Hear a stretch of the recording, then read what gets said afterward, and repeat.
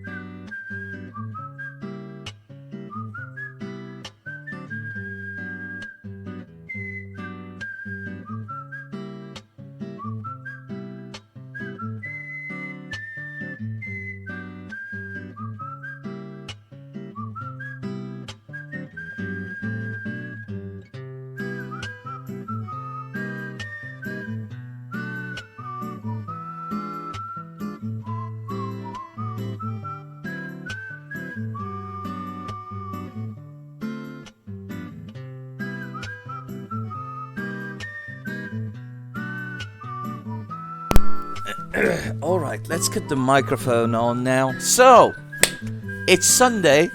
It's been about 2 weeks without the dank DP. How are you folks doing? I know some people have been missing it. Understandably.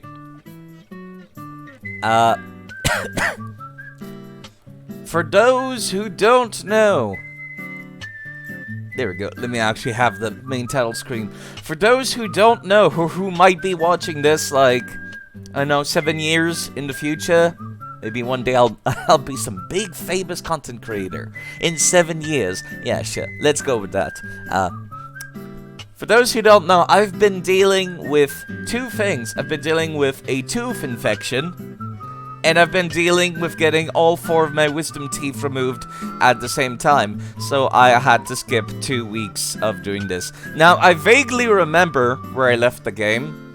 I more so remember the last couple of things that I did, which was, York got knocked over the head, and like, fucking fell unconscious. And then Patricia was, kidnapped.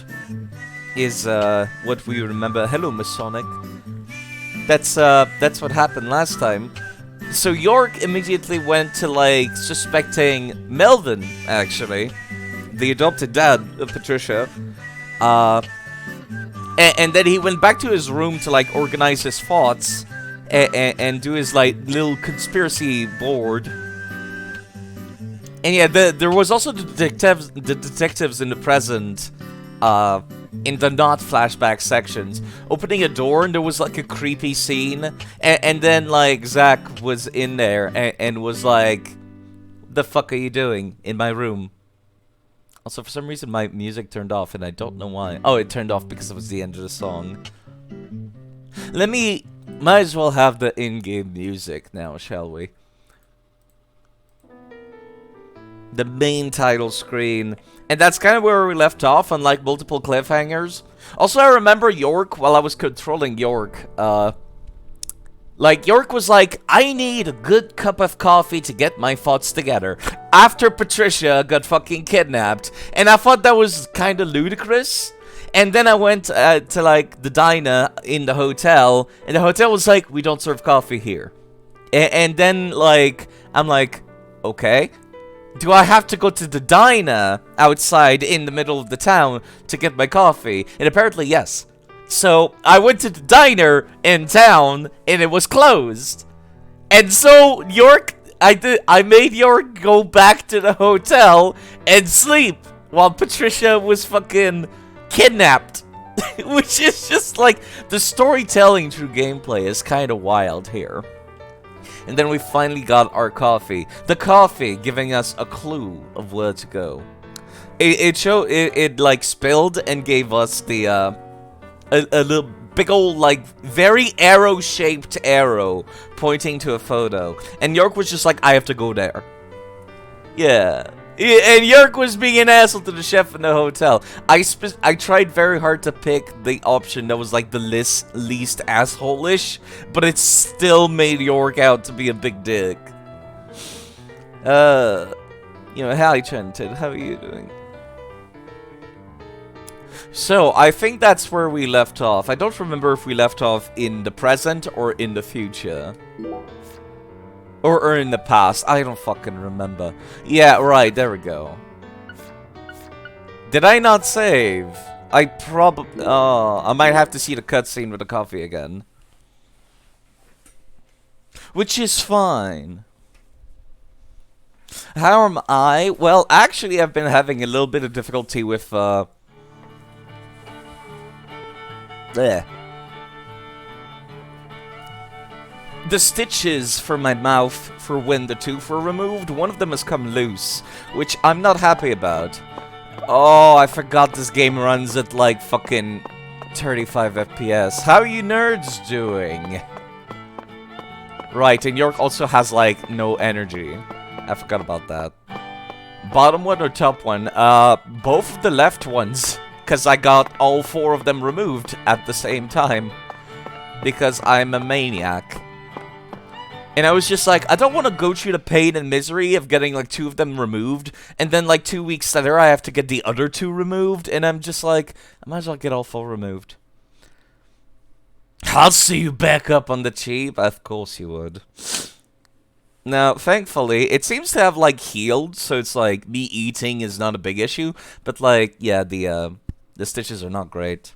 Your bottom 2 stitches got loose, and dude, the hole in there took months to fill back up.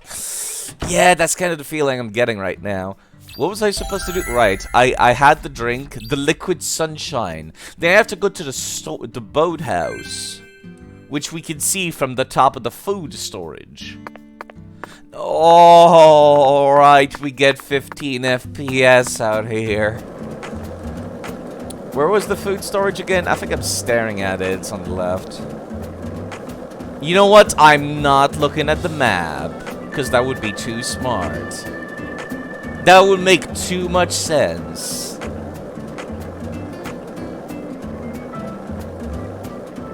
Do you think Patty's okay?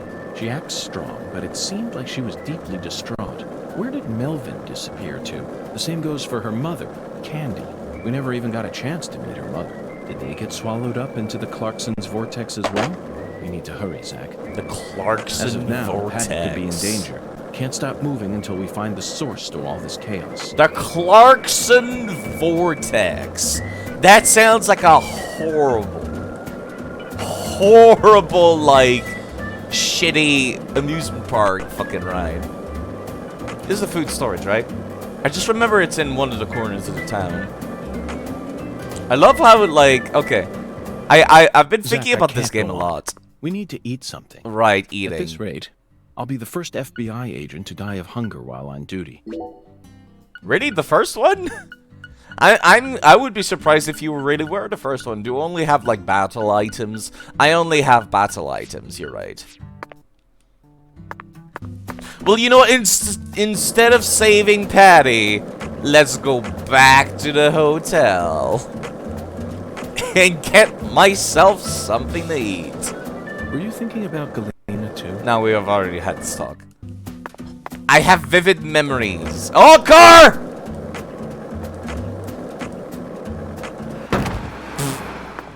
This is totally fine. Don't worry about it. Oh, York is fucking dying, actually. Fuck. I need to... I needs to go. And I needs to go fast. I'm literally on a timer now. Shit.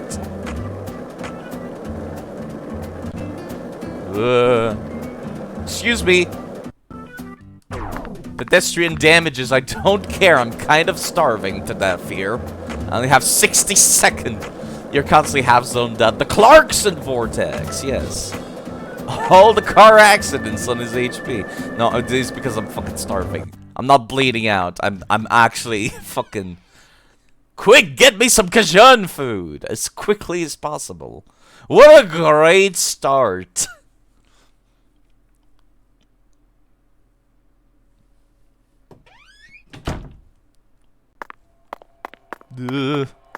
I don't have a whole lot of times to work with, actually. Ugh. I like how my I'm holding my elbow because I'm starving. The generic I'm hurt animation. There we go. 30 seconds left to spare. You can't get, so make sure you... Use some Creole food, right? You don't do Cajun food. You do Creole food.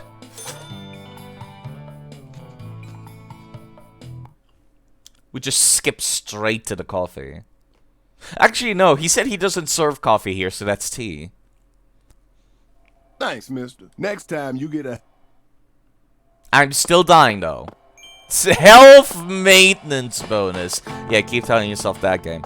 I'm really sad that York's, like, bushy beard and stinkiness does not permeate between, between chapters. Like, it reset to York being, like, cool man, clean York when I finished the chapter, which made me really sad. Let me use some bandages to fix my starving from earlier. Because that's how it works. Medical emergency bonus. –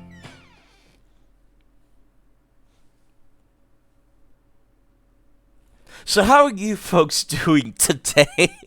What a great start. I wasted the first 10 minutes doing a whole lot of nothing. I could have done this off stream. Tea is the only food that is real. Everything else is an illusion. Sold to you by big starvation. Of course. Of course. Speaking of, let me have a sip of my warm drink.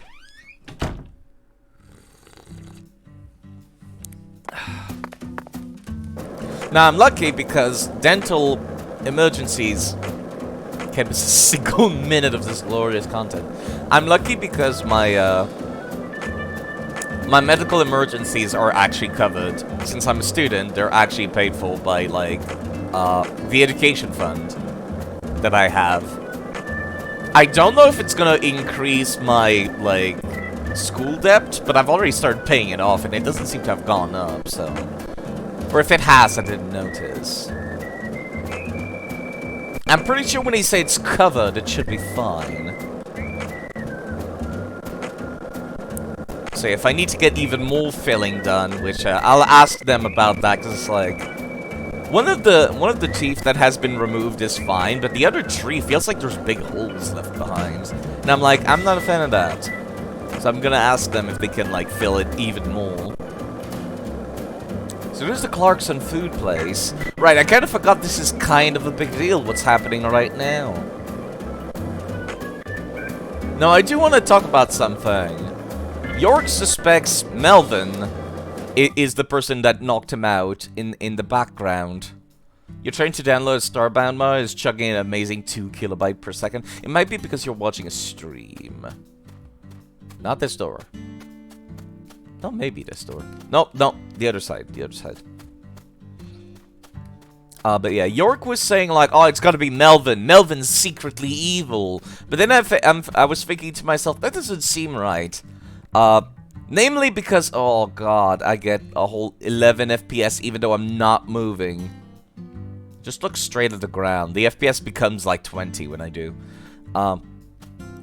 Basically,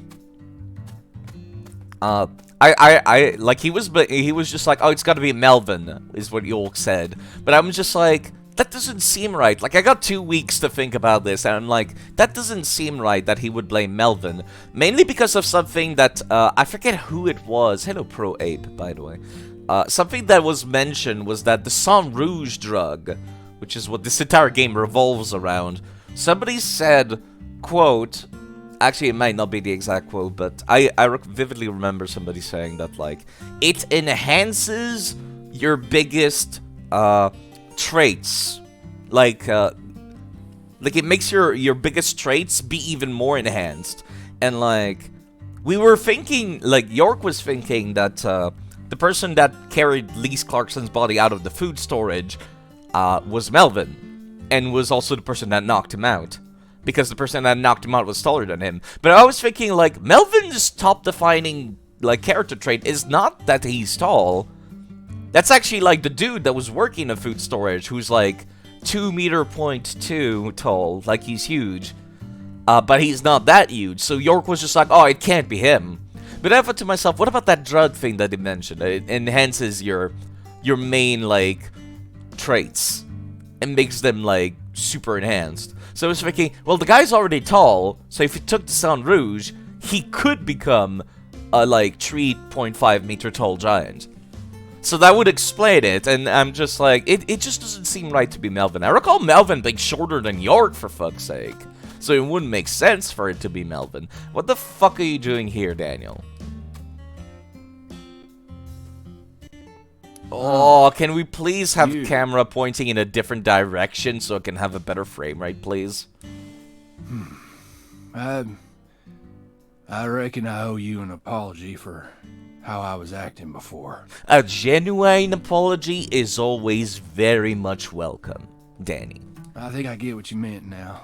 You'll no longer be able to borrow a certain someone's power. Oh, those words woke me up.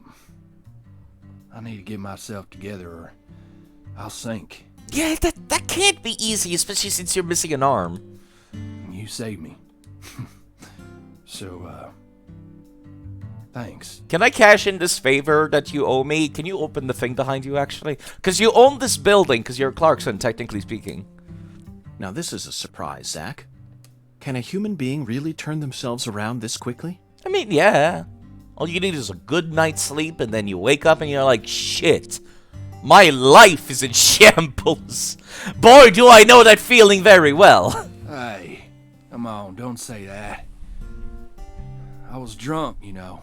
I lost my baby girl, my wife, then my father-in-law. I didn't know what to do. It's kind of fucked up, actually, that your father-in-law is the one that took your hand away. And then now he's gone, so you basically lost that hand for absolutely no reason. Blaming it all on someone else was the only way I knew how to cope. Alright? Everyone needs a coping What are mechanism. you here for, anyway? Thought you already investigated this place. Another question. Can I turn this question back around? What the fuck are you doing here? In the back, specifically. Like, actually. Like, if you were in the front, that would be fine. That would make sense. But, like, why are you in the back? Oh, right. I'd like to get your permission to climb up to the roof. Right up to that hideous sign there. That sign is pretty hideous.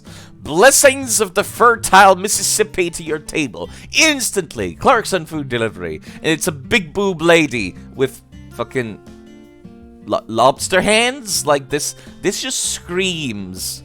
Yeah, Danny Clarkson, Umail. He's adopted into the family because he married into the family. So he took the name. It's not completely, like, impossible for men to take the woman's name when marrying. Like, that's called a matrilineal marriage. And yes, the Clarkson vortex. Sucking people in.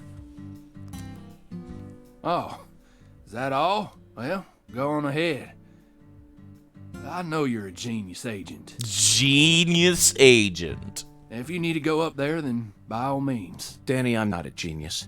I'm a complete failure. I wouldn't go that far, but you did do the big fuck-ups, York. There's a lot of fuck-ups.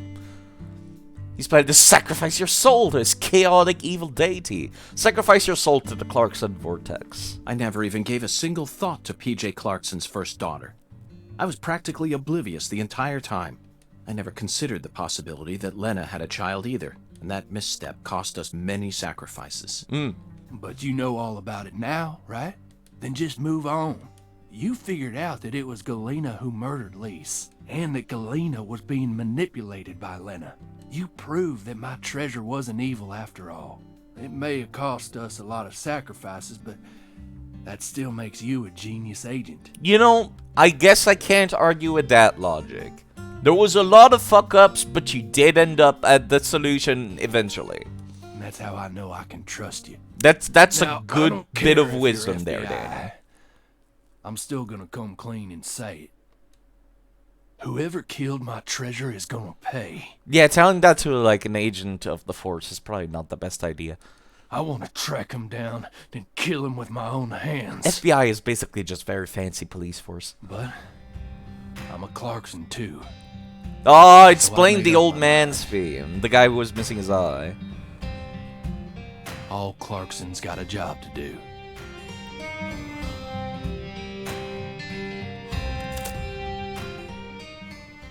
That was heartwarming. If it wasn't for the horrible FPS, I might have been moved by this cutscene. And the fact that your adopted dad's team started Which playing. one is it, Zach?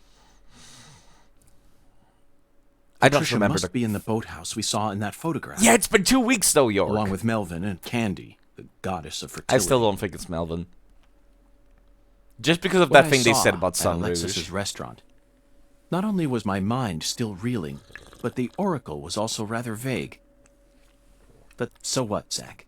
We just need to find the same boathouse that we saw in I that mean, it was picture. a got straight to up be another arrow made out of singularity coffee, inside it. York. Not very vague at all, if you think about it. Is this it? Zach, that's the boathouse. It's right where the photograph was taken. But I have no idea how we're supposed to reach it. You could swim.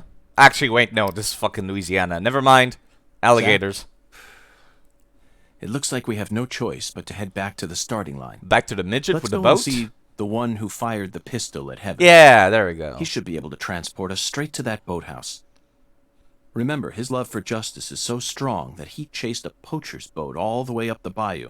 I'm sure he'll be happy to help us. Zach, Stop and just imagine it for a moment. Chuck's face. Once he hears that poacher's boat is actually a shrine housing the goddess of fertility. Now you've lost me, York. I was just about to say I've been very good at keeping track of this shit, but like... Also, I look if I have their subtitles for the thing in English, which is not at all necessary, except for a Japanese audience.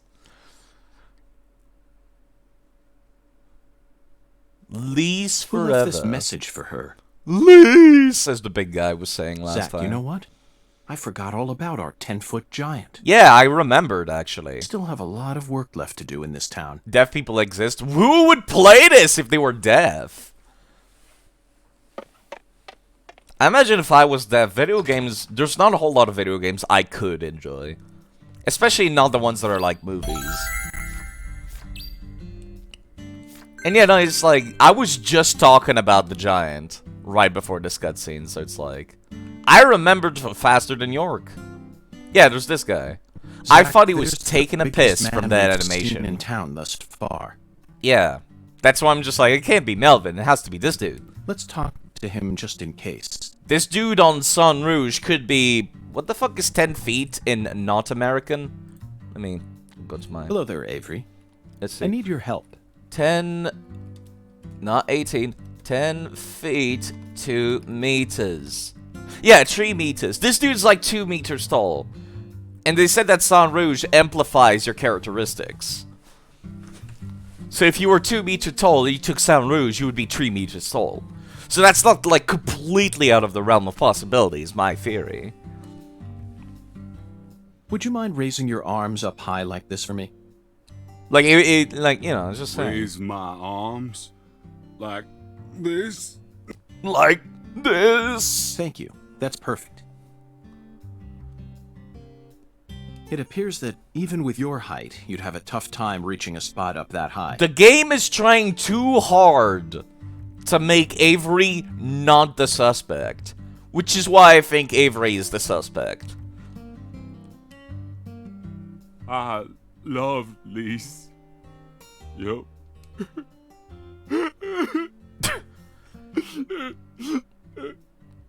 With maybe I don't know why, but that seemed like somewhat humorous.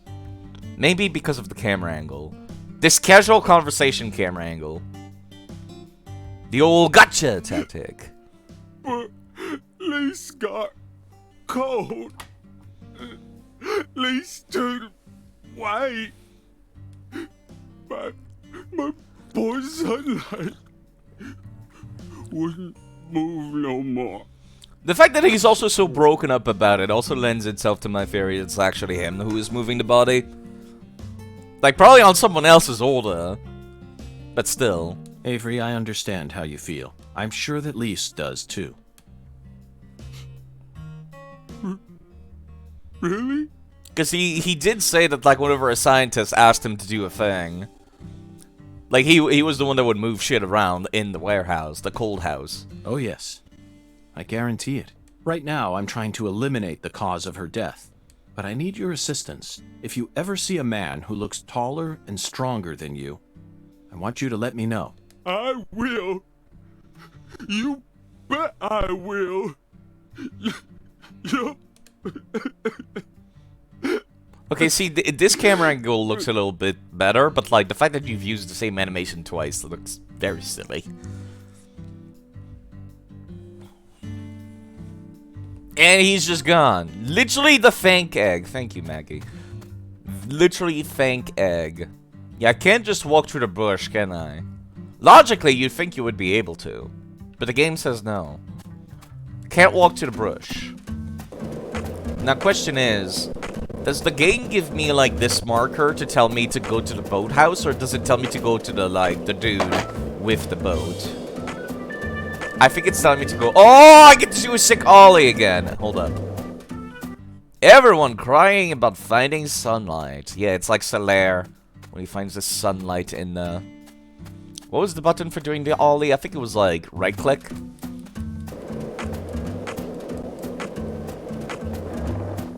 No, I don't remember the button.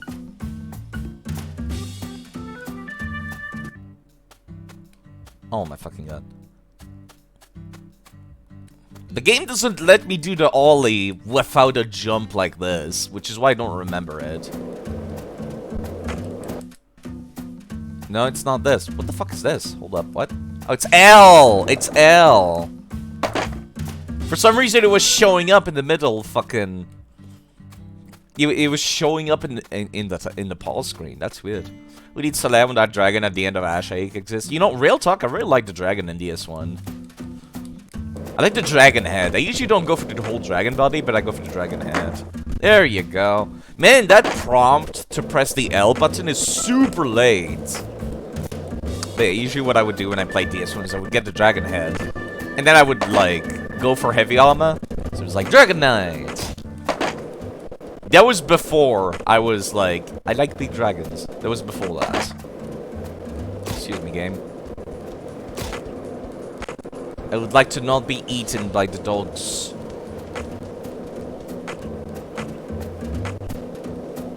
There we go. The thing that is nice is that whenever you have an enemy that's like sitting in some place that it can't reach you, you can totally just cheese them with the dragon head from a distance. And you don't need to go for a magic build to do that. It just uses stamina, and it lasts forever, and you have infinite use of it. So you can just wait for your stamina to come back up to do it again. That's why I like that dragon head. Plus, missing a helmet in DS1 was not, like, incredibly crippling. Like in DS3, it's a big deal if you don't have your helmet. The time has finally come to catch that poacher's boat you spoke of. Yep. Tongue clacks. Oh, now he wants to catch the boat. Yes, now I want to catch the boat. Let's do it. Thought you FBI boys don't chase down boats. This boat is important to the case. Ain't that what you said? Unless it's a terrorist boat that plans to overthrow our country? Well, about that, actually, it's not a terrorist boat that wants to overthrow the country, but it's definitely a cult boat that might want to do a creepy ritual in the country. So it's kind of the same thing. You're exactly right, Chuck. I discovered that boat does contain perpetrators who are potentially capable of overthrowing our country. Exactly. Perpetrators who are deeply connected to a new drug called Sang Rouge. And you expect me to help you? Yes, please. Yes, I need your help. Spit. Not spits, not the verb, just spit. I see you got the balls to match just how big a goddamn prick you are. You know, that's pretty accurate. Why would they bother... Why would they render his nose hair? Why? Who thought that was important enough? Poachers can fuck with my form all they want, but the moment drugs get involved, all of a sudden you're raring to go. I mean, yes. Poachers is something that the cops should be taking care of, not the FBI. It's like if you get like an exterminator over to your house and then you're bitching that they're not taking care of the dogs outside as well. Like you're not asking the right person for the right job. Guess what? I don't give a shit. I'm just saying. I can't solve this case without your help, Chuck. If you're angry about how I acted earlier, then please allow me to apologize. I don't want no apology. Then how can I get you to trust me? Tongue clack. You really don't know when to shut up, do ya? Don't tell me. As you can see, I'm busy here. So if you're done harassing me... Don't tell me then, it's gonna be like, I gotta defeat him in a stone-skipping competition or something stupid. Chuck, that was amazing. Absolutely incredible. Fantastic. How did you do that? Thanks? I don't know. The answer lies in his physical advantage. Because he's short, I get it. That's it, Zach. Your stance when you toss makes all the difference. I can't get over how beautiful his stance was. Just what am I missing? That sounds like what the girl was talking about in Yakuza 0. When you go to the bowling alley, and she says she has like a fetish for a beautiful form. We should introduce her to York. They would get along. You like skipping stones? You know, I always trust a man who knows how to No! No, it is! It is a fucking stone skipping competition! You motherfuckers! I hate minigames! I'm not playing a fucking, like, investigation horror game to play fucking minigame. Oh, for fuck's See, the sake. key to skipping is how close your arm is to the water when you throw. You also need accurate speed, an accurate wrist snap, and accurate timing when you let go. That's why short folk who stay low to the ground and keep a low profile like me can skip better. And that's how I reckon I can trust a man who knows what skipping's all about. Got it? If you want my help, you gotta impress me with your skipping. Then I'll lend you my boat. Let me fucking save before I do this. I'm gonna go cheat. 1 second. I need to fucking... Where's the save point? There's a save point around here. There's gotta be a fucking, like... Yeah, there's a public phone outside his house for some reason. I'm gonna cheat real quick. I'm gonna... Yeah, there's no point in me saving multiple, like, chapters, actually, couldn't think of it, because there's a chapter select, so let me get rid of my old saves. Alright. I'm gonna close the emulator, and I'm gonna put the fucking resolution to like, nothing. Let's see, graphics? Yeah, I have to stop the emulation. Okay. Configure. Graphics. Resolution 0.5. Reopen Deadly Premonition 2.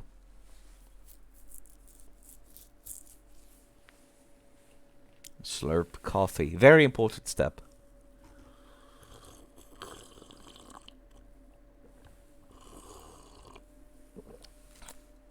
Lord knows I need it.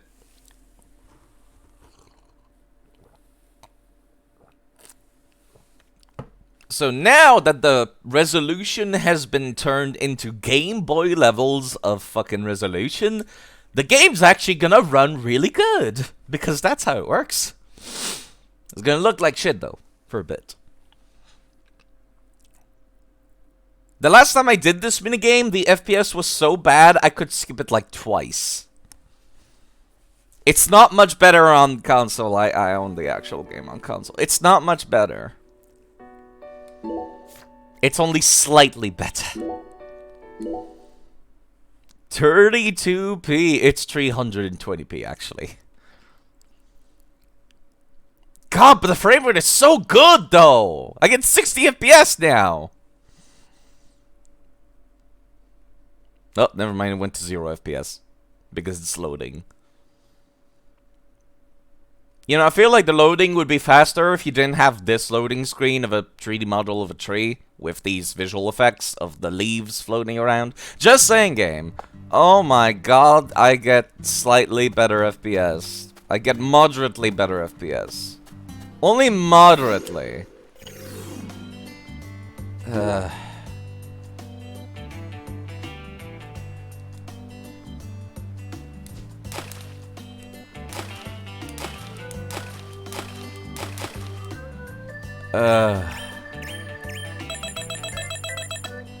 How much do I need? A score. Oh, that was good enough! Yeah! So I can save and bring it back up to regular resolution. Oh my god, look at these graphics. God, look at that. It's so good.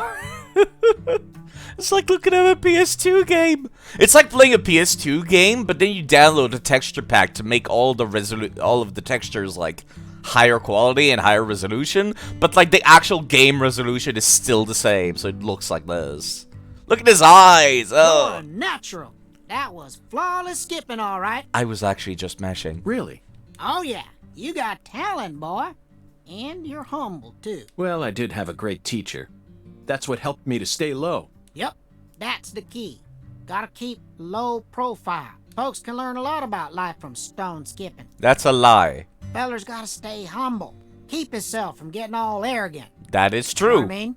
But that has absolutely nothing to do with stone skipping. Okay, maestro. I trust you Who now. the fuck pronounces it maestro? I'll take you into the swamp or wherever the hell else you want to go. I would like to save and put the resolution back Want up. to shove off now? I'll come back later. Fine then. Just give me a holler when you're ready. I always trust a good skipper from the bottom of my heart. Kill him and take his gear. Alright, if you're gonna go thirsty, I'll be here while you're doing other things. Oh, gross! Doing adult things! Doing taxes! Doing taxes! All over the floor! It's everywhere! Adult things. I always do that joke when somebody talks about adult things. All taxes. 2 years to pay down your private loans. There you go. Under 2 years is a pretty good number. Alright, I need to restart again to bring the fucking resolution up to not garbage. I might need to bring it back down later. But, like, this is the closest thing to the actual, like, FPS that I get on console. Like, I think I've mentioned how the FPS is on the console.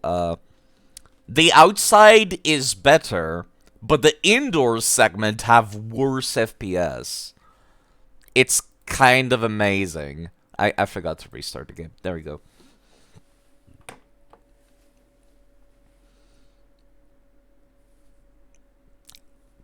I was expecting it to ask me to, like, fucking skip this one 15 times. I didn't realize it was only 5. 5 is extremely doable. It's really easy. But, like, I don't think I could do 15.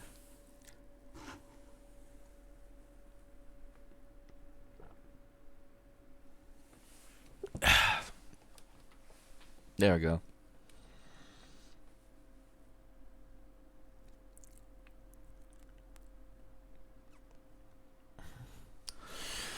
Back to not being so smooth anymore. Well, the graphics look smoother, but that's pretty much the only thing. Hold up, just making sure it's the right one. There we go.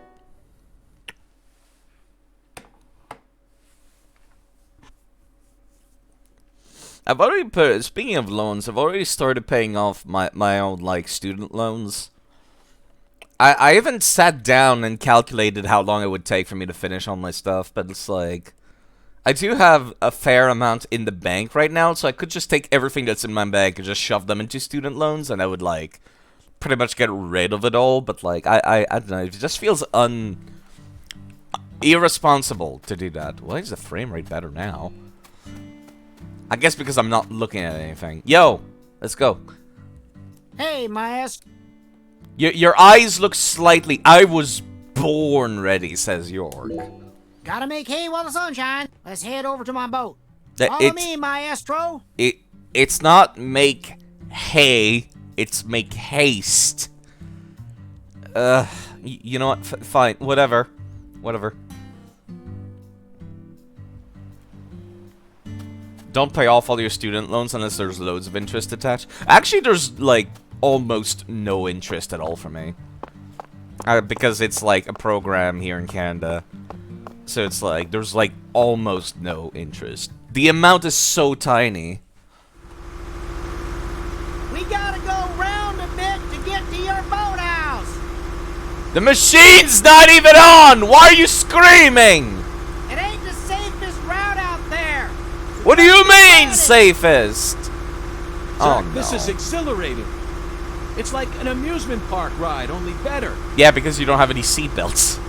So you could horribly die. Now, maestro. Maestro. Another reminder about just how vast and varied our homeland of America is. Everyone is screaming! The machine's not spinning, but it's still making a noise. And it's fading out. Oh no, it's another minigame!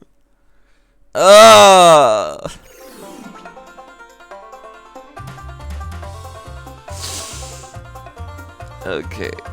Alright. Okay.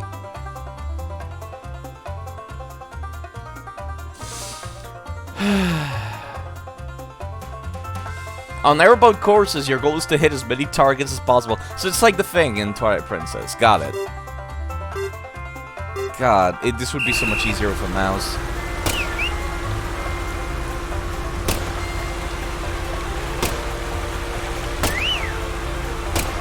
God damn it. It's actually using my regular fucking fire rate. It's using the shitty fire rate that I have because of my upgrades. God fucking damn it. Why? Oh fuck, I had to reload. I can't see. Shit. Also, I have to be close to fire at the thing. Oh, you gotta be kidding me. I can't fire at them from a distance. The game does not let me. What do you mean the safest roads? Oh, fuck.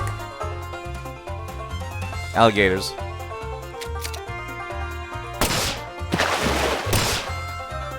I can't fire faster than this. Fuck you.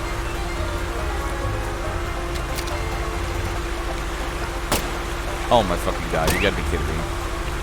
I actually can't fire fast enough to hit them.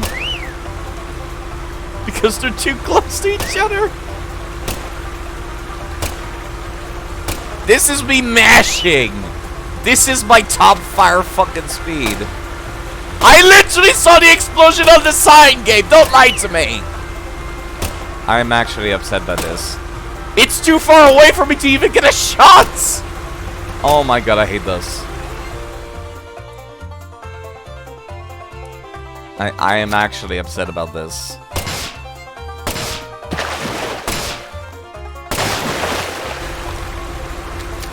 Fuck you, alligators. God, look at that frame, that fucking texture. Oh my god. It's a little jarring and upsetting when I can literally see the explosion on the fucking target, but it doesn't explode the target. Why? Because fuck you, Sai. That's why.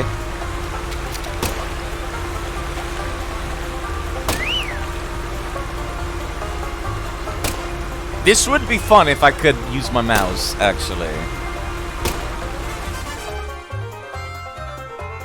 Shoot nature. Shoot in the face.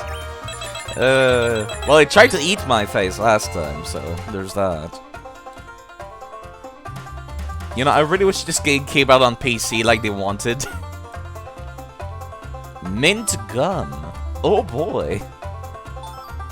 Snail talisman? Acquired cup of coffee milk. Oh boy. A sparrow feather. Oh boy.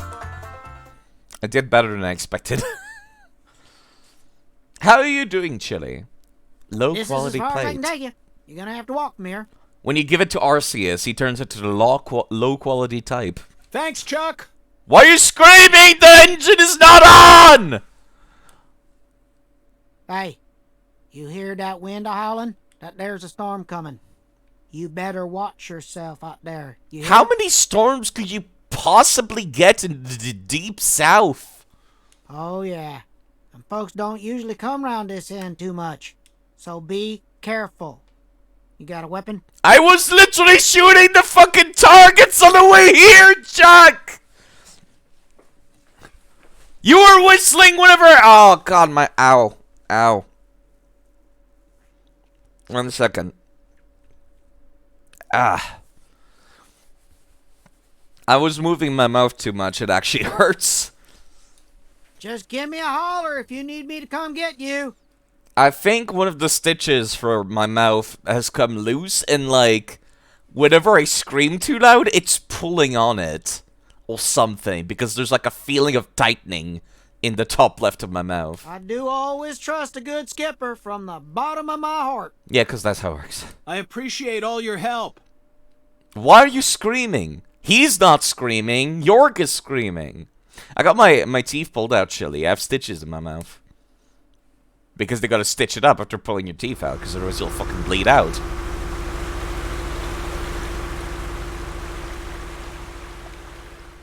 How are you doing, Chili? Airboat ride stage 5. Wisdom teeth, yeah. Okay, can I see the map actually? For this area specifically? No. There is no real maps down here. Now, thankfully, there are teeth that are completely useless, but I don't like that it's just raw gums left behind. You know what? Skateboard. Never mind, the game does not allow me to skateboard. It's gonna turn into the red world again.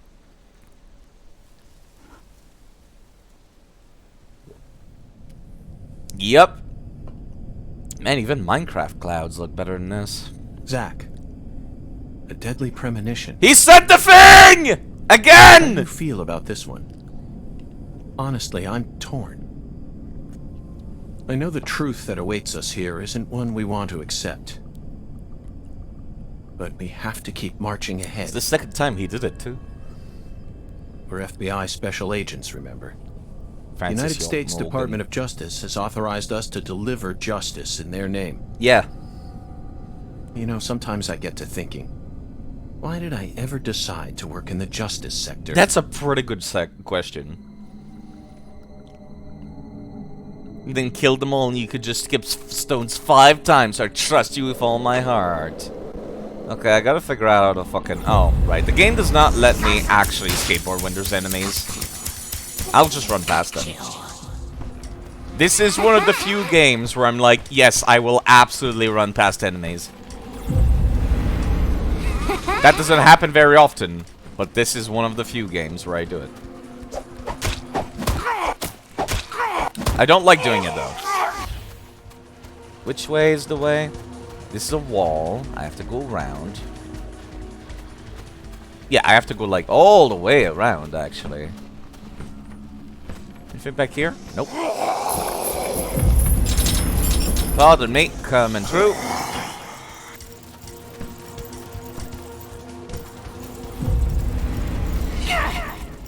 Paladin level 2.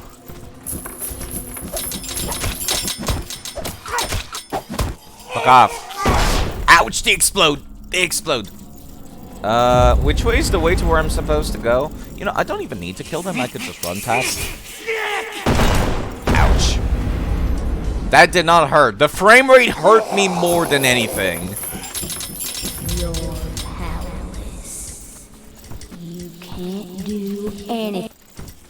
You're here to lose brain cells, not enemies. Yes, exactly. Excuse me, passing through. Naked ladies on the ground. Ignore them.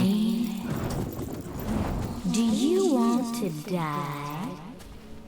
I don't like these voice actors. They sound like Patty. I know it's not supposed to be Zach, we've sounding reached like the final Patty, but it stage. sounds like Patty. Are you prepared for the truth? Something tells me this is not the end. This doesn't feel like the end. This just doesn't feel right. This feels too short, actually.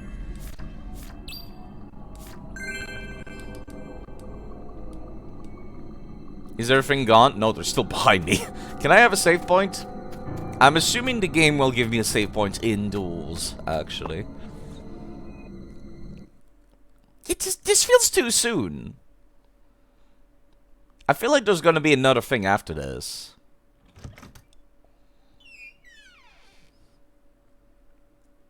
This would be, what, the 4th boss? It's debate time. This would be the 4th boss, I'm pretty sure. And 5 just seems like a more logical number. Oh, I almost forgot about the giant lady. Almost forgot about the giant lady. It's, well, there's certainly something, alright. I'll do anything for you. I'll make your wish. It was Melvin come after true. all! The game double debated me.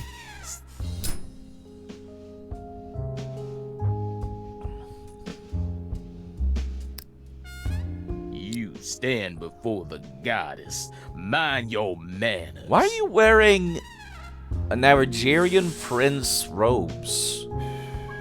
You're African American. Sorry, but I don't worship that deity. You always were a rude one. Really weird bit. It's a super weird bit. It's not even the same boat. Everything's all right now. Just come over to me. I was not expecting it to can't hear actually be Melvin. Patricia's already in a trance. Outside voices can't reach her. You didn't. San Rouge? Now, what kind of fool do you take me for?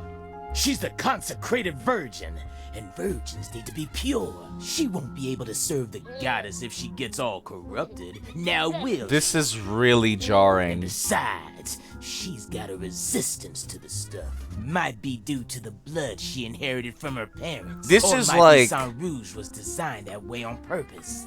Creepy, but at the same time, so weird she's that about it to can't die. be creepy.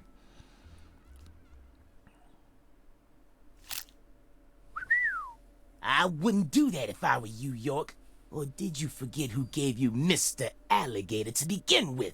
You think I'd hand you a weapon without any sort of safeguard in it? It's a gun. What are you This is going to do straight out to of it? a bad C movie, Melvin. Call it what you want, York. But I'm the main character here, and you already played your part. You look more like the Now main that villain. Katie's become the goddess, I will take her once more and claim my seat as the king who rules this town. Yes, I will be the one who rebuilds the Clarksons' legacy. But you're... Power isn't important What? to you, Melvin. All you care about is your loving family, remember? I'm very The confused man by who this. won the heart of the most beautiful girl in the world. Melvin Woods. We can still stop this from happening. You just need to wake up, Melvin. York, you really are a second-rate man. You're a third-rate You're duelist incapable with a of fourth-rate understanding how other deck. folks feel. Lena was the one I loved. Oh. Oh. Candy's merely the symbol we use to restore the Clarksons' glory. I see. The goddess of fertility is just an idol designed to guide our people down the proper path. Oh. I devoted everything I had to Lena. Now we're getting all kinds of weird. Ah, What is he even doing to stop I was you? obsessed with Lena ever since I was a kid. She lived in a big mansion and also had skin as white as snow. Wait, they removed the All tall, I ever muscular wanted was to be part, just but like it's still her. in the My subtitles. friends were too close-minded to understand. Don't let the white man brainwash you, they said. Ugh. But race was never a part of it for me. She was always far above that shit. A higher being who surpassed it all. Don't make me have a boss By the fight time I here. grew up, she already changed forms and abandoned her home. At first, I was so shocked. It felt like my dreams had been shattered before I ever got a chance to pursue them. So was Melvin gay or face to face? what? Everything changed. I loved her. I'm female actually form more with all confused my by heart. this. The moment I Okay, saw never her mind. again, Never she mind. completely possessed It was a my soul. platonic attraction, but then Hey, became yo, romantic. You know how I they say think. God created man in his own image? That's what Lena is. She's God's finest creation. The I'm still perfection of the mildly human confused. race. There's a lot of information being dumped on me at one moment. she wasn't perfect in any way, Melvin. She was just another criminal who happened to be a bit smarter than most. You never understand. Anywho, I decided to follow her plan. And so I became the one who supported her from the shadows, working to fulfill her dream of restoring the Clarksons' glory. That's why I seduced Candy, married her, and kept giving her Saint Rouge whenever Lena told me to. Then, you know what happened? About 1 year ago, we finally saw a sign. A sign of the birth of the goddess I'm of fertility. more confused. You mean she started than growing anything. horribly obese? Yeah, I was gonna say. Is anyone gonna address this part? Felt long, but also short somehow. I knew from the start that much blood would be spilled. I am very But confused by I this. had no other choice. It was the only way for me to make my beloved angel need me. So you murdered Galena, too. Yeah, that didn't exactly go according to plan. Galena was supposed to kill Lise, and Lena was supposed to take Patricia's life. Then Lena and Galena were supposed to kill PJ and end their own lives. I mean, I have a good Filicide, memory, so I'm like, fratricide, and suicide. I am These capable of types keeping sacrifice track of this, were but gonna just complete the blood barely. purge. This is happening very But fast. then you came to town. You're such a pest, York. I loathe every fabric of your being. Always buzzing around us like a gnat, trying to upset our faith, but no more. I'm gonna stop you right here, sacrifice my daughter, and complete Leonard's plan once and for all. Just smoking. You're holding the knife the wrong way. That's not the sharp end. I am absorbing the information, but just barely. But the result won't change. After all, I'm her daddy. Yeah, you're holding the wrong... No, you're holding the correct end this time. You weren't a second ago. We'll find a way to... I'm still confused by the Nigerian prince robes that kind of look at the same time like priest robes. Yo, haven't you been wondering why I'm talking so much about myself? Yeah? Because this is the last stage of the game? And nope, I've just been waiting for this. Oh, The God. bud. Soon, she'll be reborn, and the goddess of fertility will be among us. It all Oh, God, ends not Among Us. here.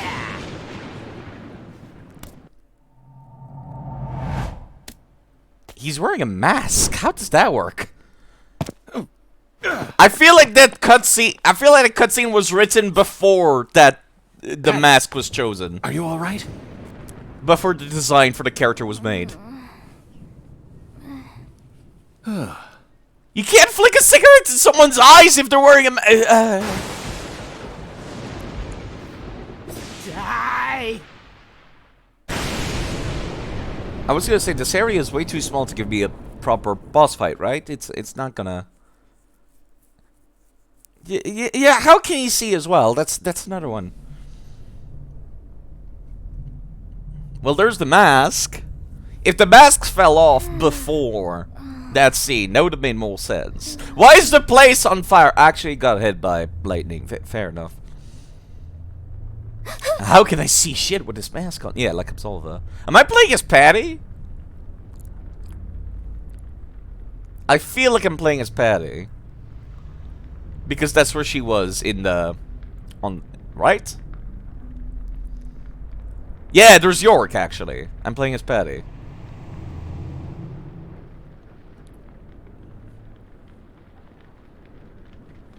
Shit! No! Stop, goddammit! Get away from her! Daddy! Mama! It's a very weird bit. There's a lot of things going on very fast, despite how slow this cutscene is going. Get out of the way! Nice plan, Melvin. Yeah, that's... But the goddess let us plans! Daddy! No! Damn it! I was supposed to be the king! If you were gonna remove the mask from him during the cutscene, I feel like you could have removed it a lot sooner for that cigarette bit to make more sense. Damn it!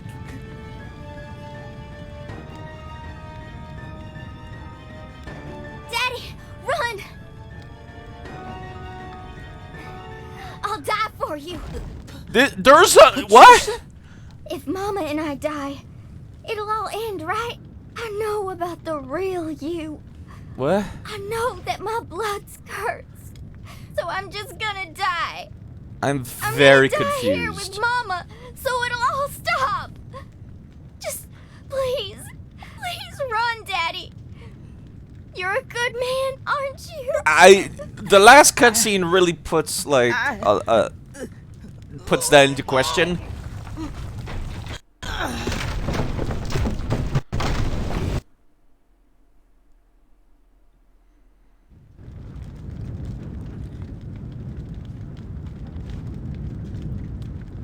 I'm very confused by everything. Daddy? Why would that need a cutout to black? Save me?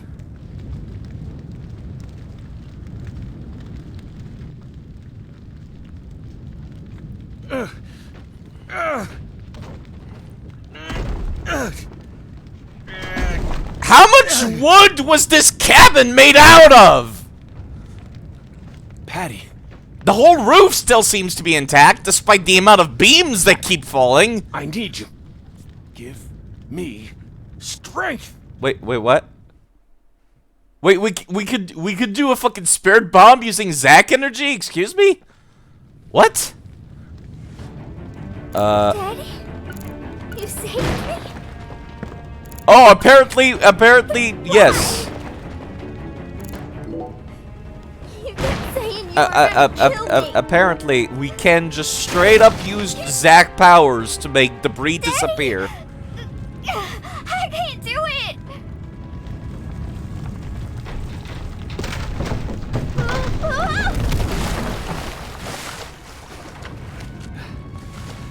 Are you all right? Agent York, save my daddy! Get out of here! York, take my CLG!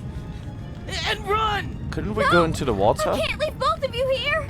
Just go! The door does not No, seem safe. I'm not leaving! No! No! I've sinned. I can't come back to this world. What? We have to say goodbye here. I'll take your mama with me. It's time for you to start a new life, sweetie. One where you won't be shackled to your destiny.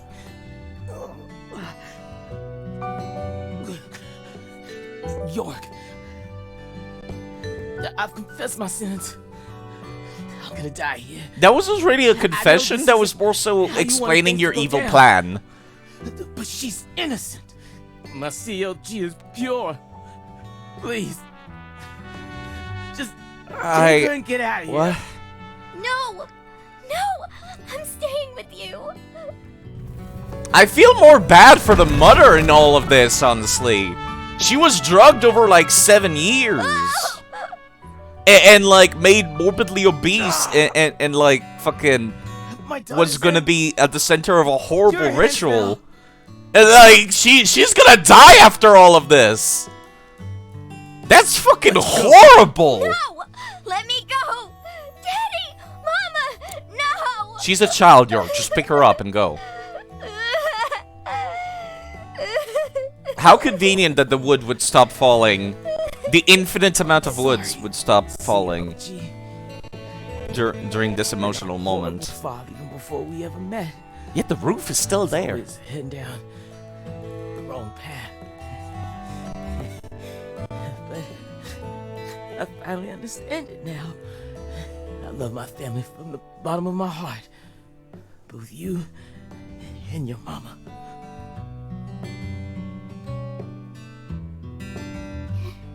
Me too. I love you with all my heart, Daddy. This is a very confusing bit. This is an extremely confusing bit. Yeah, exactly. Conveniently, the wood stopped dropping. I'm sorry.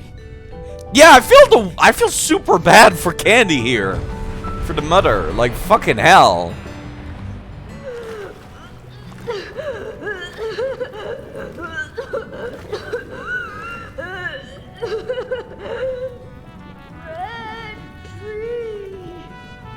Red trees. Also, force ghosts? I'm such a failure. I screwed it all up again. Again? Your whole plan's been ruined. I'm sorry. This is Star Wars To now? the end. I could never There's do a anything lot right. going on to wrap this up. Oh. Really? So it's all okay? Oh. Good. Well, just hold on then. Candy and I will be right there. And yet the roof is The still worst intact. Father, graced with the sweetest daughter. Life can be a bitch sometimes. But it wasn't all bad. What a strangely written character turned villain. What a strangely written character turned villain.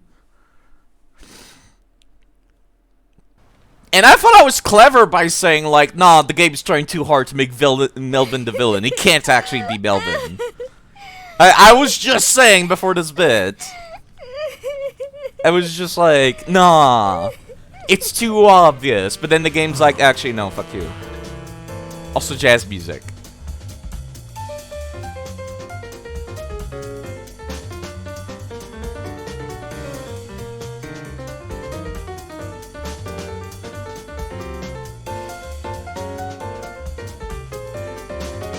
We don't get the naked jazz man this time. Katrina brought that rain to us. Wait, that was a Hurricane Katrina? What? Oh no, we do get the Mr. Libido. At the very end, I saw him. But she washed all that away. Every last trace. I didn't think Hurricane Katrina was actually gonna come in during this bit. I still can't deal with how ripped he is.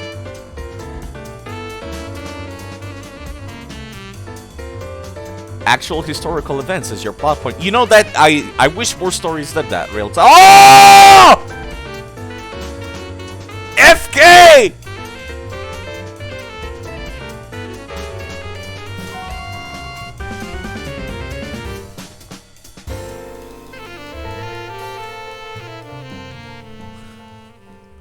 These fucking setups for the first game, because this is a prequel, I can't deal. I was not actually expecting that to be the end. Oh yeah, no, it's episode 3, so it's like... Where's my coffee? S rank. Yeah, sure, game. I am confused. Yeah, it's the first game. You know, since we're playing the prequel sequel, I might as well just fucking explain. The fat guy that was walking on the bridge is... His name is... Okay, you might want to pause or skip if you're, like, trying to avoid spoilers. His name is Forrest Kaysen. And in the first game, he was the guy that was making the Sun Rouge drug. And yeah, that's what FK is. Forrest Kaysen. He's like a fucking tree herbologist or some shit like that. Yeah. That's the plot point I've been trying to keep hush about the first game, because it's like, it's clearly important to this story, but they're keeping it hush. Let me save, please. God, the frame rate is so good here. Because there's nothing. I feel so bad for Candy during this entire spiel. Drugged over 8 years. Oh, I'm playing as Zack now. I just love the look of glistening green grass. You know the green I'm talking about. Moist with sprinkler water, reflecting the radiance of the sun. No. In that regard, Louisiana No. is in a class of its own. Just picture it. Do you want the coffee alert, Mr. Swart? It feels like an important plot point right now. You're so proud of. This is the life. Doesn't get much better than this. That's how you feel. A well-kept garden and a cold beer. Sorry, let me scroll up. Combination. They go hand in hand, just like hot dogs. Where's your coffee alert? Yeah, your coffee is gone. I don't know why it did not play. It's got a bit of a nerve to it. It doesn't matter how many times you cut it down. It'll always I don't know why it didn't play. and turn your eyes away for a bit. I would play it now, but it's a plot point. Up until last week, your garden was perfectly pruned and balanced, symmetrical and pristine. But you wake up the next morning, and you can't even stand to look at what it's become. That's why people work so hard to cut their grass. Like it's some I can't deal with how long this conversation has been. in the sky. Oh. And it never ends. Understand me, Zach? If you want to stop cutting your grass, well, you need to either submit to its growth or force it. I can't hear this nonsense. That's all humans can really I wish I couldn't hear this nonsense, but it keeps going. It's like the pizza talks. nothing but wasted efforts. That's incredibly depressing. Now just be honest with yourself. I can't move Be forward anymore. Honest, Francis Zach Morgan.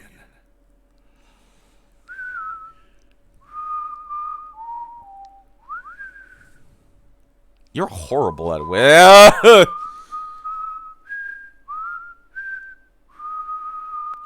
Oh, howdy, Zach. So we meet again. I beat you in the last game. Reunion. Like Had a big dumb boss fight. Living up for adoption, finally reuniting with his true parents. Look, even little Willie here is beside himself. God damn that Doge. Kason!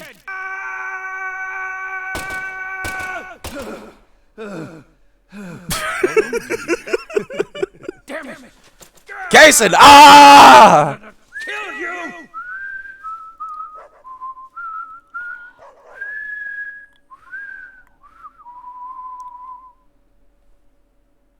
Okay. That was certainly a cutscenes. Oh, he's actually strangling lady.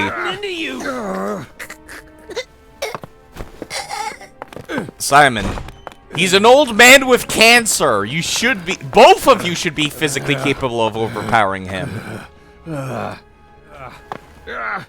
This is very much not a cute and cuddly moment with Sonic. Hi, how are you doing?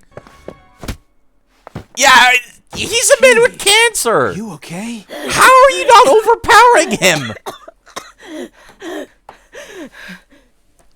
You're FBI agents! Even I could overpower an old dude with cancer.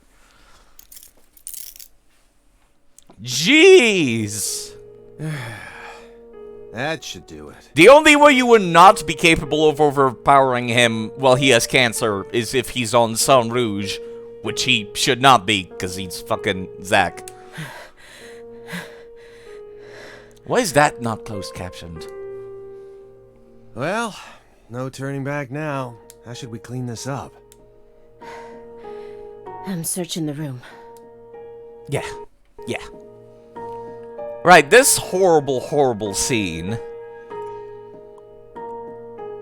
that we ended up in last time, that your Zach had to freak out. This room is pure insanity. But I can't let it shake me. I was seriously expecting Melvin to actually be a red herring and not be the bad guy. Why did you come here, Aaliyah? Remember the real reason you decided to investigate Morgan's house in the first place. We came here to find a missing girl. Is it gonna turn out that actually Aaliyah Davis is fucking Patty? Because they have the same hair, so now I'm just like... I have to, like, consider the really stupid possibility. There's no way, but I have to consider the possibility. What happened at the end of the previous episode anyway? Is she... Basically, York went into fucking the bathroom or something. And then, like...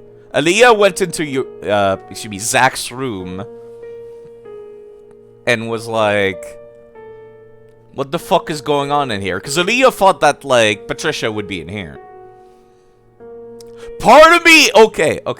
I'm taking back what I said. Yeah, Zach fell asleep in the bathroom. That's right. He fell asleep in the bathtub. And apparently he already had a pillow in there. Which, seeing this room kind of makes sense. But, yeah. I take back what I said about Aaliyah Davis being like Patricia Woods. Actually, I think it's gonna turn out that Aaliyah Davis is Patricia's York.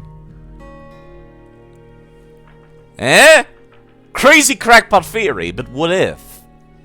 What if she's like this made-up FBI agent that just manifests into the real world? Because they look similar, kind of like how Zack and York look similar. It can't happen, but that would be super cool. It's like basically they're creating a fucking tulpa, or an imaginary friend that manifests into the real world, and they both have the same power. Or like fucking York transmitted the power to Patty, and that's how Aaliyah came to be created. Alright, so that photo is down here, is the one that progresses the plot, so let me go do this one. Would have been incredibly cool, you'd forget everything else this game has done. Oh, it would be super dumb, but super cool.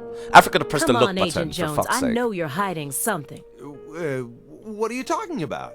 You've been watching him for 4.5 years, haven't you? Can you really stand here and tell me that you never saw a single one of the strange signs I'm picking up on now? What signs? Deadly Premonitions. Oh! You know when you title drop the fucking title so short. Where's FK alert? I don't know. Let me test it. Maybe it's broken. No, it's not broken. It's working. Also, look! On the boxes! Did you see that? 1,028 viewers. Clear as a crisp spring morning. F.K.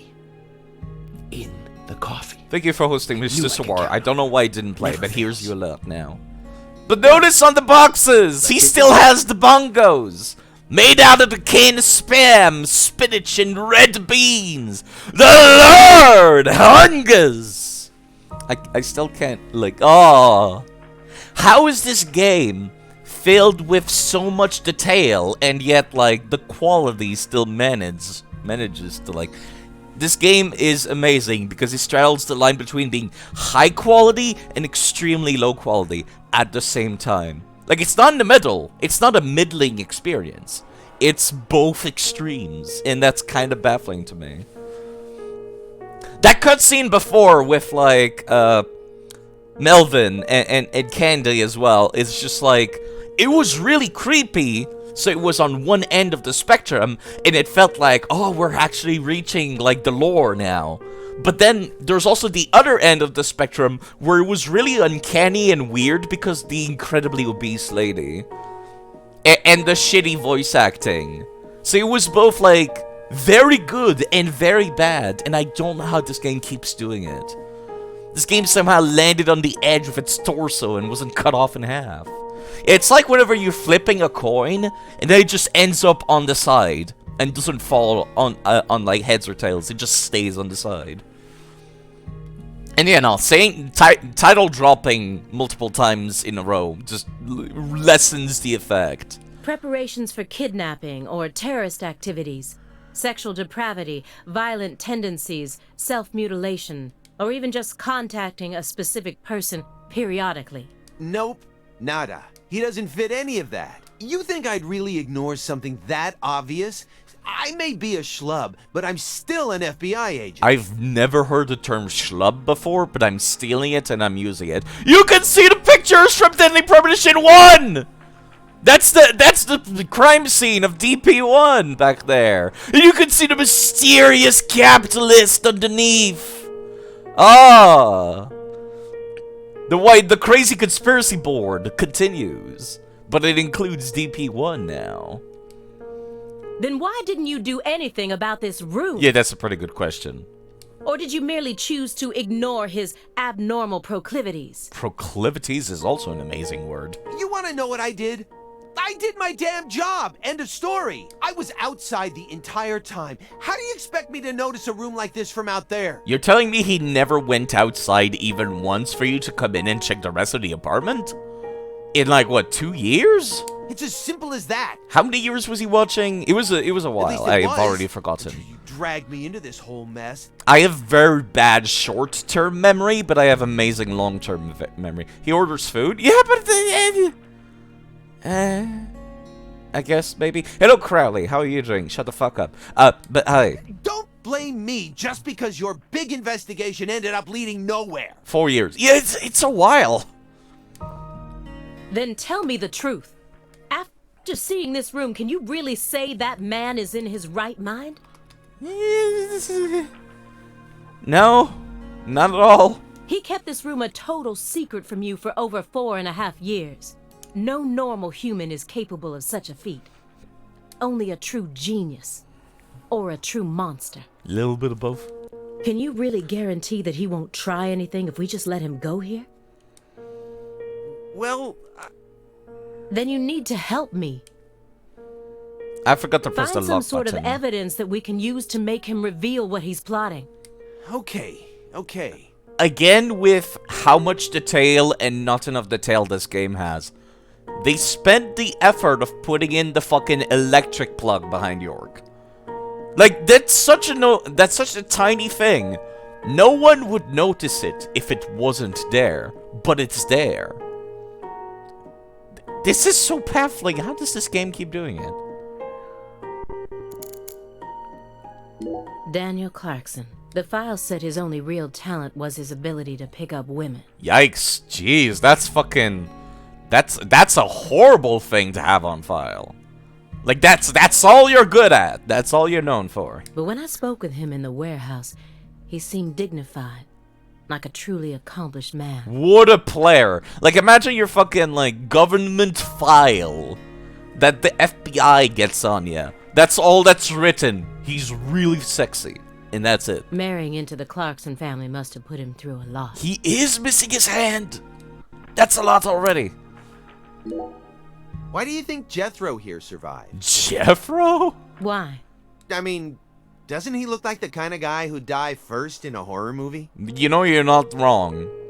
You're not wrong. He married into the Clarkson family. He didn't possess Clarkson blood, so he had nothing to do with Helena Doman's plan. The blood purge thing? Yeah. If that was all there was to it, then Helena Doman wouldn't have killed anyone but Clarksons, right? Yet a ton of the Clarkson gang members died, along with Sheriff Woods. I didn't know about that. When the hell did that happen? Doesn't add up. Unless the demons that we see York fucking shooting and shit, those are actually Clarkson gang members? Is that what this is gearing up towards? And York's just fucking on a crazy trip and he doesn't realize it? She did whatever it took to achieve her goals. She'd kill if the plan required it. But killing people outside of the Clarkson family was never a priority. Then I guess Daniel just got extremely lucky to never be caught in the crossfire then. Her ultimate goal was to cut off the Clarkson bloodline. Maybe he was always meant to be an assistant to the goddess of fertility. What, like a servant? He was the kind of person who was most in his element when he had someone to serve. Man, that's a depressing fucking thing to be told. To be, like, told, like, to be fucking described as. There we go. Even afterwards, he let Patricia take over the estate, while he became her assistant. I mean, it's not like he... It's not like he had any choice. She's the only remaining, like... heir for the inheritance. The man who marries into the family does not get any part of the inheritance, unless everyone else is fucking dead. As soon as he settled into his role, the townspeople started to respect him. Now they practically revere him, and he's even earned himself a nickname. One-Armed Danny. That's not the most creative nickname I've ever heard about. So you think his life played out exactly the way Professor R planned it to go? Talk about tragic. I've heard better nicknames. Photograph of Patricia Clarkson. I thought she was imprisoned right here in this room, but there was no one here. Where could she be then? I was so positive, but she isn't here. I am not cute, Umia. You shut the hell up. Not here? Question mark, question mark, question mark, There question is mark. something about this room, though. Agent Jones, what do you think? I mean, there's a photo of fucking Patricia's head on the dummy on the bed, and then there's this weird V thing. Zed told you 1,000 times that she's not here. Yeah, but like, Aaliyah was following her hunch that she wasn't here. And we did find a pretty creepy fucking room, so it's like, she didn't have the right hunch, but she had the hunch in the right direction. Me? I'm not as smart as you. Why are you even asking me? You know, sometimes it's good to have an echo chamber to get your thoughts together. Or just like chewing your thoughts. with multiple people. I'm not sure why I worded it like that, but yes. Talking about your thoughts helped organize your thoughts. Are you hiding something? Of course not. Knock it off. You know, considering they made Melvin, of all fucking people, be the bad guy, I am not completely,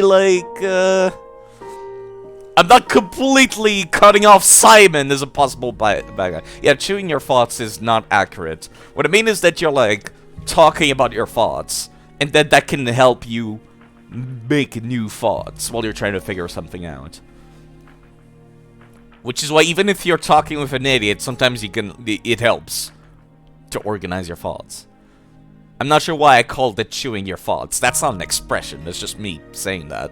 That was the closest meaning I could get, going in my brain. Me? Hiding something? That's a good one. Because if you're chewing something, it's a little easier. That's what my brain that leap of logic my brain did. Come on. I got nothing to hide. You know, anyone who ever says that always has something to hide. I thought I would find answers in this room. Megasus. I thought that Patricia would be here, but I was wrong. This room is only filled with photos of people related to the case and the handiwork of a madman. You'd think you would put this shit in the bathroom instead of, sleeping in the bathroom? Just a thought. Feels like I'm wandering through a heavy mist. Yeah, you and me both. There was a lot of information being thrown at me during those cutscenes.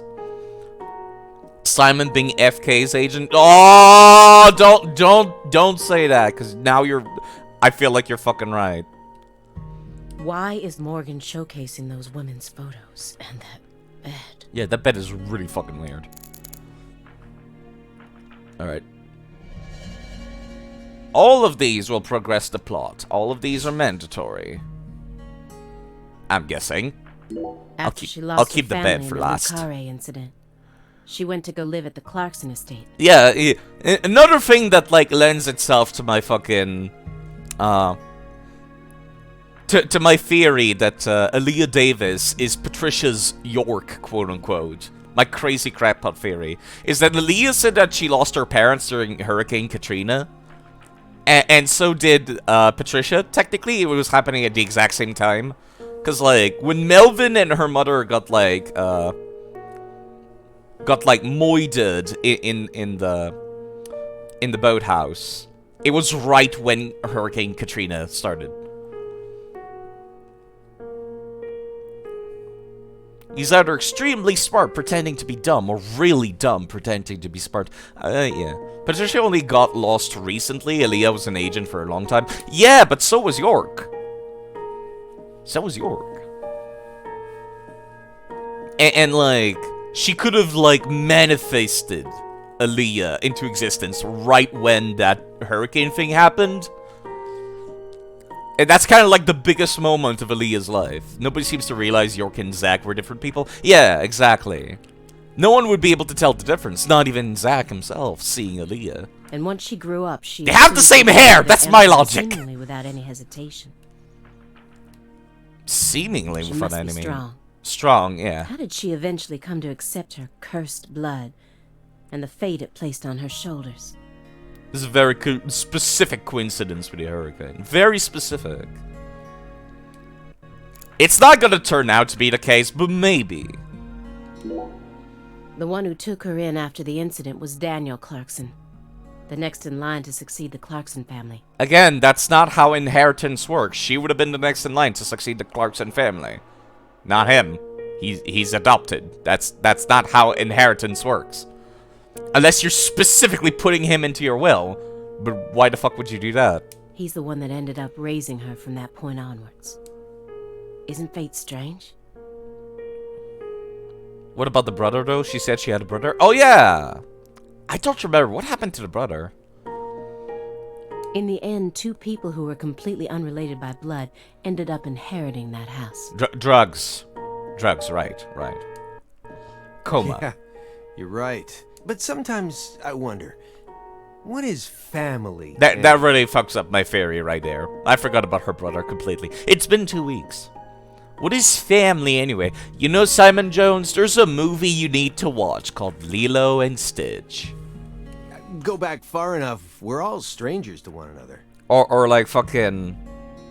What's that movie with Dwayne The Rock Johnson? Need for Speed? Something like that. We're talking countless generations, marriages and birth, you know. Fast and the Furious. Not Need for Speed, Fast and the Furious. Humans love to deify the rules they create. It's almost Drive. like that's been an unwritten law from the very start. Need for Speed, bruh. I don't know. I don't fucking pay attention to racing shit. I played Need for Speed on the GameCube. I just remember playing the one Need for Speed game where it's like... It was 2v2 races. And like, each ones of your partners would have their own abilities. I remember there was one where you could get headwind, it should be tailwind behind them, to pick up speed and basically slingshot ahead. So, stuff like that. Stuff like that. Anyways, but back to the game at hand. I think it was Need for Speed Carbon. I played all the GameCube ones. I would rent them at the store. That's all I remember.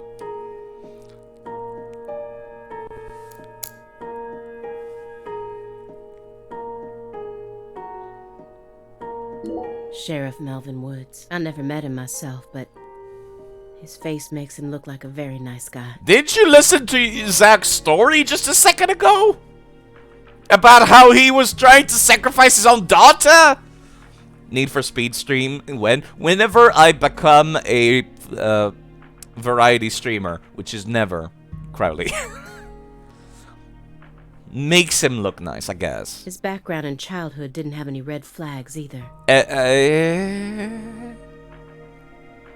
Drugged his wife for years. About to sacrifice his own daughter. Part of a cult.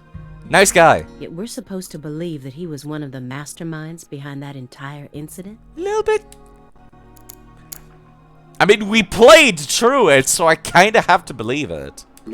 If you loved someone from the bottom of your heart... Not variety streamer. Nicest guy in the square. Le Carré. Would you ever be able to marry someone else? Or kill for them? You know, that's a pretty good point. Who the fuck would do that? Like, we're not in Shakespeare. It's Le Carré! I hate how all the characters, all the Clarksons would be like, this is Le Carré. And everyone, and it's like, how the fuck, what the fuck does that mean? How am I supposed to know? Whatever. Whoa, what are we talking about? Simon, you weren't listening to anything Zach was saying, were you? I never heard of any kind of motive like that in any other murder case. Yeah, I did, actually. I just keep feeling like we're being fed a story that he made up in his mind. Also true. Question. When Zach is telling these stories, are we including the part where he's shooting up the demons and shit? And the bosses? Like, is that part of the story? Like, is he saying that out loud? The people go into the cocoons and they turn into bosses? Is that what, is that what's on the tape? Or is that just what we're playing and what Zach is saying is something different? True. Honestly, without having experienced what that's like, I can't really say what I'd do. But I'd never try and force love to happen, if it didn't seem like it was meant to be. I don't know, you seem like the type of guy that would try paranormal offender profiling. Or whatever it was called, something else. 5 billion women on this planet. There's got to be more than one specific person who anyone can fall deeply in love with. Including right? men as well, Simon. You never know until it happens. But what if we were talking about pizza, not women? Now you're just fucking with him. You just discovered the perfect ultimate pizza, but you aren't allowed to take even a single bite unless you kill someone for the cook. Are we actually having this conversation, Leah, or are you fucking with him? Have you ever loved someone with all your heart? What kind of person do you take me for? I would say no, you don't seem the type, actually, Leah. That's my line. She understands him now. Yeah, let's address the elephant in the room. What the fuck is this? Is this supposed to be the altar from the site where Lise Clarkson's body was Oh, found? Lise. Not Patricia. Lise. Okay. Why would he want to replicate that inside of his own home? That's a pretty good question. There's no way this man is sane. Yeah, that's pretty insane, yes, actually.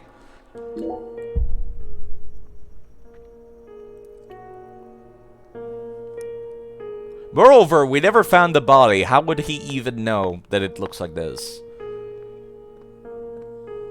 To gain understanding. Why did Lise have to die first? Our eyes have yet to open. This is Bloodborne all over again. He saw her in the fucked up... Right, I forgot about the fucked up dimension part.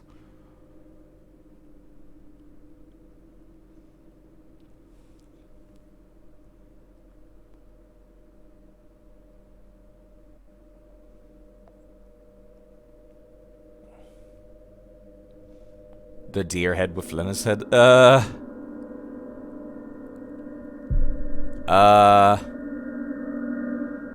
not even sure what kind of animal that is.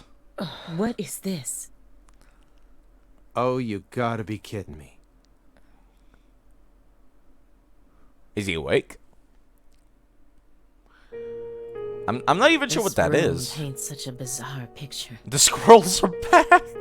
But upon closer look, I can see some strange sort of pattern to it all. I don't. Also, yeah, you're right. Fucking the deer with Lena's hair in the top right. And in the top left, there's the bear with the eye patch from the dude. Was Morgan trying to recreate something with all this? If so, there must be a reason for all of these weird and hideous things. Are we actually going to address the heads in the corners? Oh my god, we are. Okay. Which ones are the important ones? The heads are the important ones. I wouldn't have expected that. There was also something above. Red rope. I did not see that. Because the game is not actually free roam.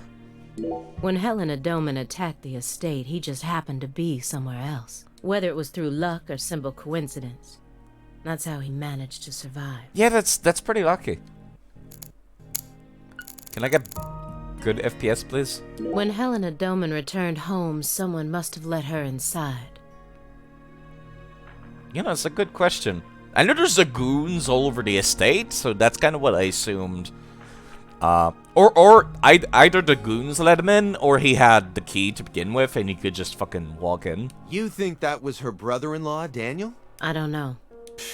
Well, alligators did chomp his arm off. He probably had it in for old man PJ too. No. But, you know, I don't think he had anything to do with this. Why not? You're making it out to be more complicated than it really is. Can I get good FPS, please? No. Sir, this is Deadly Premonition 2. That's always the problem with people like you. Too smart for your own good. Just get to the point. Professor R marched straight through the front door to the mansion. Yeah, that's kind of what my assumption was. She arrived right at her destination using the quickest route possible without having to undergo a single security check. I know. My question is, how was she able to do that? Because she's family. Yeah, that's kind of... Yeah. It doesn't matter if PJ disowned her. He never stopped loving his son. A father would never abandon his child, no matter how much they failed to fulfill his expectations. The only way... They would also have the key. Wouldn't they? After all these years, I would assume yes. Yeah, I'm just saying. That's what being a parent is all about. So if there's nobody outside, no one's gonna fucking stop you. Or if the goons are there, you could just tell them and they would let you in. Don't look at me like that. I know. I don't have a son myself, but I have a father. He's still back in my hometown, managing the printing plant my grandfather started. A printing plant? He'll be turning 80 soon. Jeez, I hope I get to live that long. I hope I get to live up to 100, but like 80 would be nice. He wanted me to take over the place, but as you can see, I'm out here. You know, the printing plant probably makes more money than FBI, just saying. But I know how this whole thing works. Even though I haven't seen him in forever, the minute I go home, he'll welcome me with warm, open arms. That's a very comforting thought, actually, considering I live so far away from my dad. It's a very comforting thought, Simon. At 80, yelling at youngsters to get off his lawn. Ah. I would probably sound the same as I do now. I'll probably be about as tall. I'll probably look the same. I've looked exactly the same since I was 16. If I get to be immortal, that would be great. Don't know how that would work, but it certainly feels like it right now. A woman so beautiful she felt like she could make it as an actress in Hollywood. And this is how she ended up. Yeah. Kinda weird. The weird V shape. Sometimes it seems like God abandoned us humans a long time ago. Sighed at 80, looking like a dwarf. I said I'm a meter .6, not fucking 0.8. I feel it more and more with each new case. I was never cute, Carly. You shut the hell up.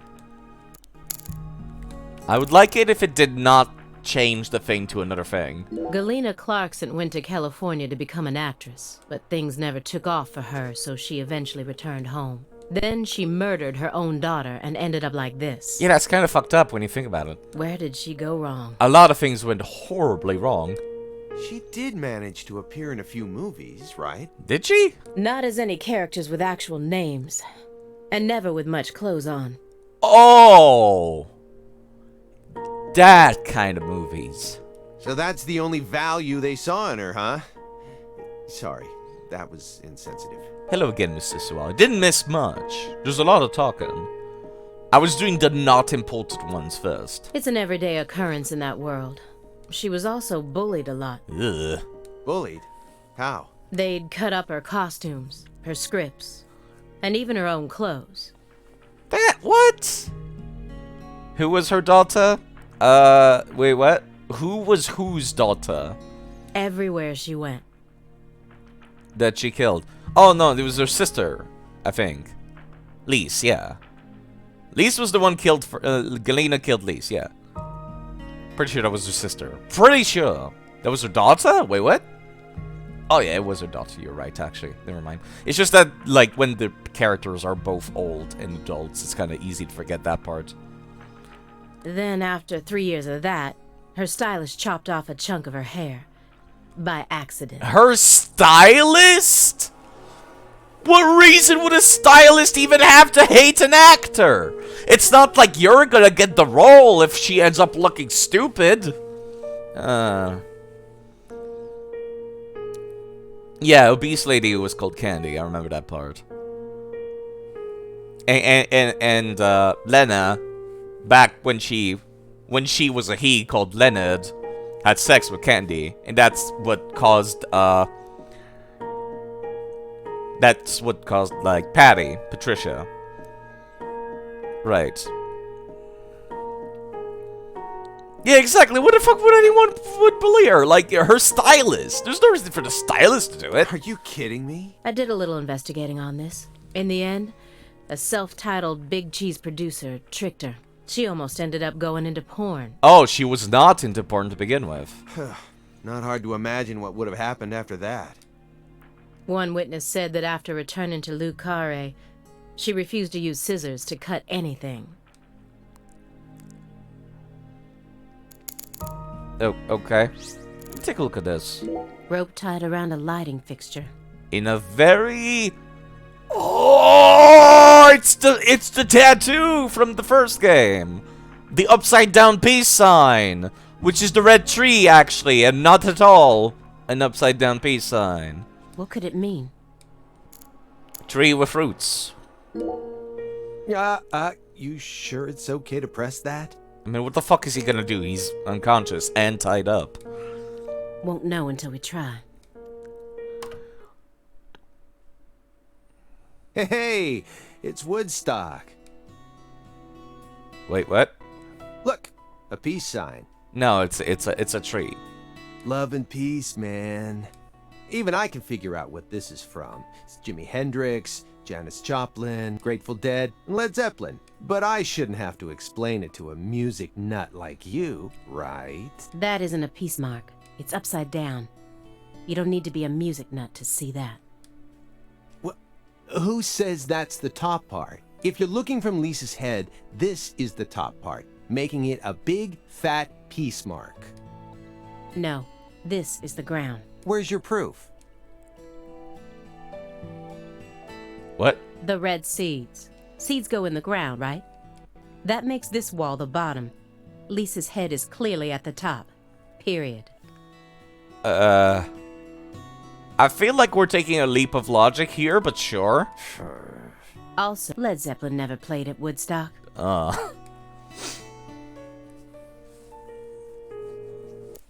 Okay. That was certainly a thing. Yeah, it's like the lady from the first game on the tree. It all comes together. I've seen the bedrooms of countless violent criminals, but this one is on a completely different level. You know, whenever somebody says a line like this, I'm usually just like, it's not that bad, but this room is pretty bad. It's beyond insane. What's that? It's A bear head. hunting trophy. Bear head with a cigar and a night badge. A brown bear with a dragonfly eye patch. Why is it smoking a cigar? Little cartoony. Kinda dampens the horror factor of the room when you put a fucking cigar in a bear's mouth. It's probably supposed to represent Philip J. Clarkson's body. And the elk is... The fucking eyeglasses. Helena Doman. So that's why it's got such good taste in fashion. Good taste? This is like, what, 2019? That hairstyle has looked ugly for about 20 years by now. And this one is Galena Clarkson? Why did he want to line up corpses that were killed in different places, all together in a single room?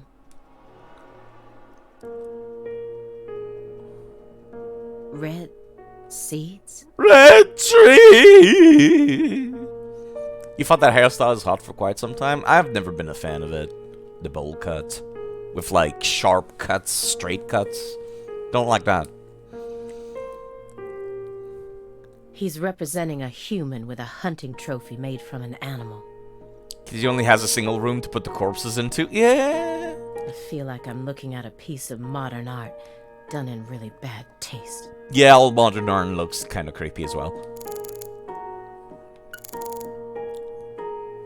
Do I have to... Oh, wait. We've progressed slightly. The heads will progress the conversation. He took in the daughter of the man who murdered his beloved wife and daughter. Why do we keep going back to Daniel? It feels like they're trying to make him out to be more important. That's quite the feat.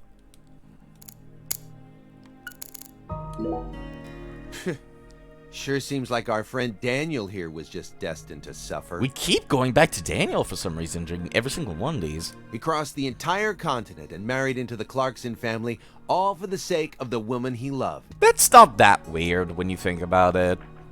I would move to a different country if I was in love. To marry the person, that's not that big a deal. Worst case scenario, you just go back home. It's like, what? A very depressing bus ride back. We have like we have like plane buses in the US, right? Like buses that take you out from one state to another across the entire country. That should be a thing, I imagine. We have those here in Canada. I had to take one of them because I used to live in Quebec. Now I live in Ontario, and I took one of those. But then the love of his life became a drug addict and ended up murdering their very own daughter. Yeah, that's really awful when you word it like that. When you sum it up very quickly. And she too was murdered as part of her big brother's conspiracy. Yeah.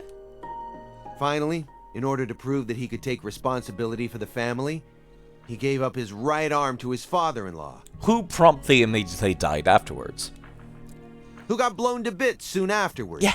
And to add insult to injury, all the inheritance went to PJ's secret heir.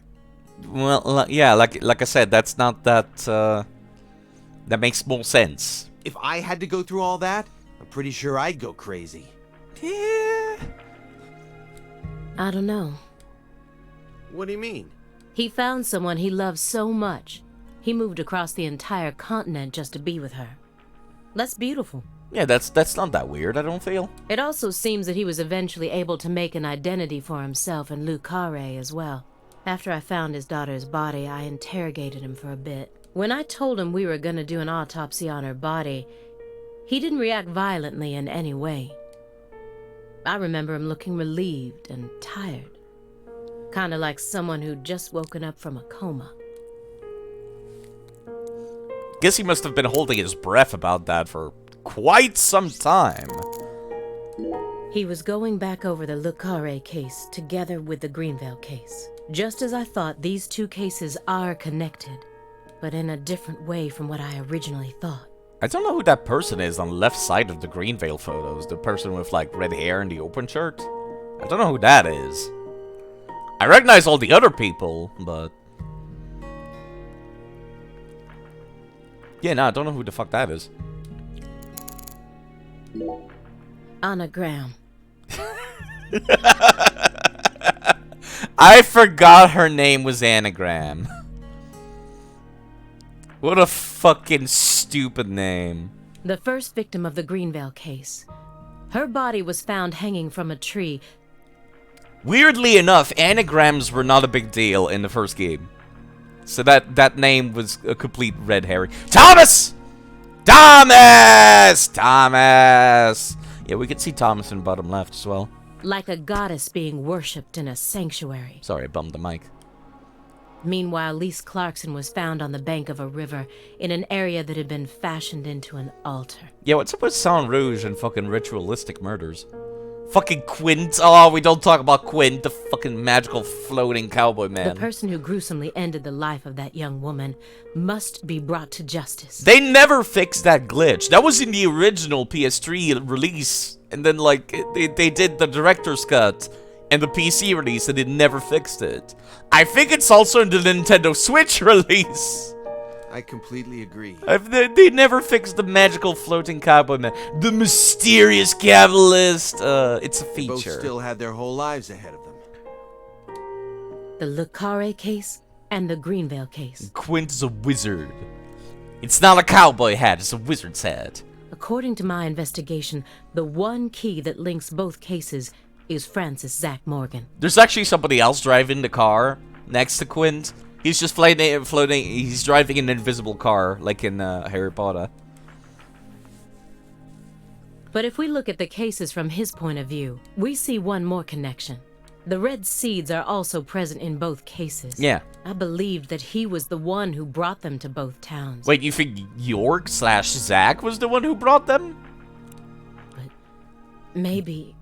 Yeah, no, that doesn't seem right. I mean, we know that's not right, but Aaliyah, Never no. mind.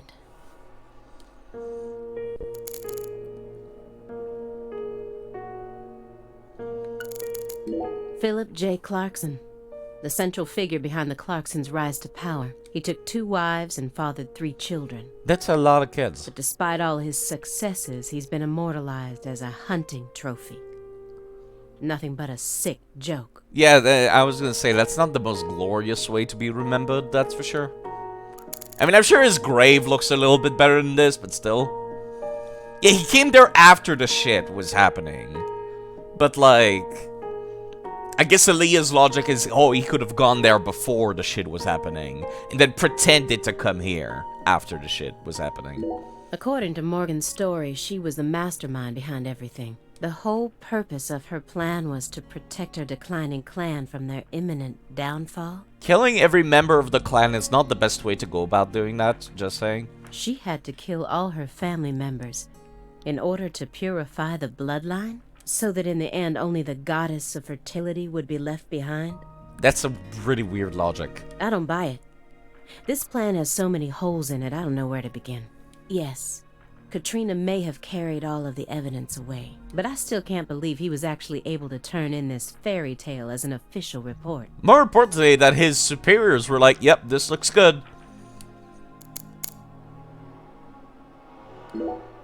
She planned a string of murders all in order to restore the Clarksons to their former glory, right? Yeah. According to Morgan's story. Matches up with the files, too. But the only proof of that is the confession she privately gave to Morgan just before she died. Yeah, that does put in a little bit into question. How did you manage to get those sunglasses to actually stick there? Must be using super glue or something. Galena Clarkson was also murdered immediately after she confessed. Yeah, that too. Don't you think it's all a little too convenient? That is gum, yes. Gum is notorious for sticking to fur and hair, and so I believe that. Well, story-wise, yeah. And the sacrifices. None of the FBI's official records contain an example of an actual human sacrifice. I find that hard to believe. The United States is a very big country. The odds of some maniac doing ritual sacrifices sounds pretty common, actually. It's one of the most populated countries in, like, first world countries in the world. So, yeah, no, that seems like that should happen, like, at least once every 5 to 10 years. Just saying. Aside from the cases that Francis Zach Morgan handled, that is. There are tons of examples of animal sacrifice, though. Nah, I guess I didn't think about that. And remember the witch hunts back in the Middle Ages? Meaning? Meaning, there are always exceptions to the rule. And Morgan alluded to the existence of some sort of journal, right? I think he said he read it in Professor R's lab. If we could find that, maybe this would all become easier to swallow. Yeah, but Hurricane Katrina happened. The report didn't mention anything about a journal. And if it truly did exist, it surely would have been submitted as evidence. Or been horribly destroyed because Hurricane Katrina. Also, it's been years, so it's fucking wood. Yes, Simon actually being smart. Wait, what? Unless he tried to cover it up on purpose. They tried to sneak this one in, and I didn't even notice until you pointed it out. But like, that's actually out of character, Simon. You're bringing up a very important point here. Or? Unless the journal never existed in the first place. Yeah, that's also a possibility. Exactly.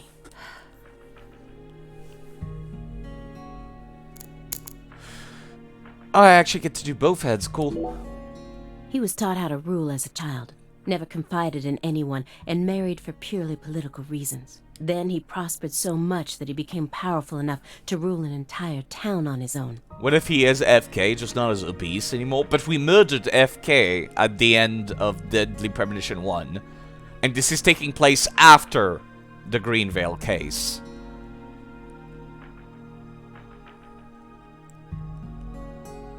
Went to the gym, get those gains. Did we? You know what? Maybe we didn't. But in the end, his own child betrayed him and ended his entire clan in a series of violent deaths. Yeah, that was kind of fucked up. If that was your life, how would you look back on it? I would be really depressed. I would be one sad ghost. Yeah, beats me. I wasn't born into a rich family, nor was I ever taught how to rule. Yeah, but the whole family dead part, Simon, I'm sure you can relate to that. You're a human being, you know what empathy is. And for what it's worth, I've also never knocked up a young ex-actress. But I guess the one thing we can say is that any good life needs balance. Get too hung up on one thing and you lose sight of everything else. Right. And if you betray someone, you'll get betrayed too. There's no way he's actually FK having lost weight also because he's got a problem with eating pizza constantly. He if anything, he's going to grow into a body type like the FK. If someone thinks they can step all over people and then live out the rest of their life in peace, they're fooling themselves. We always get to see how those people end up in our line of work. Yeah, I guess that's not wrong. In the end, they die horrible deaths. Do horrible things to people? People do horrible things to you. That is why pizza is the only thing I trust. God.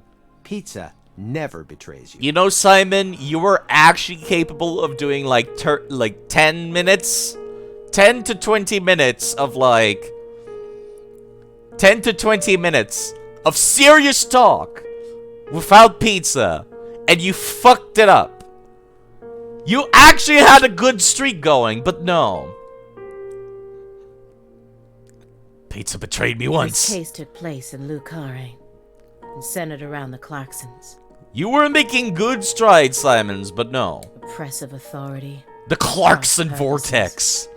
Madness. And love. But Katrina took the truth along with many innocent lives and buried it all at the bottom of the swamp. But there's one truth that can never be washed away. This all started with the death of a young girl. Whose corpse we discovered at the start of the game, which is why we're here. Which one progresses the plot? The one at the top. Got it. I think she's the biggest mystery out of all the people involved with the Lou Carre case. How could she agree to kill her own daughter? Then herself. It's hard to imagine ever being okay with that. No matter how depressed I became. Well, if you're depressed and on drugs, that sounds plausible. Why did she believe what Professor R told her? Drugs. Especially drugs that send you on a, like, crazy drug trip. To the point where you can't feel pain while your body's being chopped up. And you're having, like, one hell of a trip. The whole blood purge story. There's no way anyone in their right mind would ever believe that. Yeah, but drugs. You got a point. Drugs. No matter how badly all the bullying must have broken her heart. I just find it too hard to believe. But the Sang Rouge. Don't you? Yeah, but you shouldn't think too hard about it. Why not? Human beings don't make sense. You're not wrong, but the way you pronounce that makes you sound really dumb, Simon. We always do things that can't be explained with common logic. There is a lot of, like, European fairy tales involving mothers boiling their children alive. You're not wrong about that. But also just horrible, like, history stories. Especially when it concerns our parents, children, and siblings. That doesn't satisfy me. That also does not satisfy me. No matter how irrational an action may be, I want to know exactly why that person made such an irrational decision. Otherwise, what hope do we have? You're never gonna be in a situation where everything makes perfect sense. Yeah, but at least, like, she wants to understand the logic, at the very least. The crazy logic. If it is a logic that makes you go to that decision, it's still a logic that can be understood by outlookers. Just stop sticking your nose so deeply into everything. She's an FBI agent! What the fuck, Simon? That's her job! That's my advice, as an old guy who's lived twice as long as you. You're like, what? How old are you, Simon? She looks like she's like 25 to 30. You look about the same age. Excuse me? Can you give me an abbreviated version of this entire conversation? No. No. I actually cannot. Zach made creepy altar. That's pretty much the abbreviated version. That's also the long version. That explains everything. Zach made creepy altar and is obsessing over 2 previous cases. You and I are nothing alike. You decided to give up on your life and spend the rest of your time on Earth sitting around and playing Sudoku. Somebody needs to buy Simon a fucking Game Boy if he's gonna be sitting in a fucking, like, car for this entire time.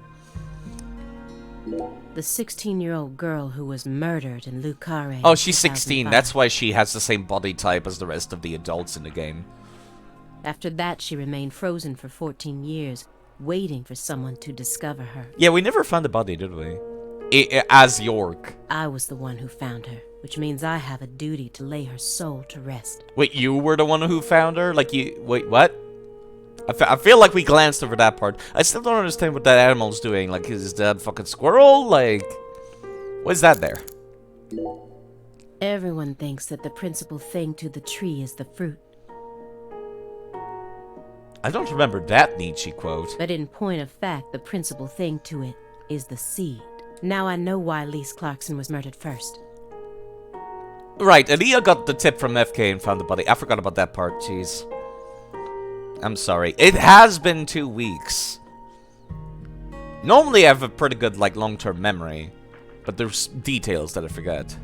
Lisa's death was Professor R having second thoughts. According to Morgan, her plan was to perform parricide and filicide, then commit suicide. Those were the 3 deaths necessary to complete the ritual, remember? Which means she technically could have killed Patricia first. Technically. That would have been the best way to delay any interference from the Clarksons themselves. The reason she didn't kill Patricia first is because Lena was actually following a different plan inside her own mind. Many Perhaps she sides. merely changed her plan as she followed through with it. At some point, new emotions started to take root within her. She had second thoughts about something. And in order to shake those off, she used Galena to kill Lise first, in order to cut off any possible escape. But that only made her plan move ahead quicker than she could have ever imagined. I feel like I don't think I zoned out, but I'm not sure I understand the last 3 sentences. Which forced her to rush right up to the end with those misgivings always in the back of her mind. Huh? Wait, hold on. Oh fuck, I'm on the same level as Simon. I don't like this. Yeah, you lost me. What are you talking about? Oh no! I'm on the same intellectual level as Simon! In other words, at some point, Helena Doman decided that she wanted to make Patricia the next heir. The blood purge wasn't for the goddess of fertility. It was for their daughter, Patricia. Wait, are you saying Helena knew from the start that Sheriff Woods would die with Candy? That's the only explanation I can think Okay, of. thank you for actually, like, summing up the last couple of sentences that I failed to grasp. Huh. Remember, this is only assuming that everything Morgan told us was true. Yeah, that's also the case, which I would assume it is, because otherwise that makes for a very poor video game if we've been playing a lie. Until I can trust that man, this is all nothing more than conjecture. Considering how insane this all is, it sounds perfectly believable to me. Sure it does, Simon.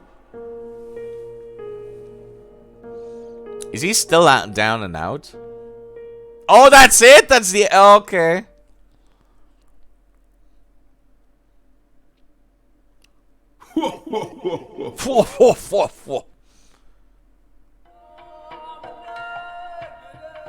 Oh, we're just here now, huh? Zach Morgan. Oh, not York. Remember me? Oh, cat got your tongue. Understood. You know why I'm here, don't you? Surely you must know what this means. To commemorate our reunion, allow me to give you another oracle. The contract, once signed, will last for eternity. But only in the presence of true love. Did you hear that? That's a very slow nodding. It's been a while since I felt this. You know, there's hardly anyone in this era who can see me like you can. The 3D model for the snake seems to be freaking out a little bit. They've been dropping like flies since you first came to see me. Breaks my heart. Why'd you have a... Why'd you have a fucking... Why does the snake keep gyrating, getting bigger and smaller? Do you have any questions for me? I got a few. I guess that's the only one on Zach's mind. Excellent. You pass. You Okay. haven't changed, Francis Zach Morgan. But that question isn't for me to answer. That's a good question. Go and see it with your own eyes. Oh, time's up. We'll have to finish this during our next reunion. Wait, is that music or is that somebody's fucking phone?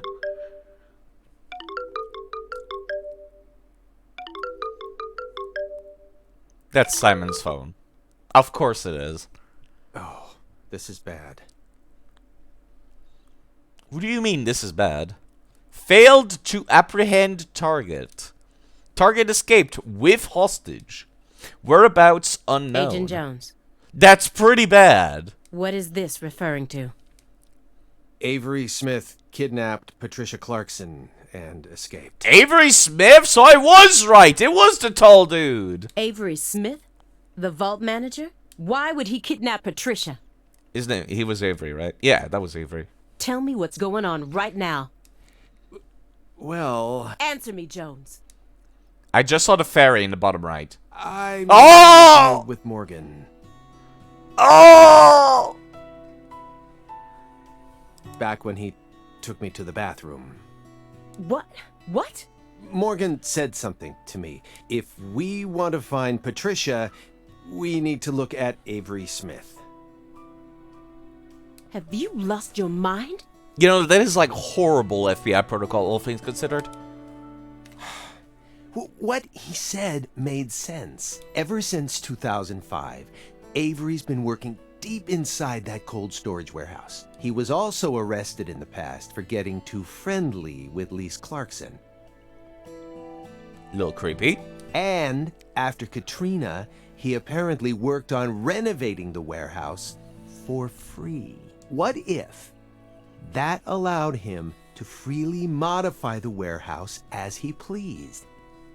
I would entrust to Leah with this info if I were Simon as well. Yeah, I guess you're not wrong. That would explain why her body remained missing for 14 whole years. Simon's IQ is rising again. Then, I did a little check and found out that he never went back to work after Christmas vacation. Praise the Pixel, why are you doing this? Why would you raid this? Oh, fuck. Did you see that, Zach? I did. Clear as a crisp spring morning. Praise the K. Pixel. In the coffee. I knew it. Hi! Never fails. How are you? Now then, let's get going. Thank you very much, Praise the Pixel, for raiding with 23 people. Welcome to Deadly Premonition 2. We're at the end of a story-centric game, so you're gonna be extremely lost, extremely confused, and you're about to see a bunch of spoilers. If you care about this game at all, you should turn back. But thank you very much, Pix, for the raid. Also, we're in the middle of one of these very long talk segments, so the gameplay will not be for a bit.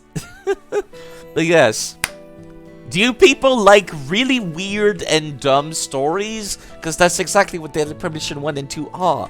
And boy, do I love these games and the strangeness and weirdness. So what? Why would you trust him? Yeah, also the fairy. Don't worry about that. It makes sense in context, I swear. I don't. This is the place if you want to lose some brain cells, is try to take information and process it.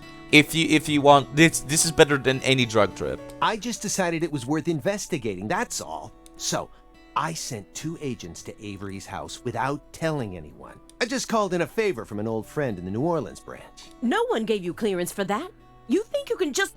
But what if Morgan's telling the truth? If he is, we're both gonna look like total clowns. Clowns who went barging into a former agent's house on completely unfounded suspicions. HQ will have a field day with us. They'll string us up as the 2 dumbest agents to have ever graced the field. Pizza or Nietzsche. There's a lot of talk about Nietzsche quotes and pizza during these. I just wanted to take some precautions. Simon, you know what? You did pretty good, all things considered. 230 IQ and rising! Nietzsche sucks. Aaliyah Davis constantly quotes Nietzsche. Non-stop.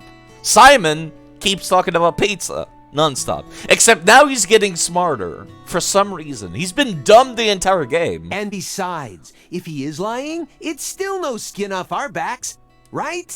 If things work out, we'll end up solving a difficult case that's been driving everyone crazy. Imagine that. You and me, just the 2 of us, solving a case like this. I'll be able to jump ship on this crappy job, and you'll be able to freely investigate all things San Rouge, just like you've always wanted. Besides, you know that Morgan is Director Abraham's favorite. Even if we get into some sort of trouble, if Morgan testifies to Abrahams for us, we'll totally be in the clear. I don't care. This isn't the way things are supposed to be done. Yeah, this is horrible FBI protocol, but yes, you're correct to be doing this. Don't worry about the fairy. Well, I'm sorry, but I had no other choice. You were so engrossed in this, and come on, you know how I am. Besides, saving the hostage should take priority above all else. There's no time for squabbling. And plus, we already got the confirmation that Avery has the hostage, so... Regardless, this is kind of a big deal. The secret powerhouse. We need to find Avery Smith no matter what it takes. But yes, thank you, Pix, again for the raid. Pix is a wonderful streamer that people should go check out. Much more family-friendly than I am with the commentary. Thank you for shouting out, Pix. I appreciate that people with VIP can do that for me. Because it completely slipped my mind because I've been engrossed in this strange story. And I can barely, I can barely keep track of this shit, so... Yeah, there's that too. How is Final Fantasy the Zodiac Age? Which one is that? 12? 12. Don't shout outside. Side stinks. Side is stupid. But how? Well... Thanks to your heroic maneuvers, we just lost our suspect. Didn't they say they were still chasing after him? I know, but... I know how to find him. I should be able to see the other world, the way I am now. What do you mean the way what? Just let me go, please. This seems like extremely... Considering this room, you're clearly a psychopath. This is a terrible idea. Morgan? It's okay, my fairy. I know I can convince them. Certainly not Aaliyah, that's for fucking sure. Budding rat corpse, not a squirrel. Okay, this is how I progress the plot, is talking to one of these two. Definitely not the best thing for them to see right now. Let's totally point it out to them in that case. If I saw that during an investigation, I wouldn't be able to stay calm and listen to someone either. Let's point it out. I found the first one last autumn, a dead rat with a bud coming up out of its stomach. Just like this one. A rat ate a red seed, died, and the bud sprouted. I appreciate actually that this is here for like explaining the plot point that was explained at the end of the last game, just in case anyone missed it or like forgot about it. Because yes, that's how the Sun Rouge drug is made. Honestly, it shocked me. Up until this point, I'd only ever seen red seeds, saplings, and big trees. So I decided to grow one of my own. Kinda creepy. What are you talking about? I needed to solve the mystery of the red trees. Red trees! Sorry. Why do they exist? But all of my sprouts died without ever growing the tiniest bit. Yeah, that is actually FK. Chili. You say that as like just spouting nonsense, but no, that's actually the plot of the first game. FK, when you meet him, you don't know he's a bad guy yet. And he's just like, oh, there's a certain trick to getting these red saplings to grow that can't really be passed on. And it is fucking growing it out of people's stomachs. / vagina. This is a horror game, just a little reminder for people that might have forgotten with how fucking goofy this shit is. Yes, it comes out of vaginas. It was implied to be specifically vagina in the first game, but I guess this game is like stomach for some reason. Yeah, graves with red trees growing out of them were creepy as fuck. Yeah. Forget about a big tree. I couldn't even grow a single sapling. So you kept experimenting.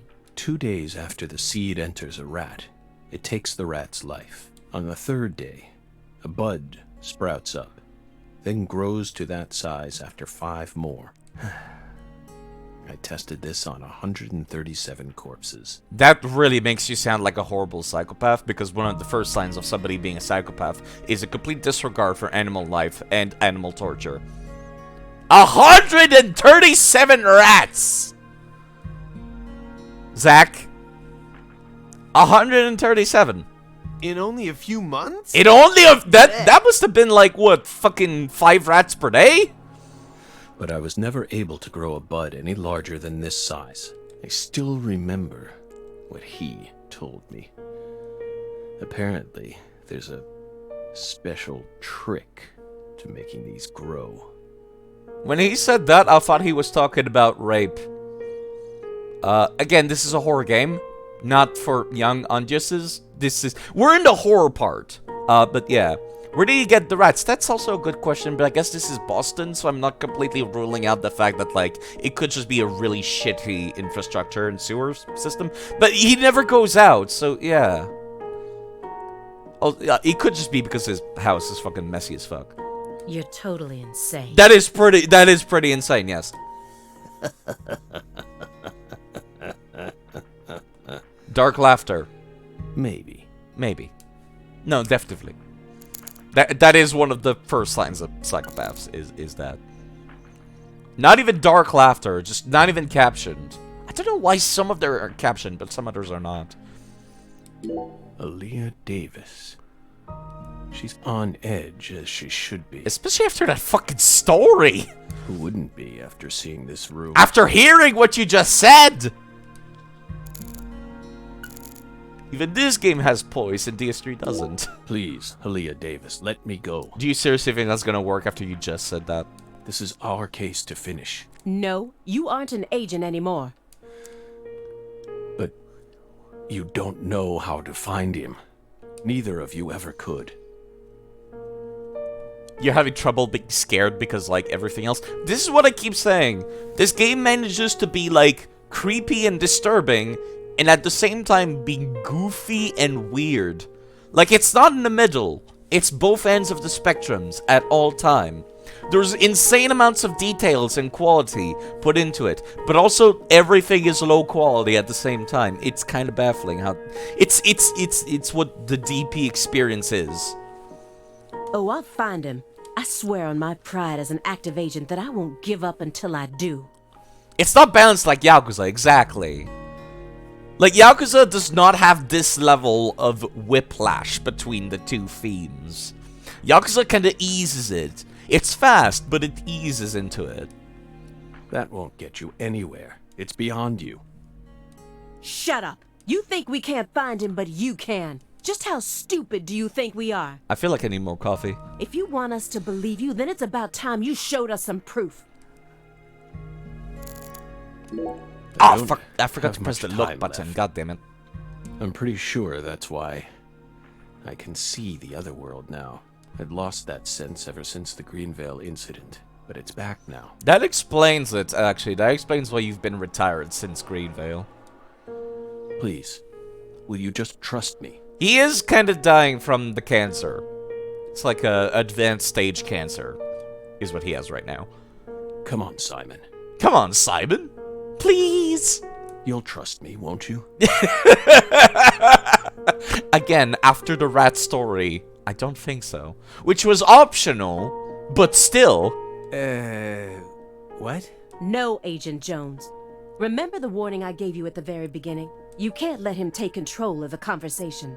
Yeah, I know. I know. The great voice acting. Alright, which one will progress the plot now? The corpse on the bed will progress the plot. Got it. A lot of time's passed since I last saw Patricia. If I hadn't gone back to Lucare, she probably would have never been kidnapped. I dragged her back into her cursed destiny. Little bit. Hey, Belle.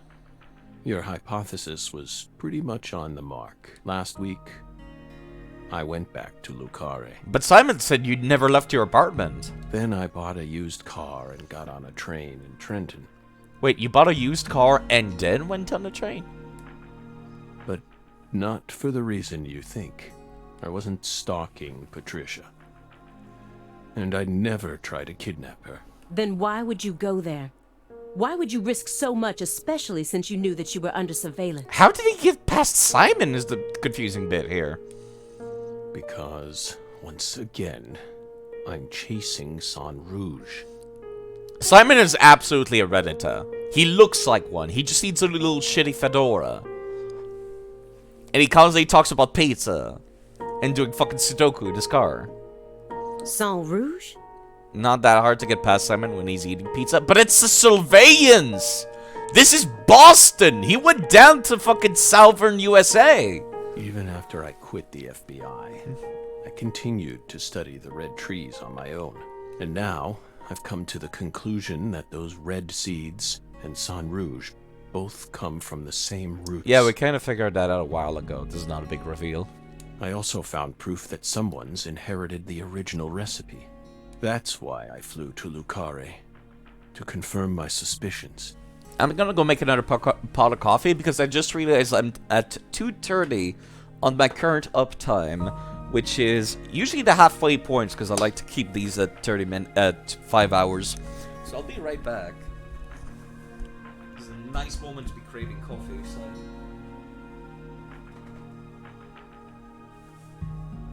Should take just a second. You can stare at York's diseased, cancer-ridden face. Should be Zach, not York.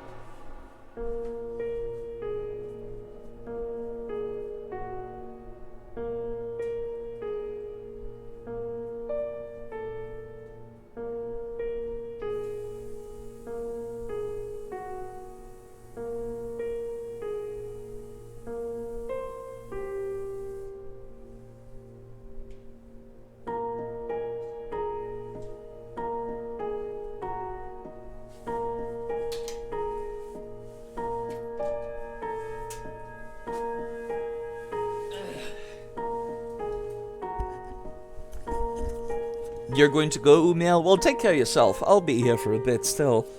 At least another 2 hours and a half, minimum. Plane alert. Hello, K-Style. Which one do you want? We're kind of in the middle of a bit. I was more powerless than I ever could have imagined. Goodbye. Alright, K-Style. I'm guessing it's for Umiel. Goodbye, Umiel. Thank you. Alyssa. And thank you, K-Style. And goodbye, K-Style. Goodbye, mate. Goodbye, Mr. Umiel. Dalton. Thank you, Goodbye. K-Style. Goodbye. Thank you. Goodbye. Goodbye. I couldn't move like I used to. No badge, no gun.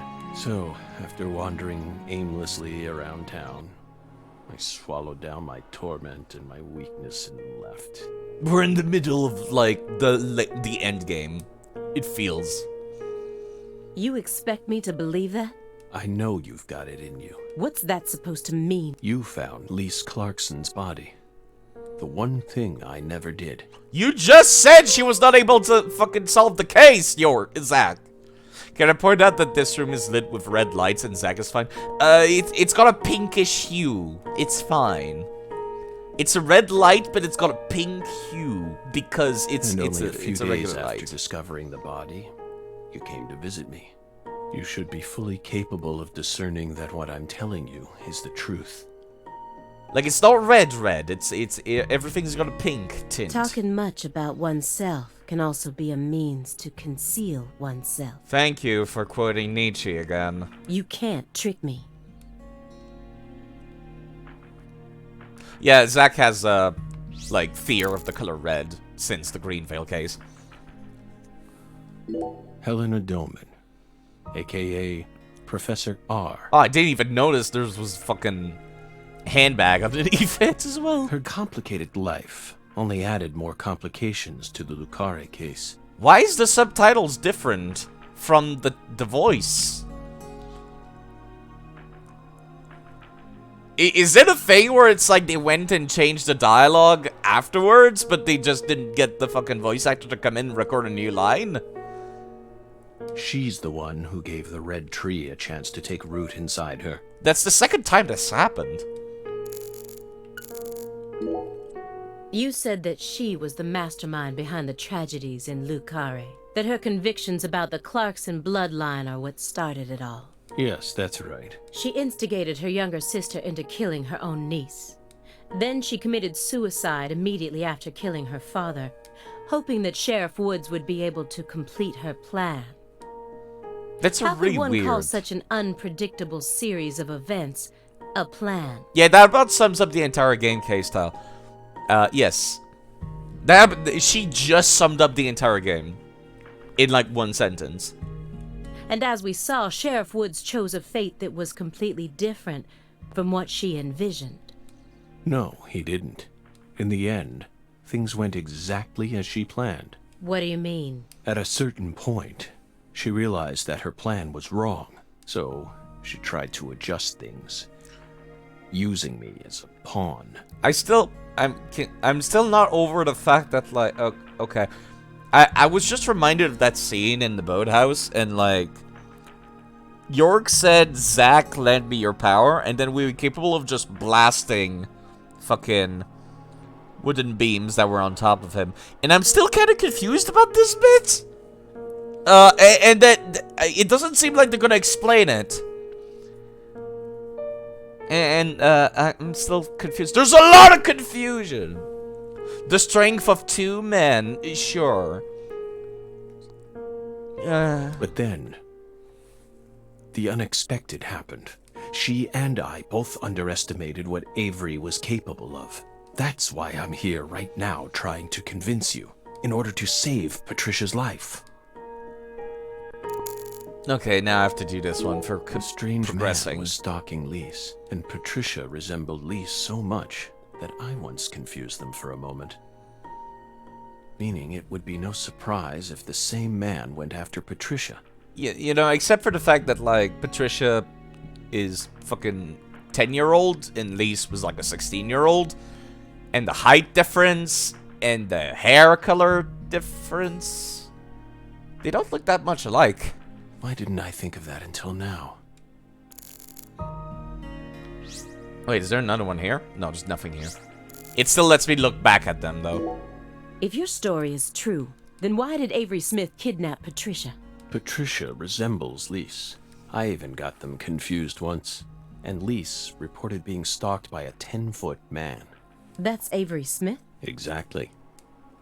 But he's only 6'7" at best. Yeah, I was gonna say, maybe it was, like, that's what I said earlier. Maybe it was the Sun Rouge. Like, he takes the Sun Rouge and he grows to 10 feet. Goes from 2 meter tall to 3 meters. His physical characteristics don't match the person you're talking about. Mr. Shakedown! Yes. I once concluded the very same thing. So we got a Mr. Libido in town, but also a Mr. Shakedown. But now I know. That was definitely Avery. Yeah, I'm just reminded of that one time someone said that Sun Rouge greatly enhances one's defining character features or something like that. That's why I thought to myself, well, it had to be Avery Smith then. He protected Lisa's body for the past 14 years. Okay, so if he knows that Patricia is not Lise because he has Lisa's body, why would he kidnap Patricia? They're playing him out to be like having some kind of disorder or being really, really dumb. But like, challenged, but like not that challenged. Like, he still seemed to operate by regular logic. Until you discovered his sleeping beauty. So after losing Lisa's Oh, body, you kidnapped okay. Patricia as a replacement? Okay. See, that explains it a little bit better than what I thought. I thought he had both still, but no, it's right. The FBI found the corpse. That's ridiculous. Is that really what you think happened? Be right back, gonna go tie Metal Gear Solid into the DP universe. Oh, you would be able to! York is working for the FBI, man. The odds that he encountered the boss or big boss at some point are entirely possible. Even if Avery did possess that sort of mentality, it doesn't make sense. If Lise was really that important to him, he would have tried to steal her back. Ah, fuck my mouth. Not now, maybe. But certainly after she was buried. Yeah, I was gonna say, that's also a possibility. Would you be able to go on worshipping a goddess who had been defiled by so many hands? I don't do worship, so I can't answer that question. That ice was a barrier, a shield that separated the divine from our world. Okay. Hello, Metal. Very weird time to come in. Alright, so I'm actually on my last insight bit here. Sun Rouge Rapper is the one that progresses the plot, understandably. The man who built up the Clarkson Empire. He must have been able to withstand unfathomable pressure and accusations. while constantly spilling human blood. Yes, that's what being a criminal gang leader is. The more I learned about him, the more I felt like he was completely beyond my reach. He possessed an impeccable mind. I can still remember that even now. I'm guessing this will not progress the plot. Yeah, I'm completely out of insight, so I won't know which thing will progress the plot after this. This is a long When one, I first jeez. met P.J. Clarkson, how did I feel? I felt like I was looking at a Metal Gear Solid character because the eye patch and the rough, gravelly voice. I just thought, oh, so this is what it feels like to be in the presence of a truly powerful person. He had a very unique aura, as if he had surpassed the realm of good and evil. I imagine being in the same presence as Akuma would be the same. Metal, what are you doing? You thought he's the final boss. Thank you very much, Metal. It's very nice of you for gifting a sub to Unkindled Soul and Magitsune. That's very nice of you. Enjoy the Deadly Premonition 1 fishing while it's still the alert, because I actually want to change it to something else. I sat down and played Mr. Bones again. And I'm like, there's a scene in Mr. Bones that I want to have the subscribe alert. Now it's a different game for each alert, but I know the DP is so good. You played it without the stream? I played it. I'm gonna stream it, but I played it a little bit to like refresh my mind on it. York will never. He's still in the host alert. He's still in the most important one. But there's a scene I want in Mr. Bones where I'm like, that would make a good subscribe alert. Because all my other alerts are from different games, so it would make sense to have them all be from different games. Let me go take a peek. How is my coffee going? Thank you very much, Metal. That's like $10. And whilst I'm doing this, I'm gonna say that Metal streams, and the people should go watch him, because he streams, and I will do him a shout out, because I think he's cool.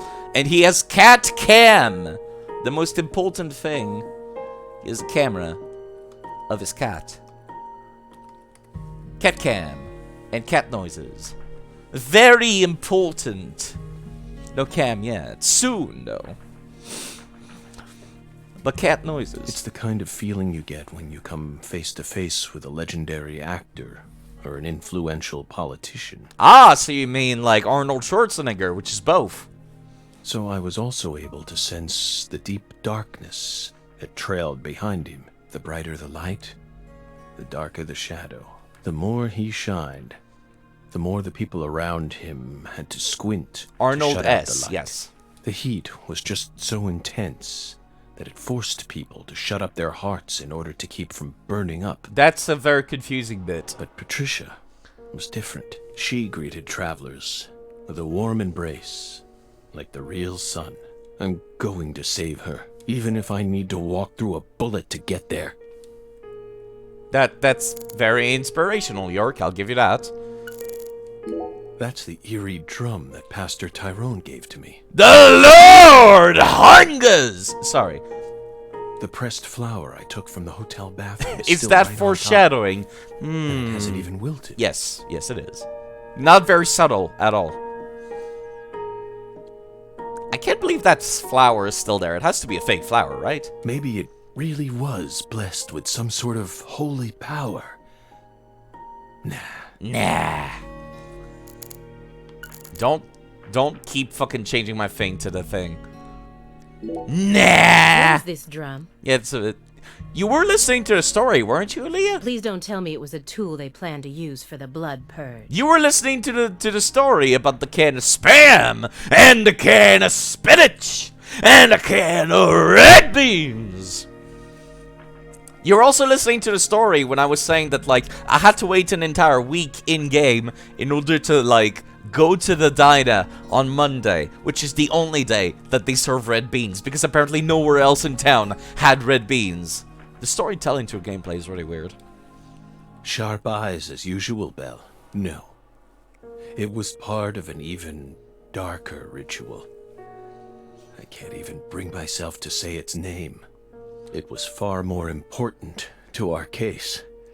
And far more horrible, if you can believe it. Canned red beans. So I went to the diner to ask the lady, like, yo, can I have red beans and rice? But I want the beans in the can. And the lady, Miss Jawara, was just like, what? Yeah, sure, if that's all you wanted, alright. Could have done that any day of the week, but no. No, that's just a drum. We're fucking with you. I also had to go to the park and, like, fucking get snake skins. A drum made from 3 empty cans, animal skins, and a fragrant pressed flower. Like I said, what is it? Maybe it's a souvenir? What? Yes, You expect me to believe that? it actually is. We don't need it anymore, so yes, it is. You said that someone inherited the Sang Rouge recipe, didn't you? Is that someone Avery Smith? I mean, we did kill the last man that had the recipe, so it kinda has to be. It has to be. Avery used to help Professor R do research in secret. Please, thank you again for the gifted sub. What? Well, that wasn't in the report. I only realized it just now. The moment I spilled my coffee on the floor. The coffee! I forgot I'm boiling water. I need to go check on that. Jeez, I slipped my mind for a second. The coffee. The coffee. A deadly premonition, to be sure. Yeah, see, it kind of loses a lot of the oomph to it if you just keep, like, name dropping constantly. Loses a lot of the effect.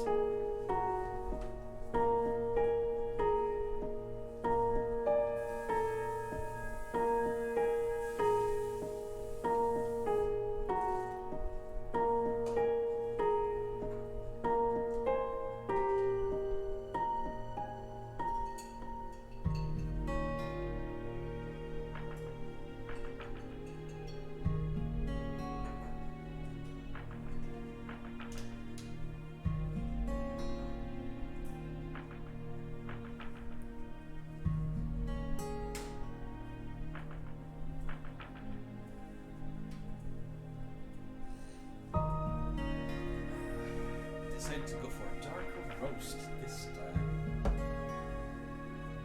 I feel so bad for the people from Pix's Raid that are in the middle of the story, very confused. And no gameplay.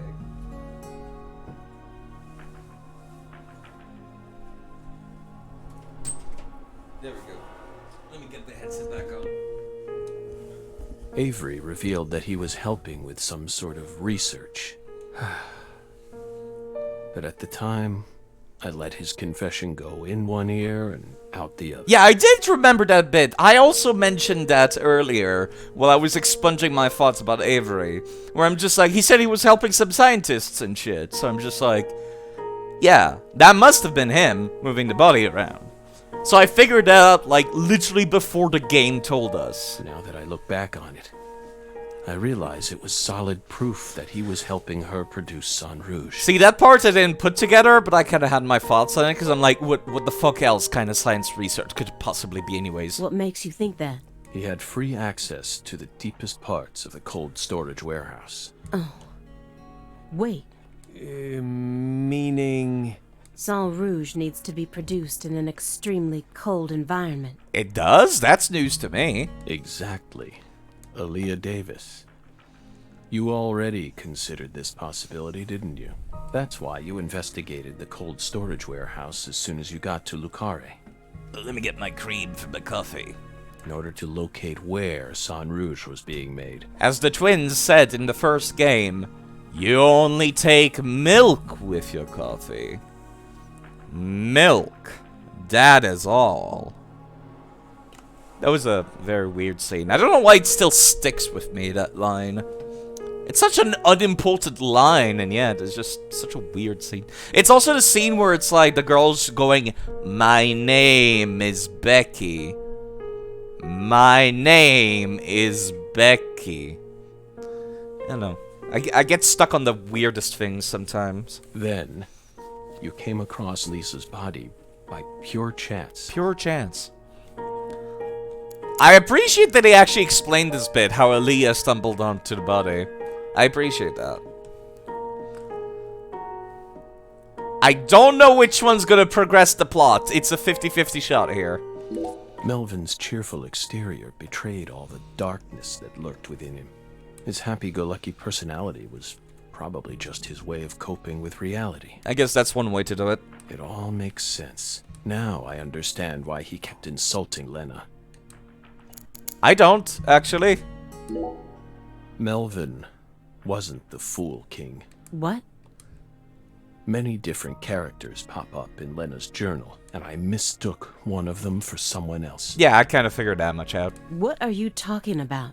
After Simon hit me and I fainted, I had a dream. Now I'm convinced I'm the Fool King. The Fool King was always meant to be an outsider who suddenly arrived in Lucaria. I would have thought Avery because of his demeanor, but no. And the man she felt a need to eliminate wasn't me, but Avery. Lena realized her plan was on the verge of falling apart. She also guessed that I would be able to save Patricia from Melvin. Okay. The one worry that remained in her heart was leaving Patricia behind, and how her life would play out from that point on. Okay. Especially since she would be left behind with Avery, a large, childlike man who's beyond anyone's control. Yeah, that's a little worry thing. That's kind of a big worry thing.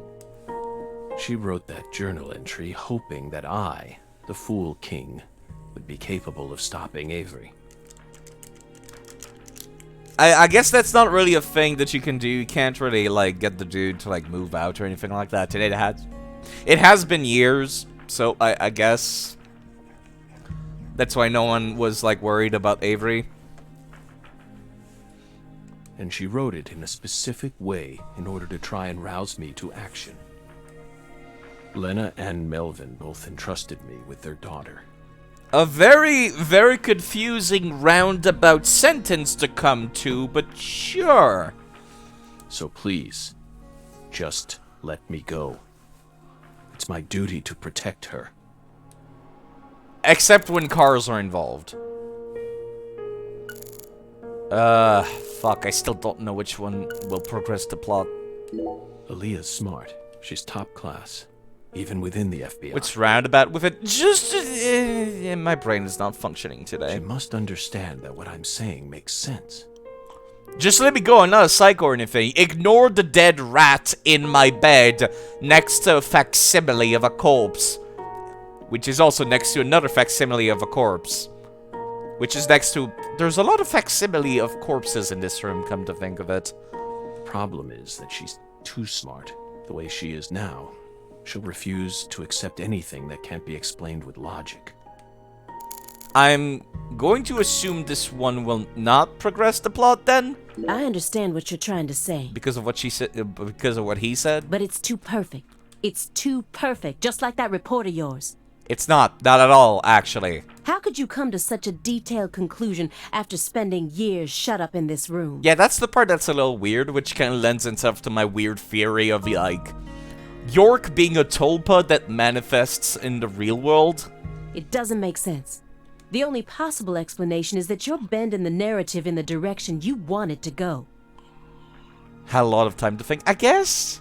Why do you think I left the field for 2 years after Greenvale? It's only been 2 years? That case cost me not only my best friend, but also my special talent. Yeah. I never thought I'd lose something like that. But ever since then, I've been unable to solve cases using that method. Metaphysical offender profiling. That was the one. Not psychological or paranormal. It was metaphysical offender profiling. Lost a friend, yes. York moved on after Greenvale. I tried everything I could think of to regain my lost talent, but it never came back to me. That's why I quit working for the FBI, and without anywhere else to go, I simply spent my days seeking truth. And putting seeds inside of rats. Where did you even buy the Saint Rouge from? I can't imagine you could just fucking buy that shit on the internet and have it delivered to your house. Right? People can't buy drugs like that, right? There's no way. searching for an answer I'd never find. Especially when you're being watched by the FBI, which is pretty much guaranteed to look into your mail. So, time continued to cruelly pass me by. Until finally, a disease started eating away at my body. Did he try drugs to regain the talent? You know, that's possible as well, that he tried to San Rouge himself. I thought it was all over for me. But about half a year ago, I finally reached my conclusion. Everything started with the red seeds. Yeah, we again, that's not that much of a surprise. He and I encountered these seeds long before we reached Greenvale. Are we seriously still prequel baiting? In a sequel prequel? Under the seething, mind-melting sun of Louisiana. Then, for some reason, in the beginning of December, I finally regained my talent. December? And instantly, I could see the other world again. Get it? Through allowing the cancer cells to ravage my body, I regained the power to travel to the other side.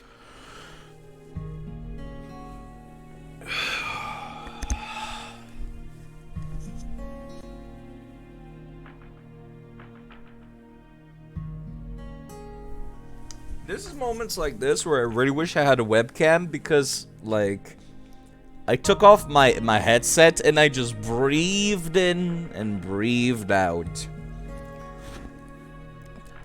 This is certainly one of the sentences I've ever read. Through allowing the cancer cells to ravage my body, I regained the power to travel to the other side.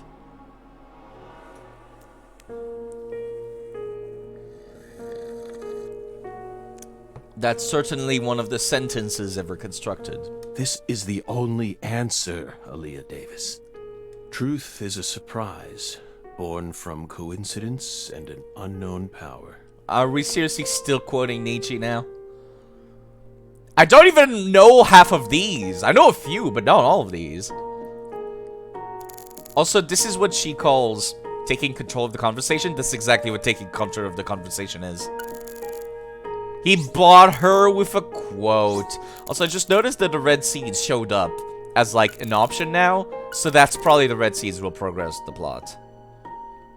Melvin, neither York nor I were able to uncover the darkness within you. How did we miss it? We couldn't even save I you. feel so bad for Candy Woods. I feel so bad in this fucking context. Are you and Candy finally happy now on the other side? Well, hopefully she looks skinny as a ghost, because, she was not in a good state when we left her. Or are you still suffering, trapped by the bonds of the red tree? Red trees! Sorry, I have to do it every time. Stop fucking putting the prompt back on the thing that progresses the plot when I'm not trying to progress the plot. I want the info! I'm invested in this weird plot. He entrusted me with Patricia. All he had left. But immediately after you solved the case, you sent her to the Clarksons and left town. Yes? Isn't that right? You let go of her a long time ago. So you have no right to step back into the picture now. That was the wrong thing to do. I mean, yeah, exactly. What the fuck is he gonna do? Move in? Adopt her? Young. Especially since Danny already adopted her? But now, I have the chance to right my wrong. You can't be serious. You can barely stand up. Yeah, he does have the big cancer. Hey, Aaliyah. I give the VIP to people that I know who stream. Because I think they're cool people, Maggie. Just thought yeah. I know, Agent Jones. I know I'm stepping over the line here. When they don't have the check mark. That's how I use it to remind myself that somebody streams. That's why I give VIP. I just want to make it clear that we can't trust a word of what he says. You used to stream, Emerald Lord. Just saying. Her actions shocked me the most. How could a mother ever kill her own daughter? Big drugs. But I know the answer now. The red tree. The red tree can take control of Stop. everything. Stop It's sign. what leads us into the mouth of madness. She Maybe was you the should first stream more often, perpetrator in the Emerald Lord. case. And technically, she was also the first victim. I usually clean out the VIPs when I know some people don't stream every, like, couple of months. Whenever it gets full, that's when I do it. Maybe... Well, it's impossible to ask her now, but... Unless you could talk to the ghosts. Maybe she really did love her daughter with all her heart. Big drugs. And so, she was afraid.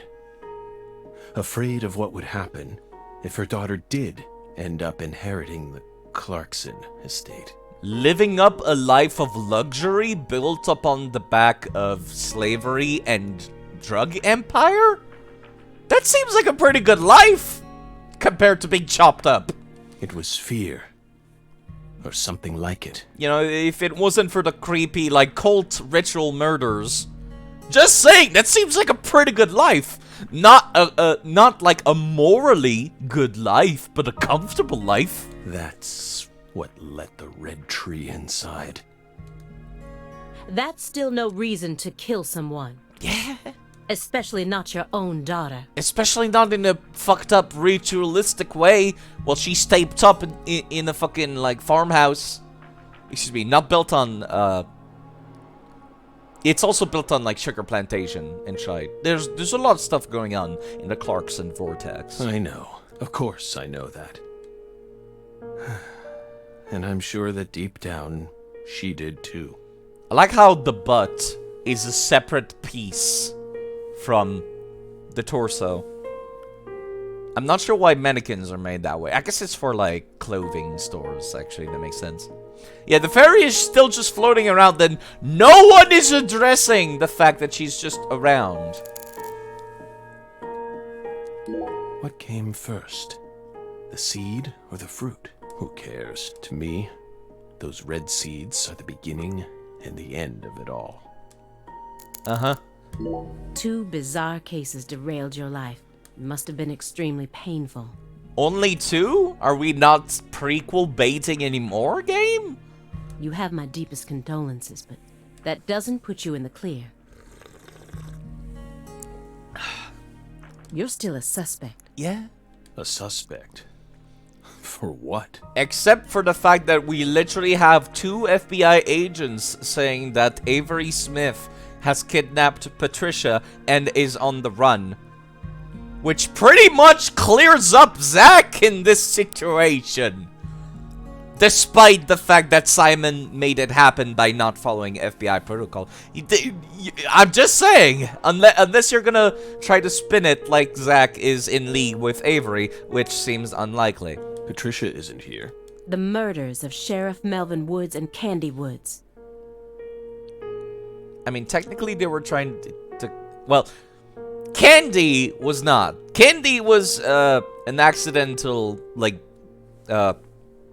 byproduct of stopping Melvin.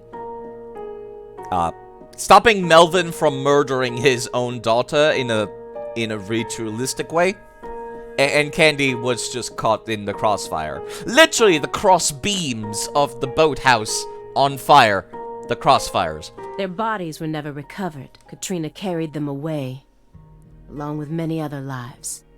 Aside from that report you wrote, there's nothing that proves your innocence. Now, see, that's the thing. It's innocent until proven guilty, not guilty until proven innocent in the United States. Unless you live in the Phoenix Wright world.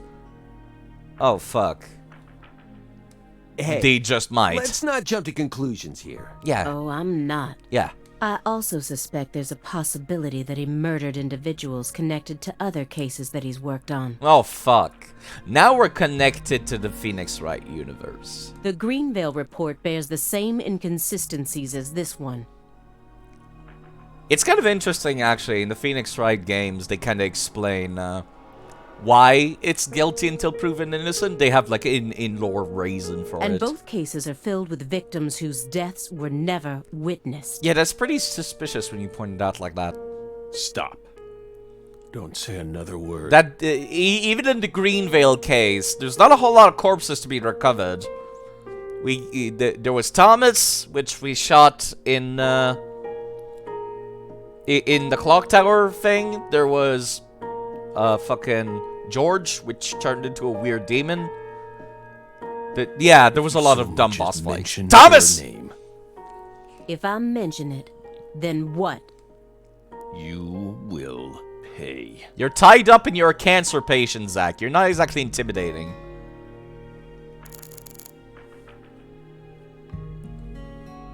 Twinkle, my fairy. Don't look at me that way. The fairy has never been explained. She's kind of just there. I know how talented she is. I completely agree with you on that one. But I can't hand everything off to her just yet. Can you just let me get my way one last time? Did Aaliyah just look at the fairy? Belle. No. Special Agent Aaliyah Davis. You're exceptionally talented, I admit it. Did we just react to the fairy existing? You found Lisa's body, then discovered the red seeds all on your own. You even noticed that there was someone else in this room. You've got amazing intuition. You're a hunter with an extremely keen sense of smell, but you still can't perceive the other world the way you are now. Perceive.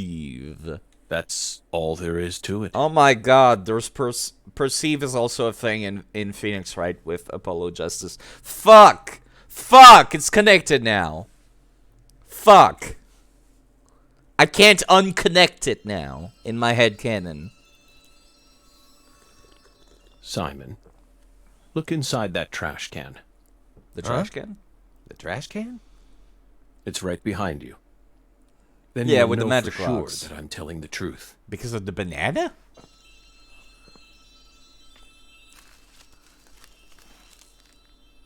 My hot/dead employer.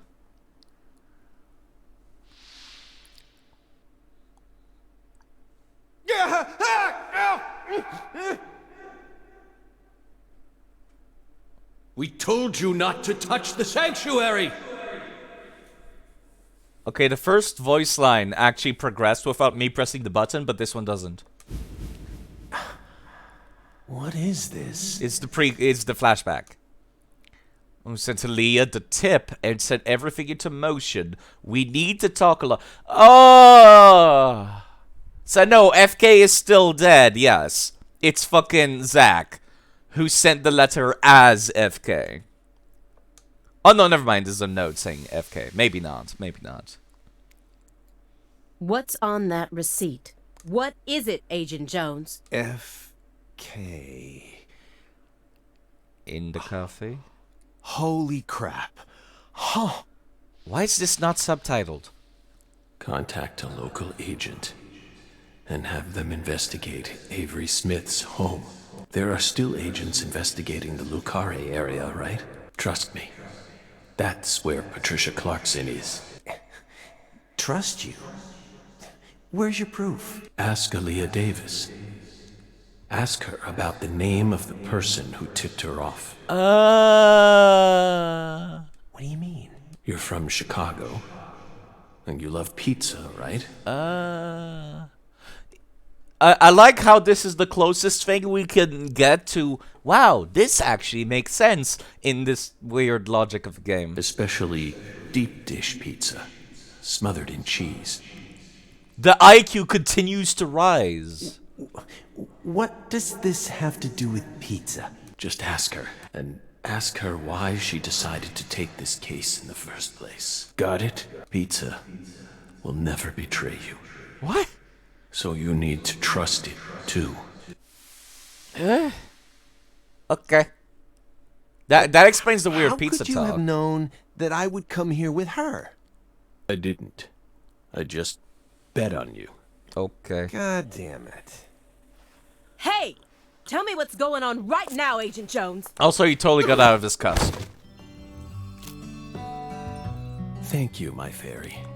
The fairy could just straight up fucking hold items? Let me go. Don't worry. Just trust in the pizza. I'm the anonymous tipper. FK.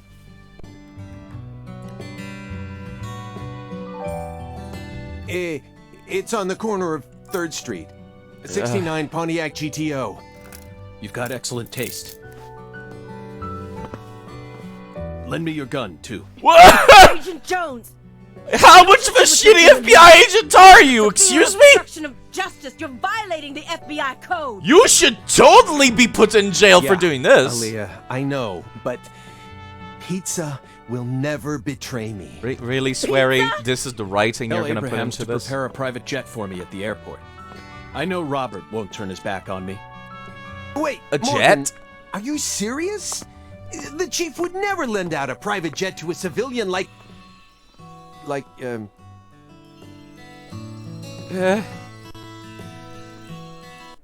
have to leave you for a bit, my fairy. They'll be fine. They'll figure it all out.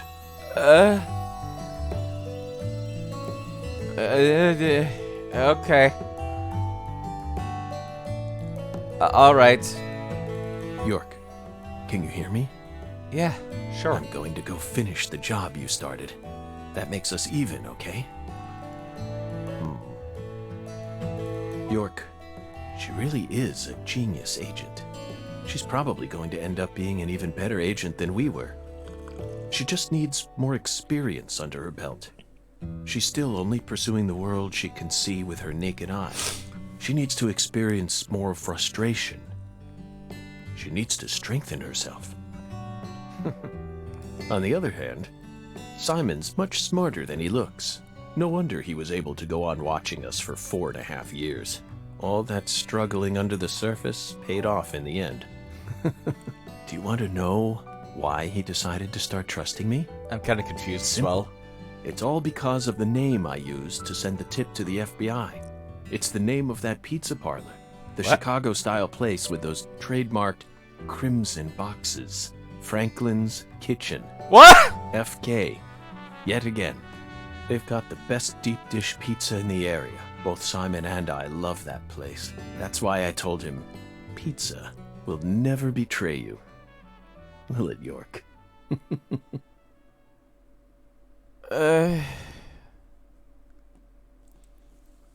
I feel more exhausted after this.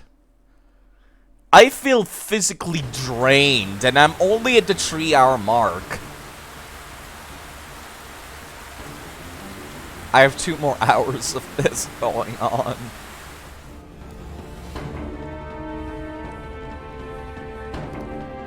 Oh, he actually has a coat! He didn't go in his bathrobe.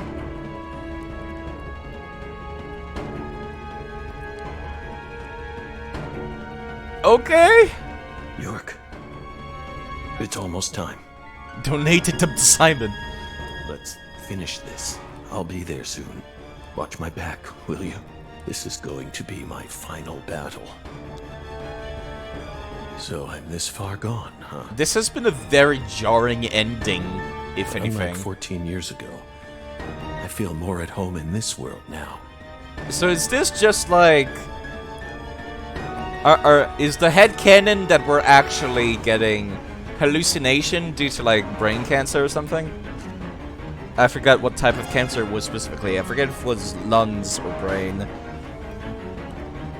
But like, is the headcanon that we're like on the verge of death and like this is what we see? Oh, I still have my old shitty toolbox. Except my inventory is totally full. Let me get rid of the coffee with milk that I picked up earlier. Mint gum. I can't finish the game as creepy hobo man York, unfortunately. I'm glad you're playing this, so I won't have to. The whole thing is on YouTube for those of you that come here near the end. And, you know, personally, I actually recommend people watch... Let me take large first aid kits. You know what? Let me do the thing that I do in all RPGs when I reach the end of a game, which is like just empty out your inventory and then pick the best shit.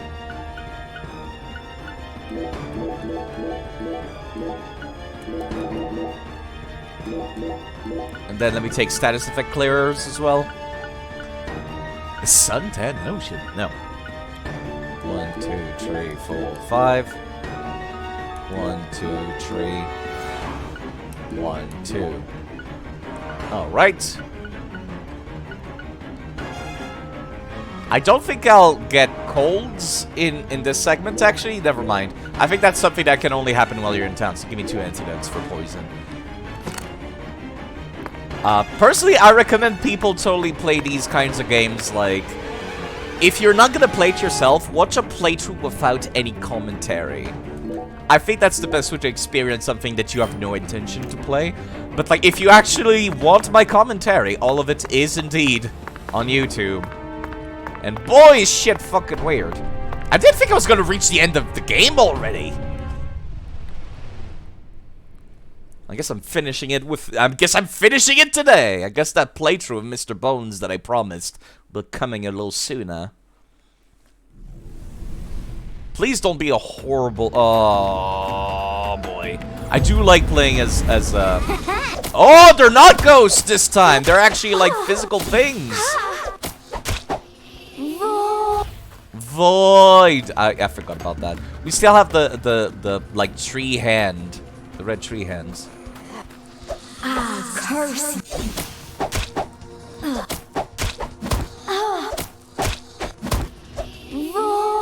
Void. I hear void. I remember they were capable of saying void before, but now they can't for some reason. Are they gonna spawn? Nothing spawning.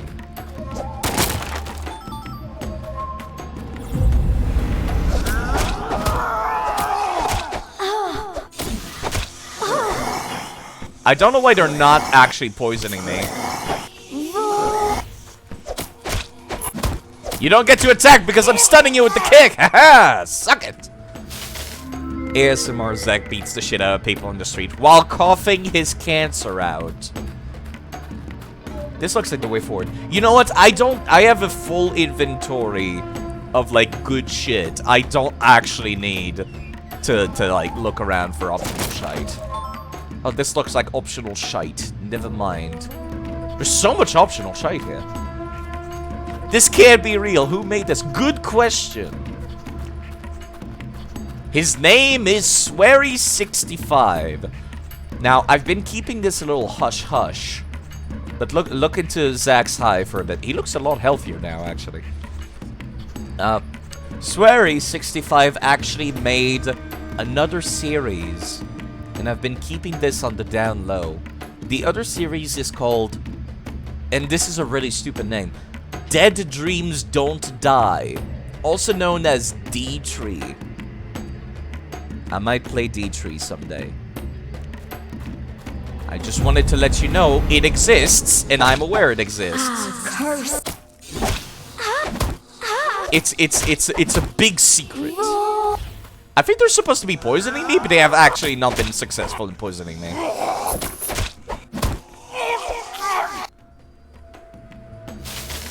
And you know something else? FK is also in Dead Dreams Don't Die. Can I actually use my fucking gun now? When it's these guys, I want to use my guns.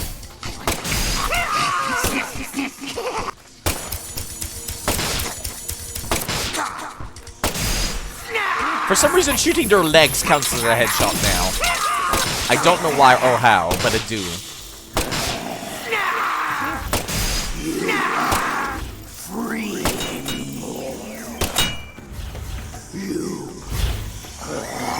Yo, just stand here, please. The fact that my kick stuns them makes this really easier than I thought it should be. It helps immensely that my kick stuns them. So why do you get money from this as a civilian? Because it would be too difficult to code it otherwise. To code it to not give me money. It would be too difficult to pause that. Jesus fucking Christ, that actually, like, took me by surprise. I think they're supposed to be, like, poisoning me, but, like, it doesn't work because I'm too close. Which makes no sense. Logically, it should absolutely do more to me.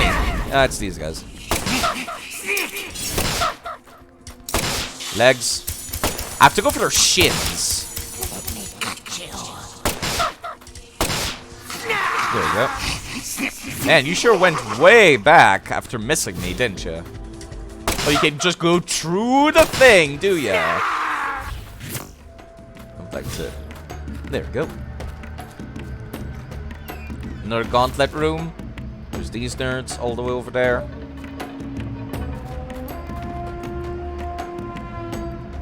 Yo, turn around, please.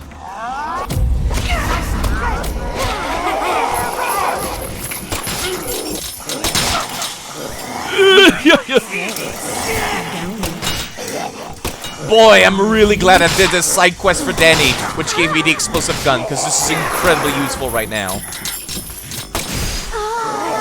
Her butt is the headshot hitbox? Excuse me? It really helps with these crabs.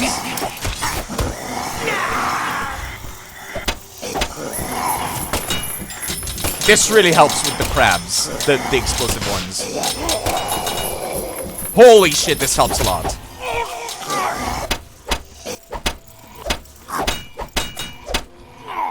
Yeah, just turn around. A $0 bonus. I'm not paying attention. I was not paying attention. Was that actually her butt being the hitbox for the headshot? I can still get crafting material. Cup of coffee, milk. Let me take a drink.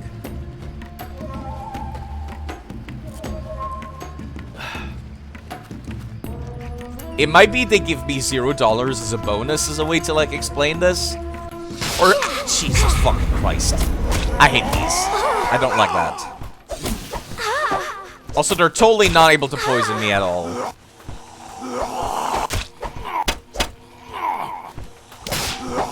Oh no, I still take damage, but I'm not poisoned. Would you fucking kindly? Oh, those are the explosive ones. Those are the explosive ones. Those are the ones that actually take away the most HP out of anything else in the game. Speaking of...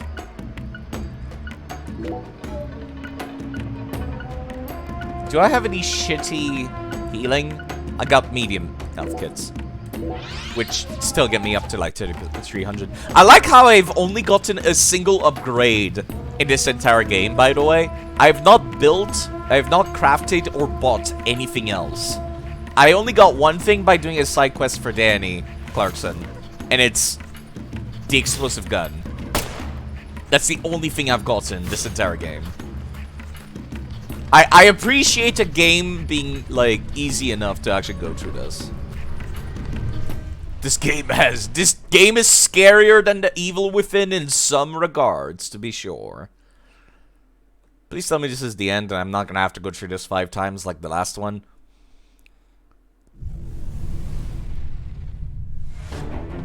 Ugh. Right, I forgot about the meat, what was it called again?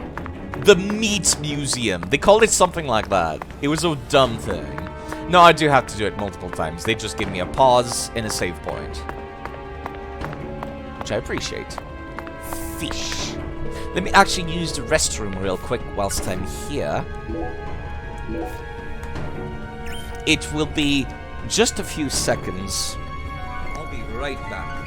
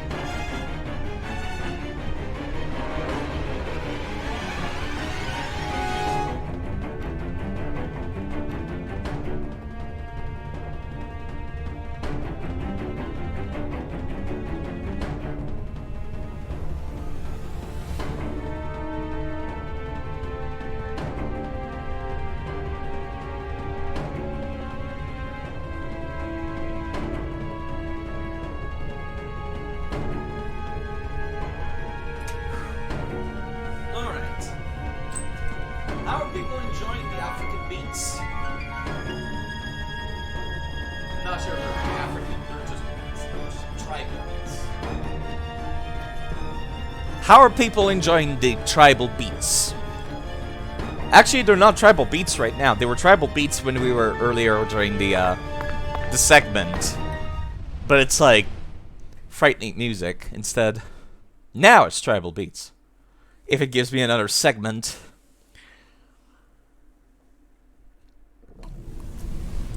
Or is it immediately boss? Nope, another segment. Oh, for fuck's sake. Fine. Oh my god, her butt is the headshot, indeed. It's so weird that, like, they're not ghost form. Because I've only seen them in ghost form.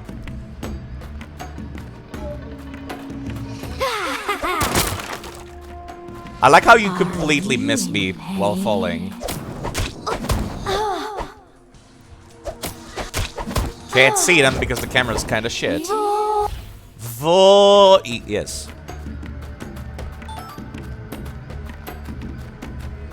Guess I have to go kill shit to open the way. You know what? Fuck you.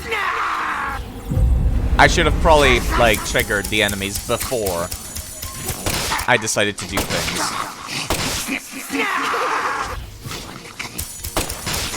You know what? Just stand there.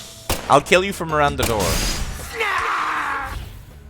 Make my life a little easier. Anybody else?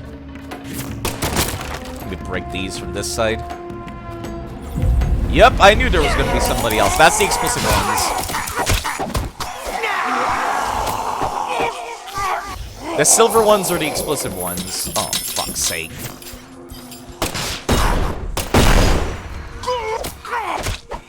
Please be stunned. There we go. Actually, I could just pull it, couldn't I? Is there even any reason for me to go back here? I was not paying attention. Maybe. Except for, I guess, the contents of the boxes. So no, there was no reason for me to come back here. Unless I needed to clear this route to progress forward! Now that's just dumb. I've passed through this hallway before. I can't believe this is actually how I'm fighting them. Do they respawn? No, they don't. So I somehow passed that hallway, but avoided her. Somehow. Looking for the ceilings now. How nice of you to spawn right next to the explosive barrels.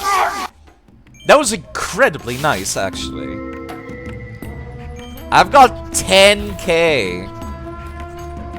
And yeah, no, it starts at, like, it shows you the bonus, but then it adds it to your total money. That's why it looked like I got a bonus of 0 earlier. It just, like, fades into your money count, I guess. Explosive barrels? Not that lucky. Trying to go for their shins, and it's not working. Just stand here, please, so I can kill the both of you at the same time. How far away are you? Oh, yeah, you weren't going around to get to the door. Fuck you. Anybody else want to spawn? Come on now. Silver one takes priority. The gold ones are easy enough to deal with. I could just punch them. Curse. These enemy designs are really weird. I can't deal with these enemy designs. They almost look like Heartless from Kingdom Hearts. Real talk. The ladies have like a weird like hole in their cavity chest. Like, let me stand up. I'll show you. Yeah, they look like Heartless. Oh, it's a different type, this one.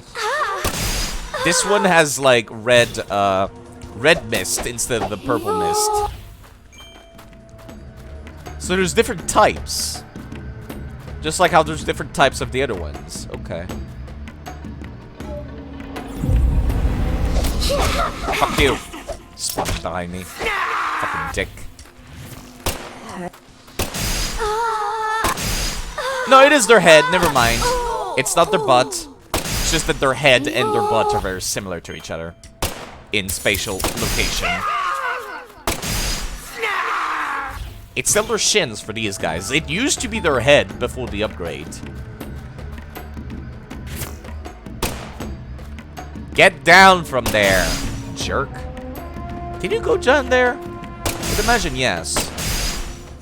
But maybe not. Maybe you could just stand there and die. It's actually fantastic for me.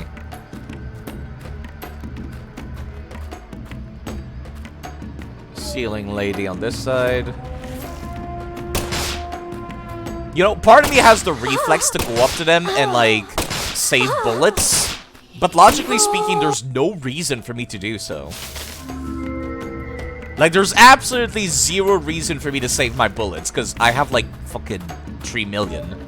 I have, like, 300, and I have, like, 1,000 in the loot box. Excuse me, in the strong box. So there's absolutely no reason for me to save my bullets at all.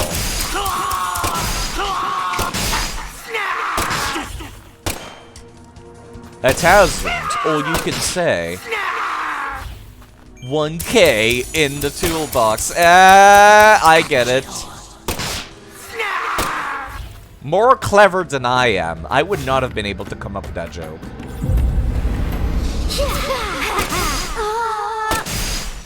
Are you in pain? Tentacles are new. I'm not familiar with tentacles. Tentacles are new.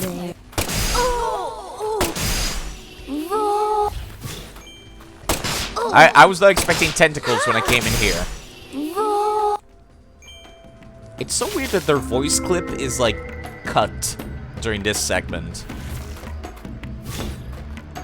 Why do I need to reload a finger gun? Just the cuts.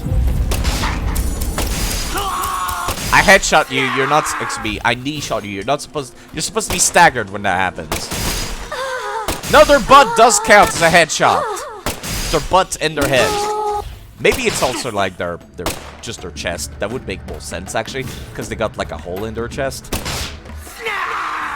You know, I did just like compare them to a Heartless from Kingdom Hearts. So yeah, that would make more sense. That's why I keep thinking both their head and their body and their butt are getting headshot.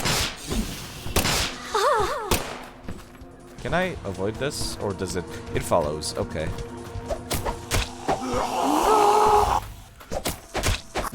Don't you dare put those explosive ones out. Technically, I could have just ran past it, but where's the fun in that?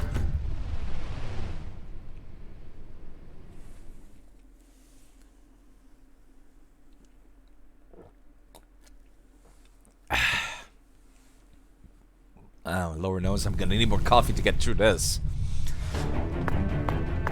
So when I first saw Avery, I was like, please don't give me a big dumb boss fight against him. And lo and behold, it turns out they've decided to give me one after all.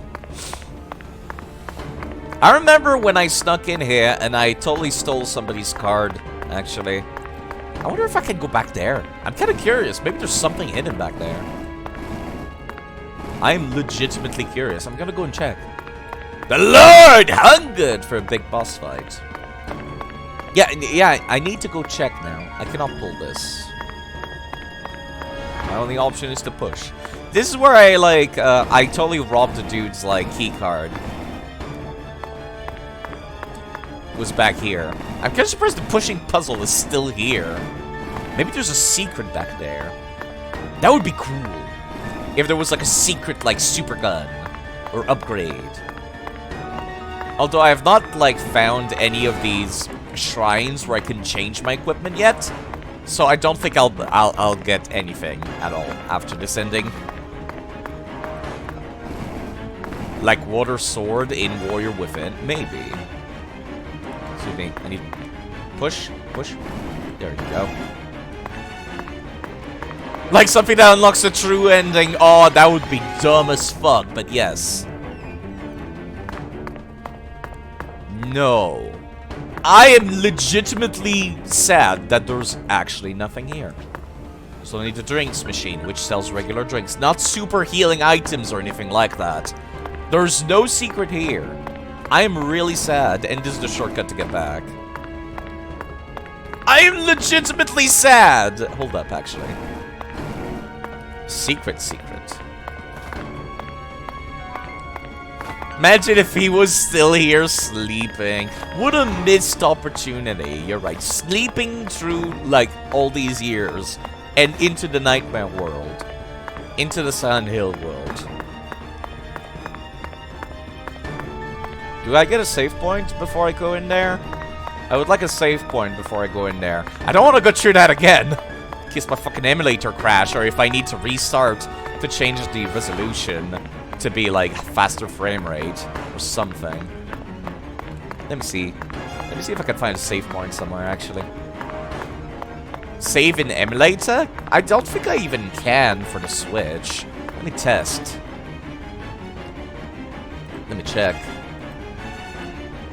Emulation. No, there is no save state that I can see. I can load an amiibo if I wanted to, but other than that, nope. I can pause, stop, or restart. Nope, no save states. That's a little unfortunate. If I get shitty FPS, because I always get shitty FPS during boss fights, I would be very sad. If I had to do all that again.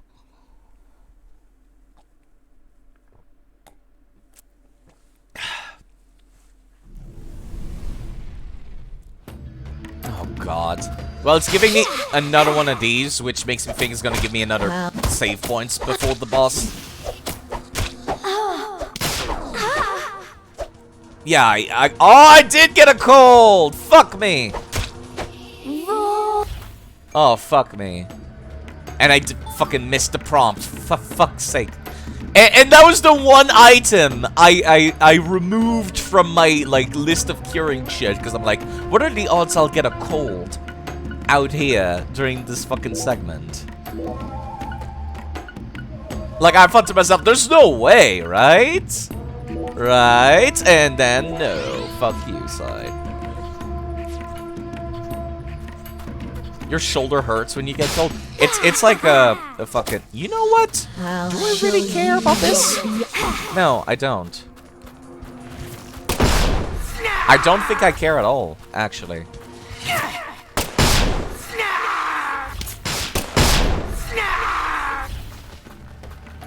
I'm not a fan of running past things, because then things go horribly wrong when they chase you down. But, like...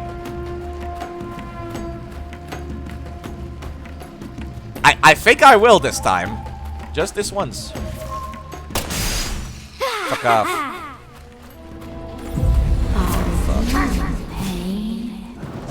I'd like to punch game. Thank you. Ow. I'm actually hurt. Tentacles hurt. Who would have thought that tentacles would inflict something other than pleasure? Curse. Excuse me. Just opening a door, don't mind me. Oh, there we go.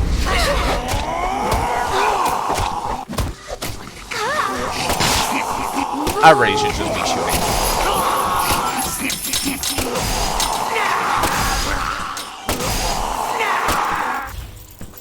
Oh god. Oh god. These are the bad ones, the ones that actually kill me. Angling these is a lot harder than it looks, because when I start the combo, I'm stuck in the direction. So I have to stop the combo and then start kicking again. There we go. Okay, so this does not open, and I went in here.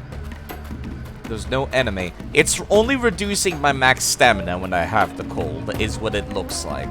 So I do need to go back and murder the enemies that I've skipped, it seems, unfortunately. Much to my sadness. There we go.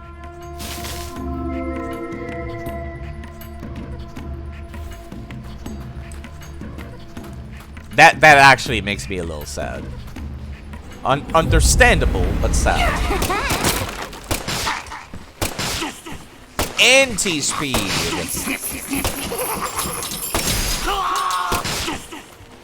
Reload before the explosive things come at you. There they are. These are the dangerous ones that can totally actually kill my health bar.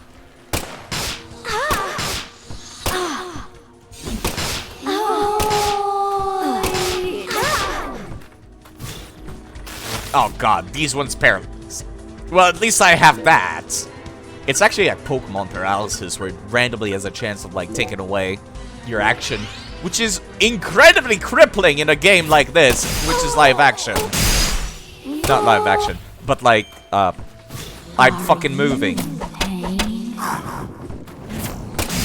Would you kindly not have tentacles? I don't like tentacles. No key, no padlocks. If I try to step on them, they'll murder me. So let's not even try. The silver ones I remember being the dangerous one. And I remember they caught me by surprise, because the game started showing me only the gold ones. And so I thought, oh, it's totally okay to just punch them, because they're not dangerous. So today, I punched the silver one, and it fucking took my entire health bar away, almost. I lived, but like, I've been a little more cautious since then. That was like weeks ago. How do I remember that? I remember very vividly.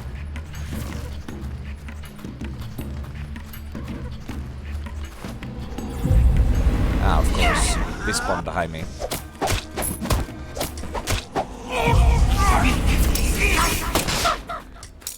Can they just stand still, please? Thank you.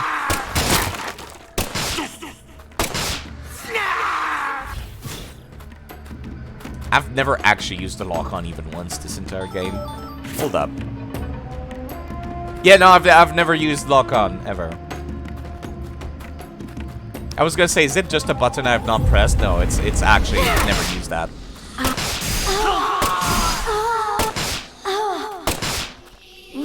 I appreciate that the murder cloud that the ladies spew out actually disappear when you kill the ladies. I appreciate that. A surprisingly kind thing. I was thankfully out of range of that. That could have gone very badly.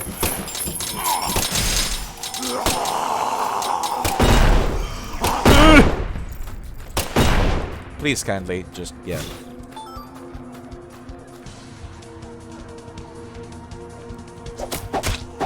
Thank you. Thank you. I wanted to spawn them in and then explode them all. And that almost went extremely poorly. Am I reloaded? I am reloaded. Cool.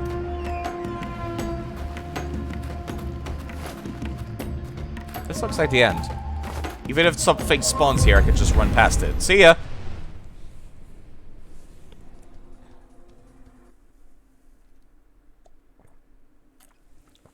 Now, please give me the toolbox. I can take out the anti-cold medicine, please.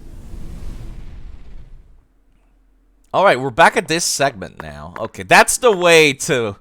There's no music, so this is the end. This feels like the end. Let me fucking just put this one away. Let me actually clean out my inventory again. How's my health? I could use that tiny thing. I am prepared. You say that, Mr. Soar, but I don't feel prepared. I feel like it's still too soon, if anything. It feels too fast. Too fast, too furious.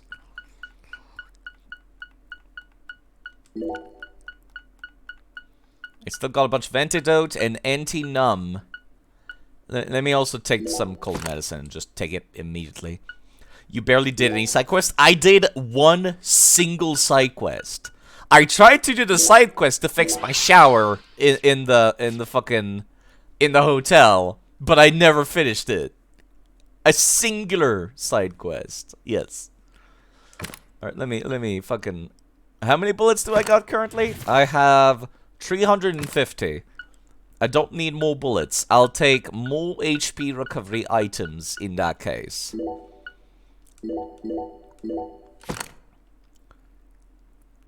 York's Fairy. One might call it side effect. Get it. I get it. Is there anything back here?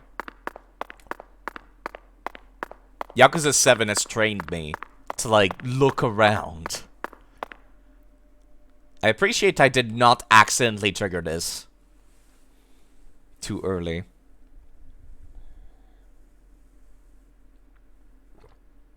I can feel it, York. There's something in this room. It's a little baffling that the layout of the warehouse has not changed at all in, like, what, 10 years? 8 years? What do you say we gather up some puzzle pieces for old time's sake? Oh! Dead sharks.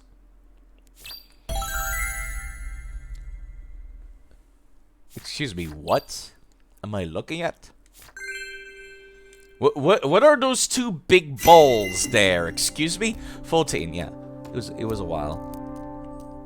What are those big balls?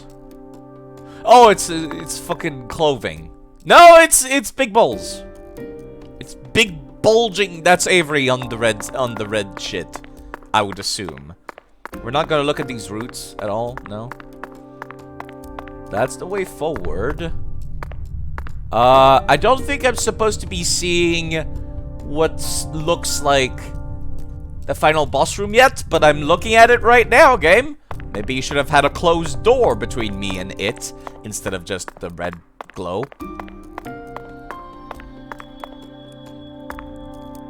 Hello, Cosmonoid. You come at a very confusing time. We're not playing as York. We're playing as Zack. A very confusing moment, to be sure. Zack is talking to York like York used to talk to Zack. It's a very emotional thing. It was very emotional. There's like a post-endgame thing in Deadly Premonition 1 where you play as Zack as well, and he keeps talking to York, and he has all these new car talks as well. Yeah, it's the guy from the Host Alert. Except it's Zack. It's not the guy from the Host Alert. An artificial heart-lung machine. Excuse me, what? And this tank's filled with some sort of liquid. Red seeds? If it isn't frozen at this temperature, it must be a non-freezing liquid. What was he using this for? It couldn't be cryonics. Did he replace Lisa's bodily fluids with this stuff? Oh, now we're getting into some weird shit territory.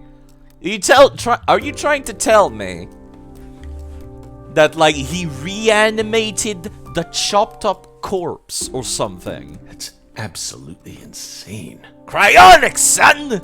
Sorry.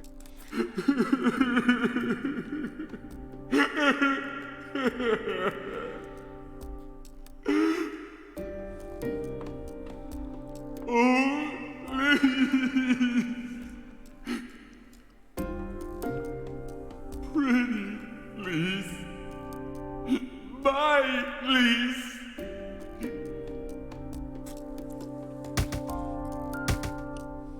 Why? I'll check the shoulders in a second. Why did you die? I also like the subtitles being shaking. Please.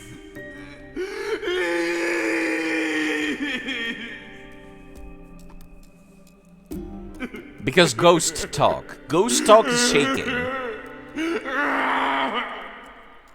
Oh, you played the alert? Sorry about that, Mr. Swar. Jeez, fucking. I stopped paying attention because I was like distracted by the shoulders. Did you see that? Can I get a refund? You know what? Crisp I spring will morning. do the F refund. K. Even though you got the alert, I knew I could. you will get the refund. Never fails. Even though it costs absolutely nothing to redeem Let's get these. going. Just gotta go to my page, and I gotta go into mod view, and then I gotta go to the redeem, and then I gotta like go, yeah, channel point Q, and it takes a while, but I will still refund it, even though I played it.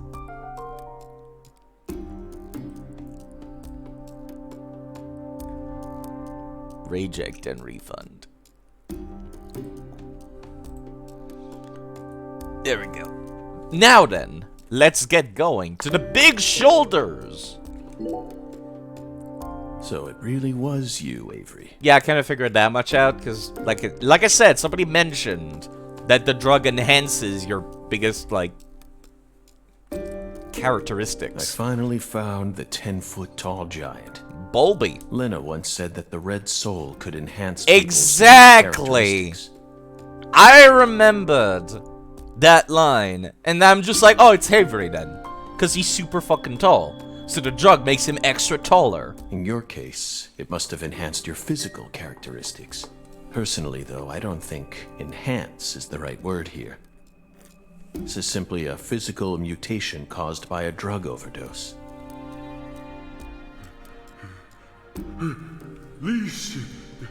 This juice Juice. came from that powder. Yup. Yep. Gave me strength. I'll put it in Lisa's body. Yup. So Lisa stay pretty forever. Juice, quote unquote. So you're telling me, okay, I don't like where this is going. Don't laugh like that. I laugh like that, and that makes me feel weird. I have the her laugh as well. I don't like this. I'll make Lisa pretty. Yup. I'll spread The her her out laugh. all neat and protect her. So bulgy.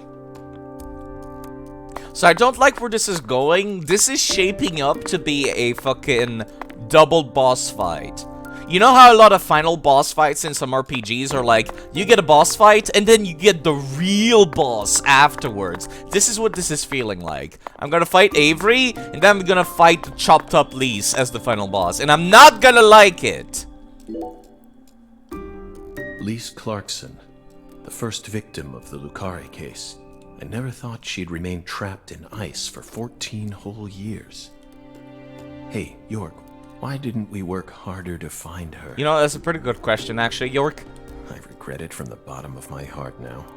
You hate stage boss fights with multiple health bars? Just give me one health bar condiment. Yeah, I'd rather just see one health bar that is massive rather than multiple health bars.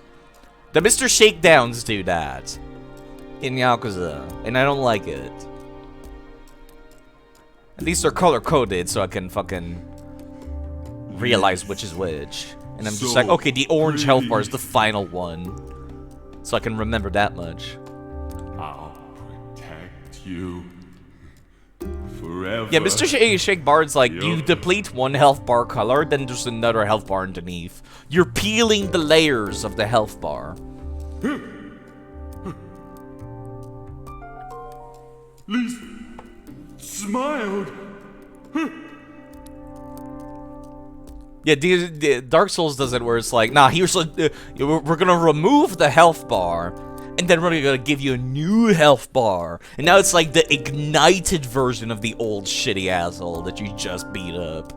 She's smiling at me. Yup. Yep.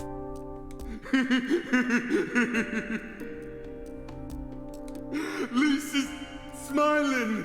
She's smiling. This is making me extremely uncomfortable, just like all of the other segments like this have made me uncomfortable. No one ever comes here. I can hide Lisa here. This is for your sake, Lisa.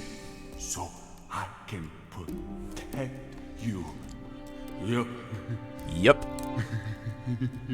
Uncomfortable, ahoy. Yep.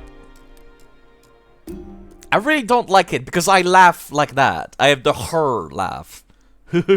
I go like that as well, so it's like, why am I still being paid by the FBI? Avery trapped Lise here in that massive block of ice. He made his own personal altar that no one would ever find. Is there seriously not a single other worker in the food storage warehouse. That ever comes down here? That seems kind of weird. And that liquid must be the solution that Saint Rouge is made from. He used that to keep her body from decomposing.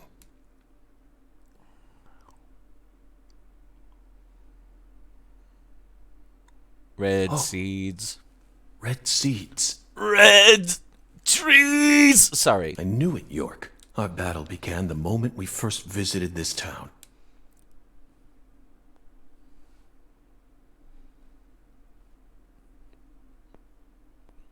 A trail of seeds. I've already gone down that way. I've already seen what the final boss room looks like. I would like to save again.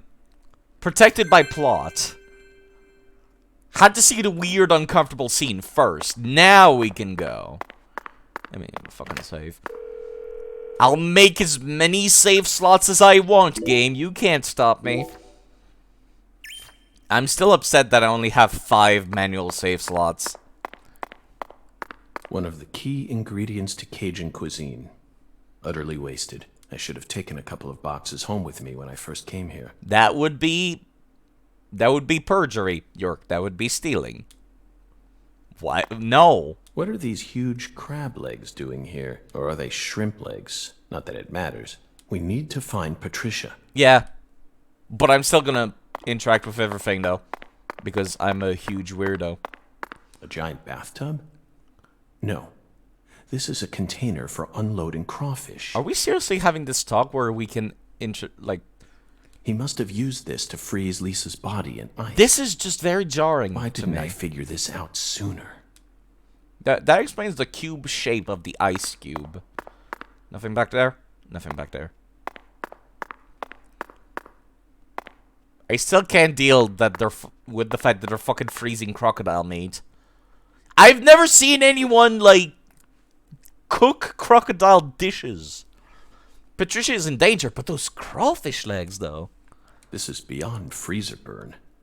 The meat's all shriveled up. Forgotten gator bones. All the way down here, Katrina still found a way to make her mark. It's a lot of wasted food when you think about it. Were these frozen oysters? Hard to tell now. After the hurricane, no one entered this warehouse for a long time. This seems really weird, considering that Clarkson, as, like, a company, still continued to operate afterwards. Because Danny Clarkson was in charge, and there was still an heir to, like, inherit the shite. Like, Danny Clarkson was the legal guardian of Patricia, which means he was basically in charge of all this shit. So it's like, this is just weird that no one came down here in 15 years. Not a single, like, health inspection or anything. Like, nothing. Not a single thing. The Holy Trinity paste. I forgot about the Holy Trinity paste. Somehow this lone box is completely undamaged. Dude hit this place, though? Yeah, but how? It's just a fucking, like, elevator down. If you had, like, a health inspector coming in, they're like, yeah, we need to go check, like, the deep food storage. Like, that's the stuff at the bottom for the luxury foods. We need to go check that. Is there divine power at play here? Magic. Somehow I doubt it. I've had enough of those fairy tales. Holy Trinity paste. What was it, like okra and onion in a paste? And I remember I said I would totally use that as a condiment. That sounds great. Then York was like, that's fucking disgusting, no. The seeds lead this way. This is where the final secret is hidden. Yeah, I know, York. Aaliyah and Simon would never be able to reach the other world through their mundane investigation. That's why we need to close this case. Oh, speaking of, can we talk about the fact that Simon not only, like, allowed the dangerous psychopath on the loose, but also, like, assaulted and cuffed another agent? So, not only should he totally lose his job, he should probably get arrested. But pizza, though! Yeah, I know. Pizza will never betray you. Yeah, I mean, it turned out alright, sure, but it's like... a strong grip. Strong enough to crush a steel door. That's a pretty strong grip. This must be the entrance to the Smarty Pants scientist's lab. The IQ continues to rise as time goes on. Don't give me another segment. Don't give me another segment. Just teleport me in, please. Just give me the boss room. Please, just give me the boss room. I am begging you. Ah! It was right there! You can't give me the bullshit, like, explanation of there's a hallway that turns into magic bullshit. No. No. This is just a lie. A dirty, dirty lie. That's fucking... This is anticlimactic. This is actually how you kill all dramatic tension from your storytelling. This is actually how you kill the dramatic tension. You have, like, an investigation segment, then you say, after the investigation segment is done, fuck you. Have some action. I feel like Resident Evil 4 at least had, like Resident Evil 4 did the same thing, but I feel like it had better, like, fucking pacing. The pacing was better in RE4. Where the fuck are they? I hear them, like, clipping. Wait, chip. Are they behind me? They're behind me. No? Where the fuck are they?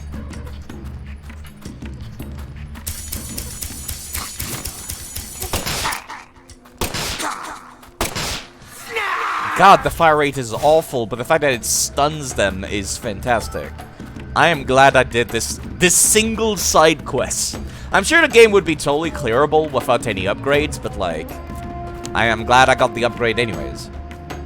There's gonna be one on the fucking roof, isn't it? Turn around and face me. So I can punch you to death.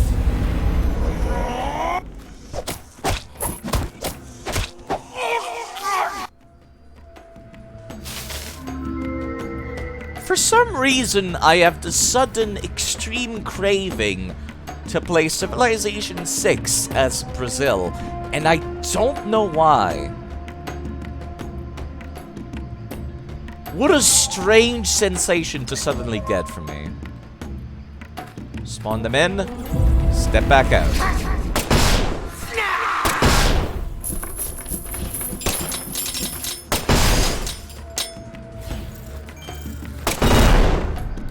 Keep the explosive barrels just in case you need them. The girls are like the most obnoxious ones to fight, so.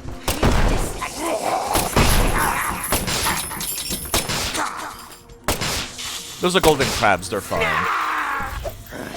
I can actually just fucking kick them. You aren't free anymore.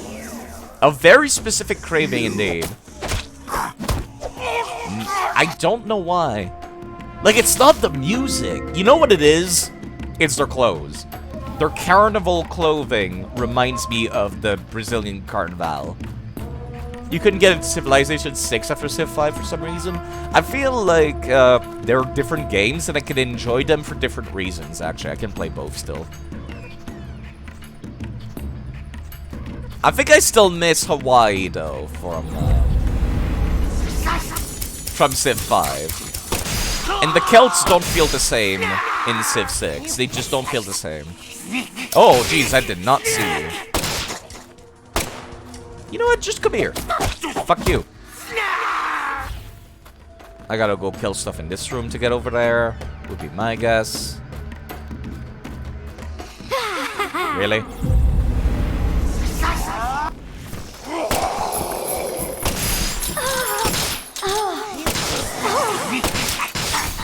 Just stand right there so I can hit the both of you at the same time.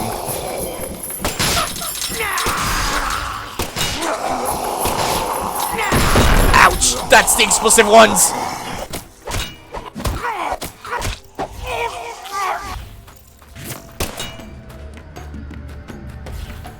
That's a silver guy. That's where the explosive ones came from. You got overwhelmed by all the flood and that random stuff. You can actually turn that off. That's from the environmental expansion. You could still, yeah, you could just turn it off if you don't like it.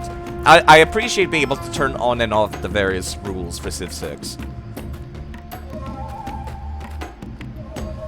Like, each expansion's features can be turned off individually, which is nice. You know, I really should just shoot them. Ouch. Got hit by the fucking clouds again.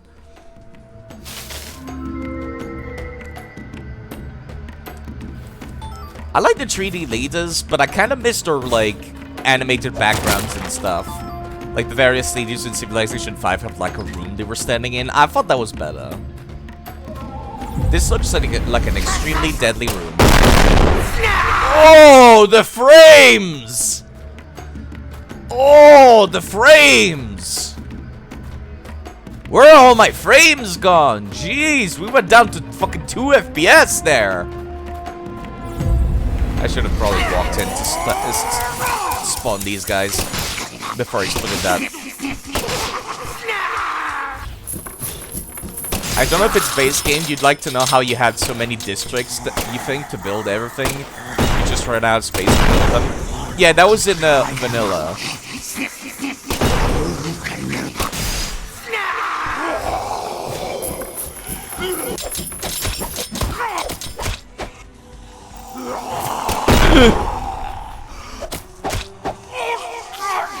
It was, yeah, I like that a lot, personally. I liked how they said it themselves. They said, they quote for Civ 6, unstacked the cities. Because in Civ 5, they unstacked the armies. They wanted to do that again, but for the cities. Which I appreciate. I appreciate because it feels like your city is actually sprawling out and stuff. Please remain. Thank you. It always was a little bit silly how a single tile on the map... Excuse me, I just noticed it. How a single tile on the map had all these buildings and stuff. And I like that. I like being able to, like, build stuff. My favorite thing about Civ 6, though, is the improvements. But that was in Civ 5, too. Stand up. Yeah, no, it's definitely not their butts. I thought it was, but it's not. Civ 5 is really silly, I think. I saw a mod, actually, for Civilization 5 that added, like, the wonders from Civ 6. How you would place them physically on the map. I like that a lot. Your favorite thing about 4K strategy is actually building your city and improving it. You don't really care about the war and winning. See, that's kind of why I like Civ, actually, Mr. Swar. Because there's multiple victory types. You can win via science, or like money, and stuff like that. And I like that a lot. Yeah, like Endless Legends. You know what you should take a look at? The creators of Endless Legends made Humankind. Which was their it's Amplitude Studios. They just did Humankind. Which was like... basically their attempt at competing with Civ. Because, like, no one else is competing with Civ, so they figured it might as well. Like, getting all the monies and culture. I play Civ like that a lot, personally. Oh, fuck. That's a golden one, we're fine.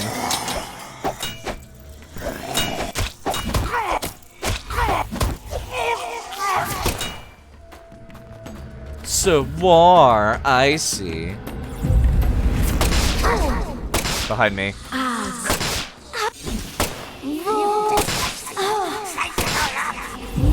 Oh, fuck. Oh, fuck. Oh, now we're getting in some dangerous territory. Ouch, ouch, ouch. I'm stunned, and I'm hurt. Yeah, Humankind is pretty mixed. My main issue with Humankind is, like, I play on the slowest speed, and I play on, I play with the maximum amount of AI. Which means in Humankind, there's, like, one culture per AI. Which means that if the AI picks the one you want ahead of time, you just... Let's say all the AI pick all the different civilizations, you're just left with whatever's left, because there's just not enough in there. I like Humankind, I just wanted to have more content. Which is the same issue I have with Crusader Kings. Also, I gotta remember to heal myself as well, not just curing the thing. This is fine. Ouch.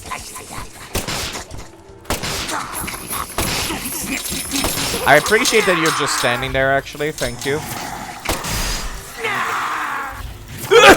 Silver ones. Silver ones, very dangerous. Just stand still, please. Gonna have to turn around and shoot those. Camera, now is not a good time. Thankfully, they're also frozen.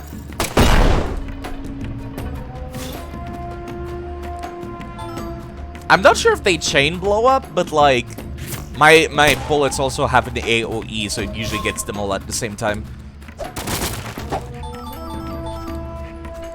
Lots of coffee. It kind of looks like it, but I'm not sure. Check the fucking ceiling side.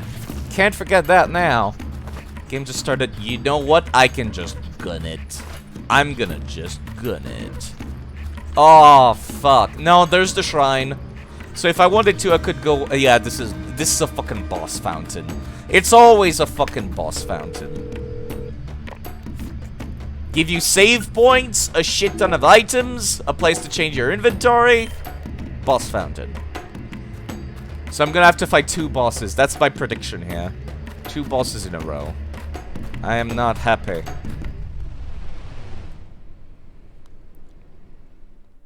I'm gonna have to fight Avery first, and then I'm gonna have to fight fucking, like... what's her face? The corpse. Because he pumped her full of the red seeds drug, the Sang Rouge.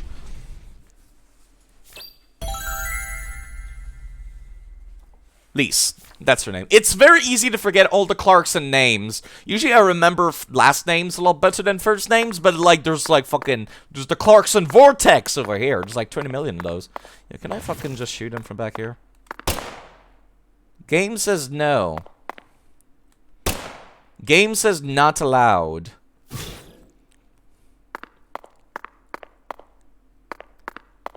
Very creepy place. Very creepy. Yeah, there's a fucking boss room and a half, isn't it? Yeah, no. The AoE would have hit him. He's actually invulnerable.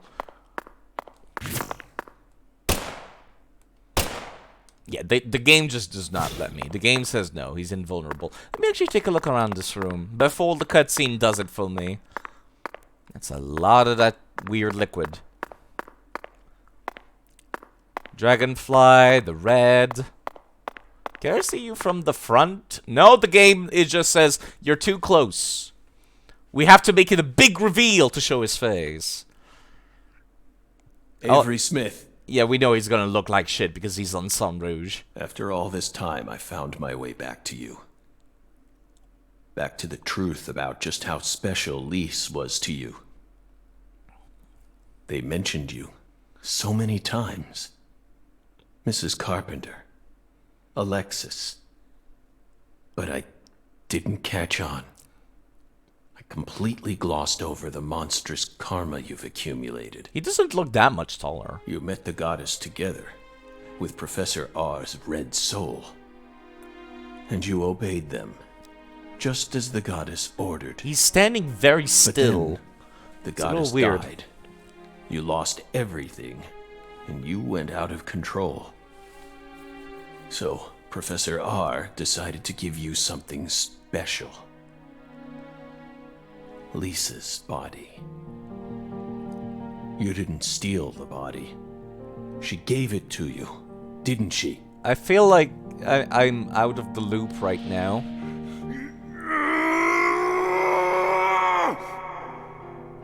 They stole Lise, my goddess!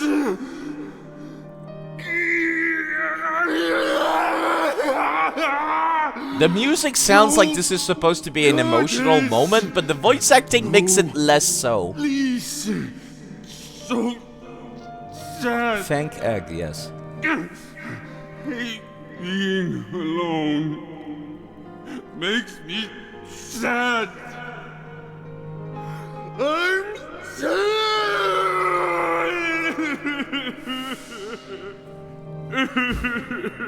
How do you manage to have this emotional, like, piano music in the background, but also this really weird, exaggerated voice acting. How does fucking... How does DP manage to continue straddling both extremes at the same time? Yup. I still got Patricia. Now we're getting to the creepy again. Lise and Patricia. So alike. Didn't they have different colored hair? I ain't alone. Yep. I was not expecting to reach the end today. Goddess. I thought there was still gonna be like another 5 hours to the game, With at me. least.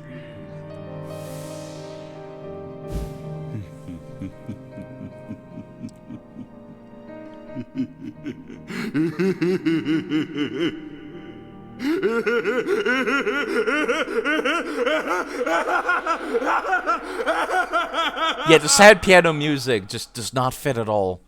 I feel like maniacal evil music would be a little better here.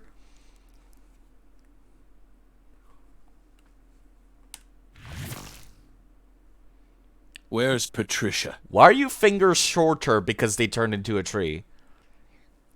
I'm not the only one who noticed that, right? He lost like a solid centimeter.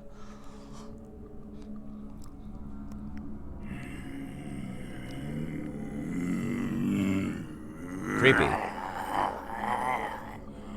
Please, for the love of God. For you, Avery. Turn yourself in. Stop now, and I'll even testify for Please give me good frames for this boss fight. That's right. It's not your fault. Not my fault. Yes. You were just being used. I was used. No. No one used me.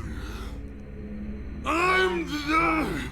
I would have loved it if it actually worked and then we didn't get a boss fight. I would have been amazed by the balls of the developers. But no. Gotta always have a big dumb boss fight. Always a big dumb boss fight. What is that thing in his ear? Oh god. Oh god. Well, at least I don't have to deal with a bunch of mobs in the boss fight. Game, would you kindly make his hitbox work, please? That's a lot of HP. Okay, what if I shoot the balls?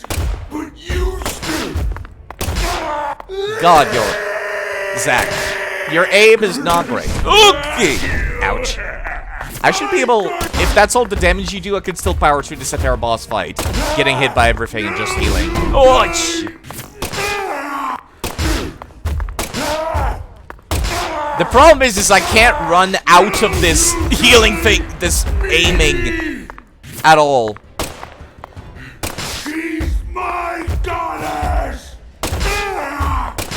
Now you die. Okay. Patricia's my new goddess. My new lease. Okay, please kindly step away from me. Oh, I was not expecting that.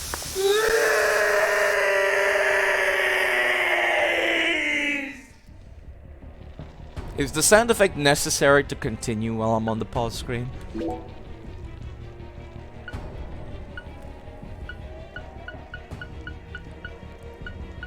I need a small amount of healing. Sound effect, yes. Part of me kind of wishes I had some buff to increase my damage, but no. I don't. Okay. Actually, just stand there. That's good. If you keep doing that, I'm good. If you keep doing, like, ranged attacks, I'm actually golden here. Yes! Continue doing that, Avery. We're good. Because it doesn't seem like they're randomly, like, located. It seems like they're scripted to only be in certain locations. Goddess, give me power. It seems like I can totally just stand here. Ouch. I got it, Lise, but you are. Oh, for fuck's sake, can you please get good aim for this final boss fight? I appreciate an easy boss fight, actually, Chili, so I'm not gonna complain too much about this. Game, would you kindly? There we go. What happened? I'm not a smarty pants, so I don't know. Was that seriously his defeat quote? Was that actually his defeat quote? I'm not smarty pants, so I don't know. I knew it. I'm gonna have 2 boss fights. Why is she blonde now? Patricia. I guess it has been 15 years, so she could have dyed her hair. Okay, yeah, I get 2 boss fights. I expected it. Why is Zack blonde? Zack is actually white-haired.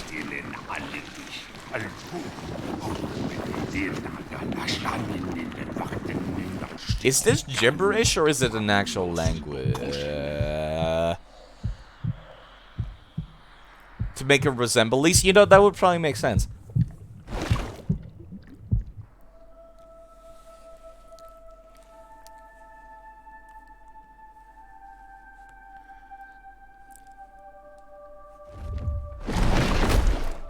That was very fast compared to all the...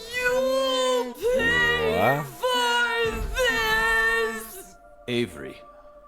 So that's your new altar. What? Sorry, but that religion won't last much longer. Just coming with me.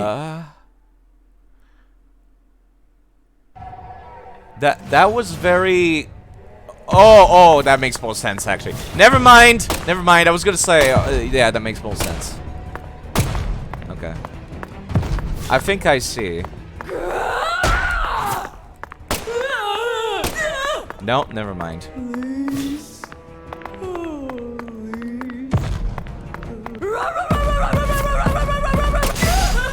Okay.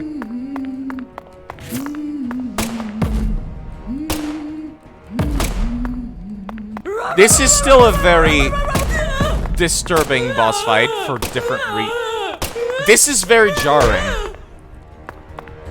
Game.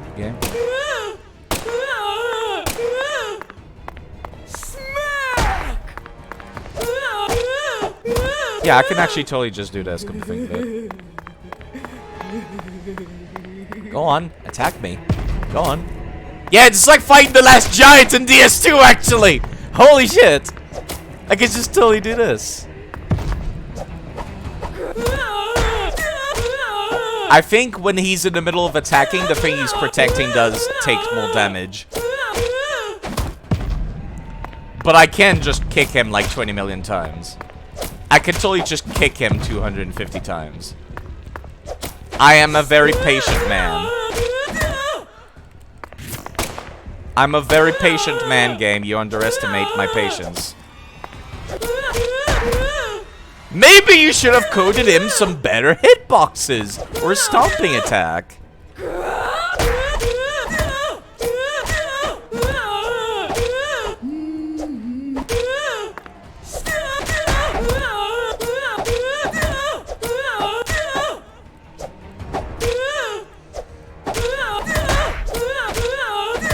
I am completely okay with this. I am 100% okay with this.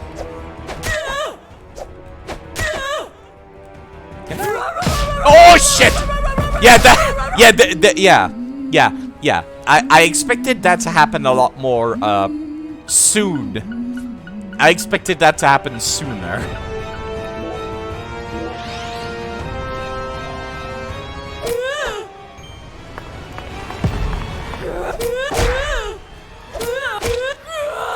I expect that to happen a lot sooner. Well, maybe you shouldn't be so tall then. You're the one that did this to yourself. You're the one that decided to go Super Saiyan, transform into this. Oh, fuck. Actually, it's totally fine. Yo, actually, can I shoot these? No, it cannot.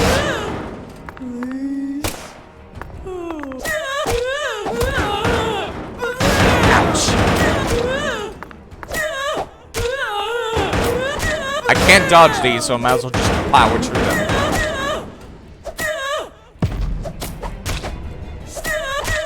Yeah, keep doing the slap. It seems like he stomps when I'm aiming at him, and he slaps when I'm in melee.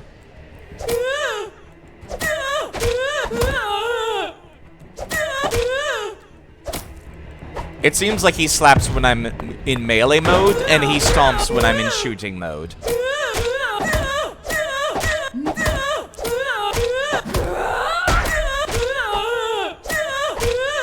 This is by far the most surreal boss fight I have ever had in any video game ever.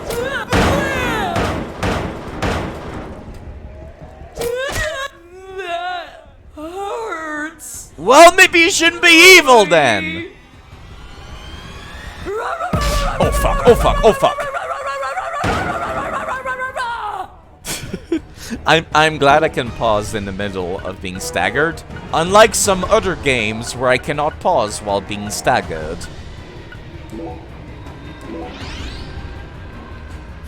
Rah, indeed. Ouch! He's just going through the walls now. Like, there is just... No attempts was made anymore. No attempt was made at, like, fucking code hitboxes for this kid.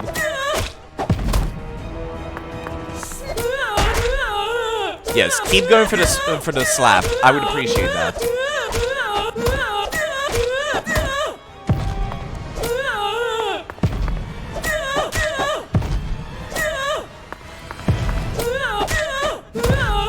I appreciate that no attempt was made for this boss fight. Hello, Mr. Ronosta. So, what is that masterpiece of a game? That's a very good question. I'm at the end of the second game, so it would take a very long time to explain everything from the top. It's definitely one of the best games ever made, for certain. 1 second. God, it hurts where my teeth used to be whenever I cough or sneeze. I hate it. It feels hollow and I don't like it. Kinda, yes. Stop it. Yeah. I'm bad. I don't want to die. Okay. I see.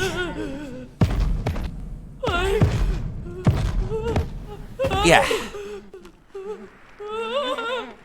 I would strongly recommend anyone coming here near the end.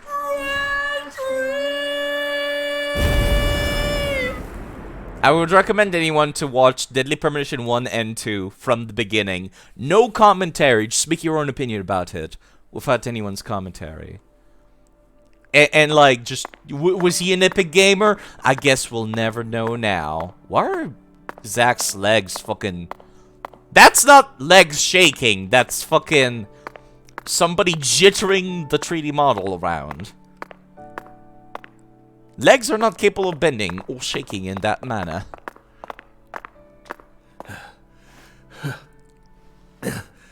Patricia, you've become such a beautiful young woman. Now is not the time, York, whilst you're dying of cancer.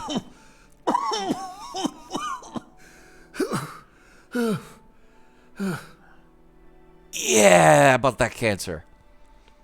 Honestly, I'm surprised this hasn't happened until now.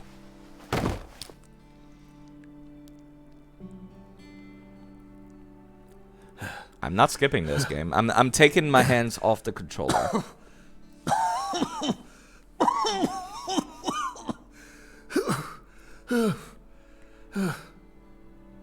Why are you here? Good question. I didn't ask you to come here. What do you think you're doing? I'm... Trying to act like some big hero? No. You never change. Always butting into people's problems. This is a very strange You wouldn't whiplash. even let me die back then. What? Do you know how much pain I had to suffer because of you? Thanks to you, I had to live out 14 more years in hell. But Who do you think you are anyway? You should have just let me die. I could never do that. I could never just. I think stand he's there just and hallucinating let at you this die. point. That seems Never. out of character for Patricia. Never. This is a really weird Well, bit. You should have. But. You should have just let me die. Just like you did with all the others. You let them all die. This definitely feels like hallucinations. Stop it. No, I won't. You built up such a towering mountain of corpses. No. Yes, you did. You're possessed by death. That's exactly what Aaliyah said. I'm not. I did it for the sake of justice. Is that why you let her die? For the sake of justice? Don't say it. Please. Whatever you do, just don't say her name. Emily Wyatt. No! Emily Wyatt. Oh, damn it. Damn it. Damn it. I couldn't protect her. Yeah. Yet I survived. I lived on to accomplish nothing. Damn it, York. Please. Just take me. Take me to the other side.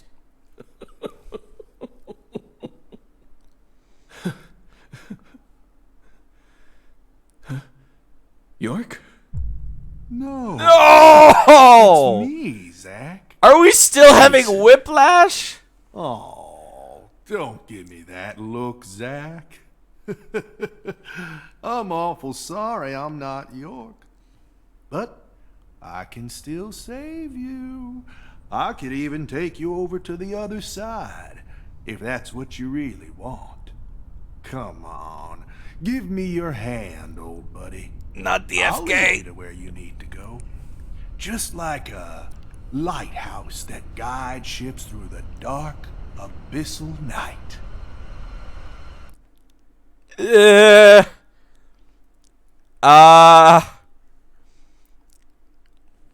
What happens if I just stand here for a bit and just no? It's not even like the previous choices in the game that were like jokes, fake choice, where it's like it gives you 3 choices that all say the same thing. No, this one is just no choices. I'm not allowed. I can't press B to back out. Can't press start. No, I got nothing. I have no buttons. I can't back out of this. Well, if it's gonna turn out that I need to go back and do like all side quests in the game to get a good ending, I'm going to be extremely upset. I'll do it, but I will be upset! That would be really dumb if I had to do side quests in 2 years. No. Well, I got nothing. I got no choices.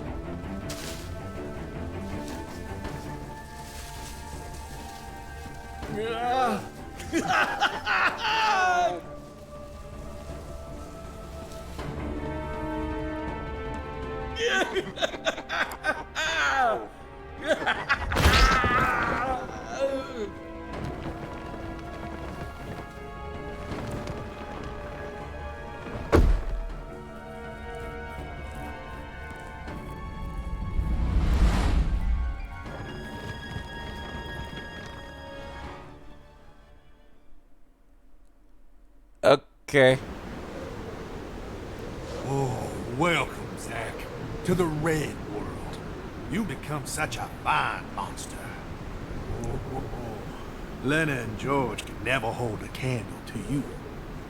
They really disappointed me, This is really weird. Especially Leonard. I can't believe she actually tried to outwit me. Right at the very end. Are we gonna talk about George from the See, previous game at all? My plan was to have Patricia die, then let Candy and Melvin survive.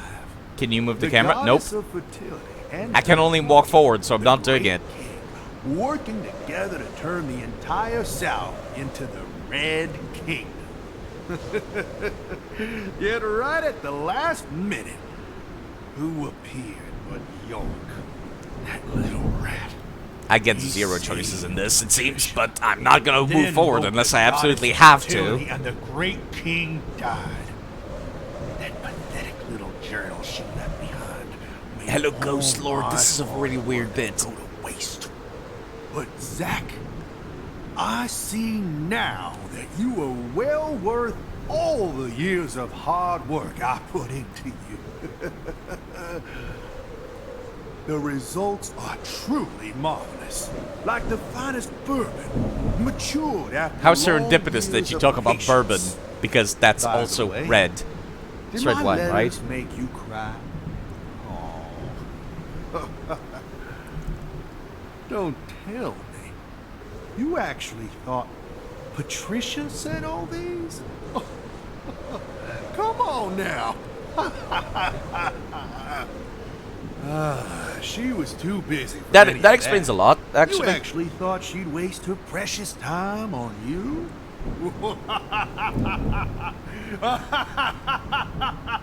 This is a really weird bit. This is a long, weird bit. Also, after 15 years, I'm surprised Patricia is not taller. What's wrong? Can't hear me anymore? Well, that's fine by me, Zach. Especially now that York's out of the picture. Yeah, that No they kind of one can talked stop about us that anymore. in the end of Now, the previous game. Hurry up and destroy Patricia. Make flowers for me. Forever 147 Blood, years. red flowers. I'm actually gonna see if something happens if I don't go towards her. Plus, I get to see the entire dialogue this way. Alright, let me give it a good solid 30 seconds. Starting now. I'm checking the uptime on my Streamlabs. A solid 30 seconds, just to make sure it's not like a trick where it's like, oh, you gotta not kill the person. They had a bit like that in one of the Silent Hill games. We had to actively not fight in order to win the boss fight. That might be another thing than Silent Hill. Okay, it doesn't seem like anything's happening, so I'm going to start walking now.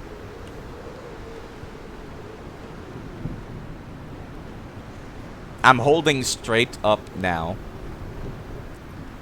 Oh, that's a hand. That's not part of the background. That's supposed to be Zach's hand.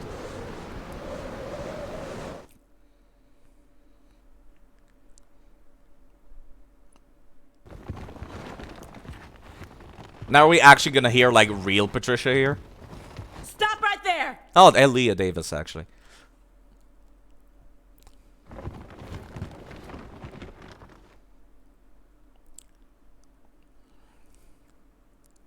Is that you, Morgan? Yeah, this is kind of a weird thing to end up at. Don't tell me. Don't move another muscle. Oh no, it's gonna... Francis Zach Morgan. Oh, it's gonna Your be 3 story, boss fights your in a row. reasoning. I accept most of it.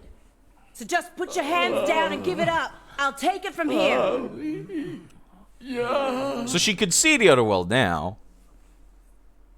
Oh. Hey. She ain't half bad. Excuse me? She can't see this world, but she still managed to find her way here using nothing but her Okay, nose. what is Aaliyah seeing Like here? a genius pianist who can play Chopin without looking at any sheet music. She's got potential. Isn't that What is she right, seeing Zach? right now? Because she's clearly holding her gun up. I just got a nugget of an idea. I know the perfect. I'm way to very use her. confused.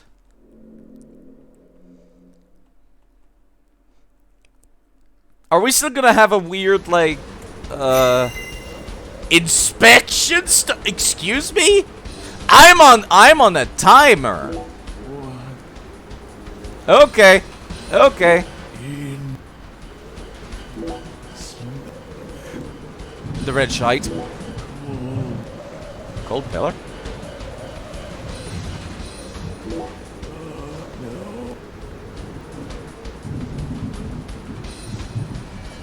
None of these will do anything, so I might as well check them out. I think I have way more time than what I actually need. So, no.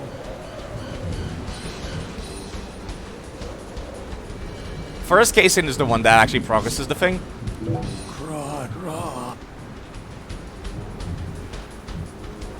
Okay, both of these also progress the plot, apparently. Which is very worrying. Don't tell me it's going to turn out to have multiple endings. Or something.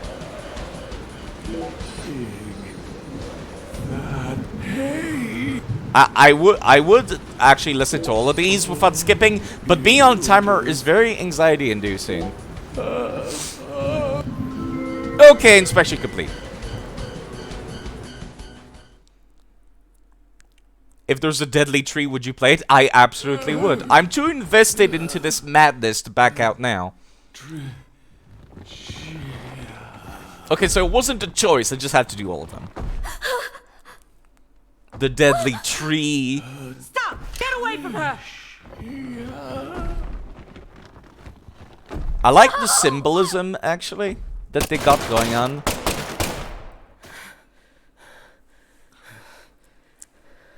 Like, they got the symbolism of, like, Zack with another much more powerful being overshadowing him, like York.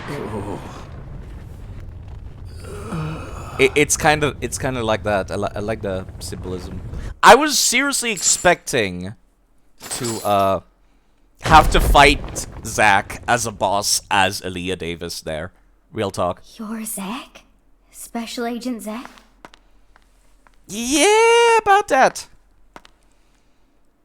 You came to save me, didn't you? Yeah, previously was obviously just like either hallucinations or FK. So much. Did you change your hair color? Yes, she did. It looks great on you. Actually, I prefer brown. That looks really weird. Yeah, the bullet thing was very shadowy. Very obvious foreshadowing. Not subtle at all. Oh, is he fucking naked now? Good. They mentioned that, like, York would need to be shot by Aaliyah earlier. Zack! Trisha. I don't have much time left. I'm just glad. I think it was when you went to the bathroom.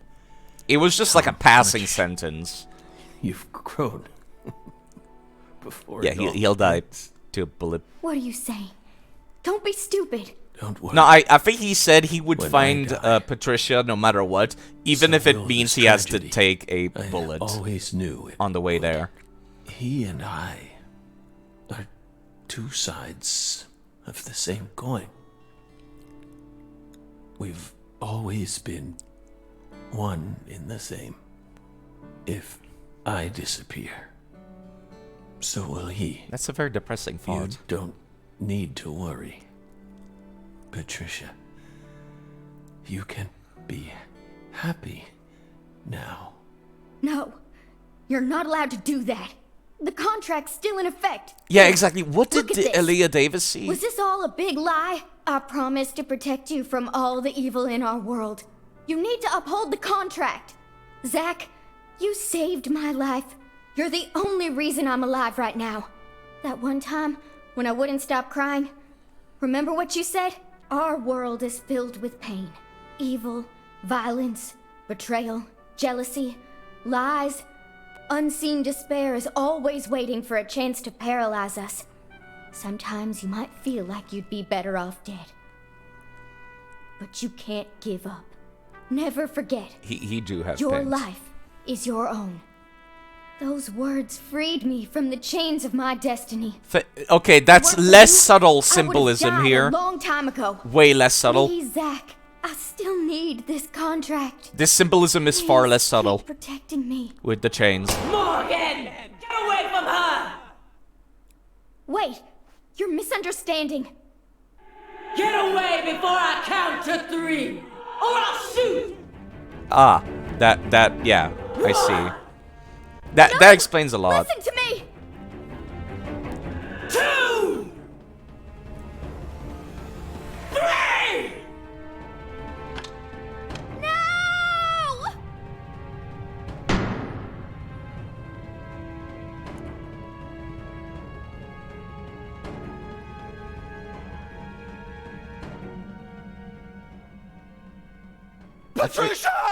I think I see where this is going, and I expect it to be pretty dumb. Is it gonna turn out that she went to the front of Zach, and then, like, her pendant is gonna take the bullet, which means she will take a much lesser wound than she normally would? Because that's kind of what I feel this is gearing up towards, and I will be a little upset if that's the case. Oh, no, it's somehow dumber. Is this a miracle? Oh, it's somehow stupider. God.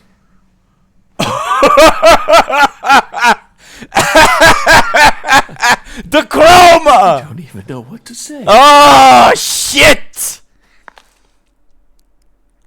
You've become quite the crybaby since I last saw you, Zach.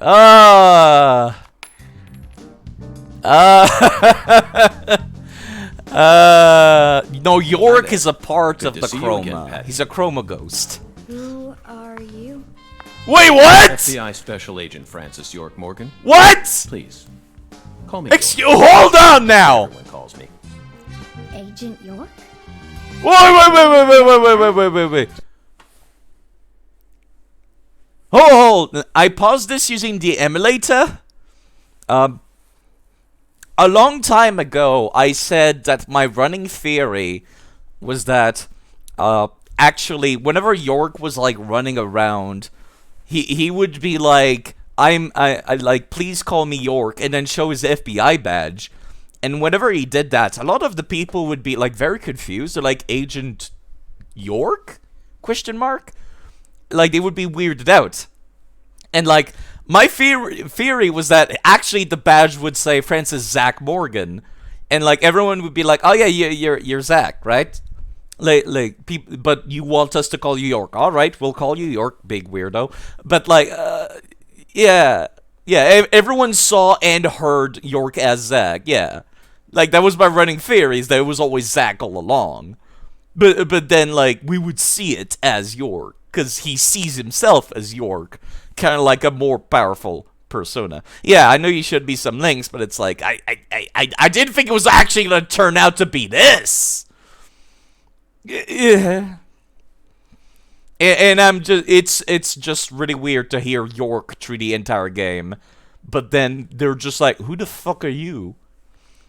What does he look so young, though? Because in Deadly Premonition 1, he went to the other world looking like this, I guess. No, actually, no, you're right. This is young York. Never mind. This is the York we've been playing all game. He should not look this young. He should look a lot older, like DP1 York. This is weird, and I'm going to unpause, and I'm just going to continue this roller coaster ride, because it's pretty clear I'm not going to be able to like, rationalize this. Because we don't want to change the model. Also that. So I didn't see the ending of DP1. What's the connection between York and Zach? Well, since we're already within spoiler territory, before I unpause, I might as well say it. Basically, there was an extremely traumatic event that happened to Zach, which is where he got that scar with FK.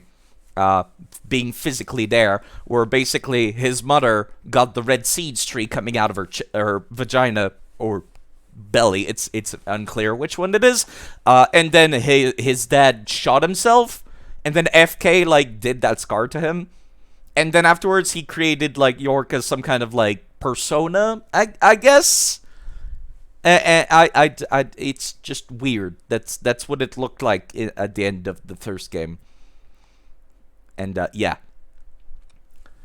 Like, my uterus would make the most sense, yes, so yeah. which explains why he says, like, oh, there's a certain trick that can't really be passed on to growing these trees. Yeah. Created York as a second personality. Like, my running theory was like, oh, he created him as, like, a tulpa or some shit. And it manifested itself into the real world. And like, that was my running theory, which is how York was capable of running around, like, all throughout the United States, while Zack was sitting at home having cancer. That was, like, my running theory. But then it's not completely correct at all, but, like, it still seems to be happening. Yeah. And also at the end of Deadly Premonition 1, York goes away. And then, like, he hints to a sequel saying, there's another case that awaits us. So they didn't quite... Yeah, it's weird! Yeah, we're in the underworld, which I guess is kind of why we're capable of seeing York. Now, I'm glad I can use the emulator to post this. It's like a distinct soul. It's kind of like the bullshit that happens in Kingdom Hearts, where Roxas and Sora and fucking Ventus are all, like, technically different souls, but they're also all the same soul, and it's weird. And it's like, it's sleep-deprived logic, which is why Mr. Suarez is capable of making a lot more sense out of this than I can. I'm going to unpause now. Just like Zack? Yes, that's right. I'm Zack, and Zack is me. Yes.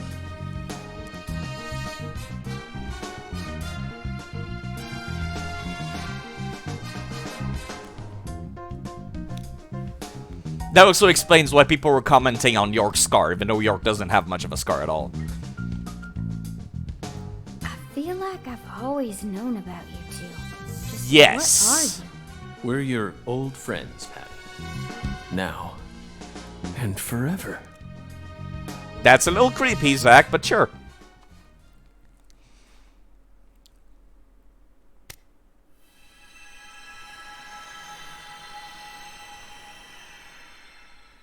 If he turns into DP1 York, that's gonna be really weird. Oh!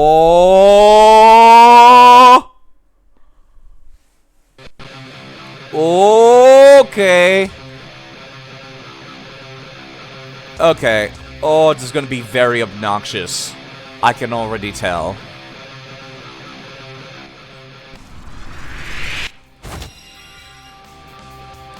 Wait, what? What? Why? Why? My controller died! Oh, for fuck's sake. Oh, for fuck's sake. My controller was dead. Ouch. Oh, this is gonna be bad because I have AoEs! No!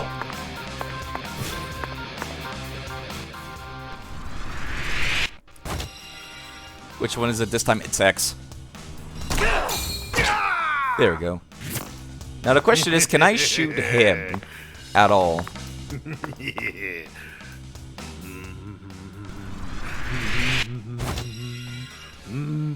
B. Aim carefully. I'm warning you. Oh, ouch. Aim carefully. This is gonna be hard because, like I said, there's fucking AoE on my shite. It's really hard to not shoot Aaliyah. Practically impossible, I might even say.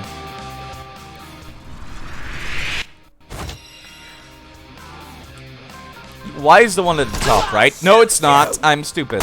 Aim carefully, sister. Freeze! Ow. This is fine. Aim carefully, sister. Freeze! I can actually dodge bullets, holy crap. Yeah, I kind of wish I did not have the AoE now. Freeze! I really wish I did not have the AoE.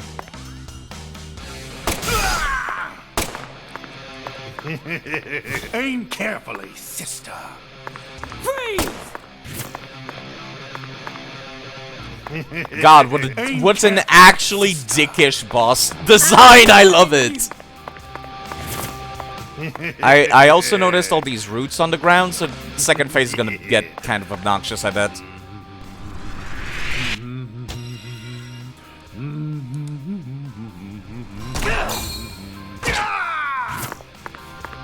Yeah, he's actually floating himself behind her. So shooting him is like practically impossible.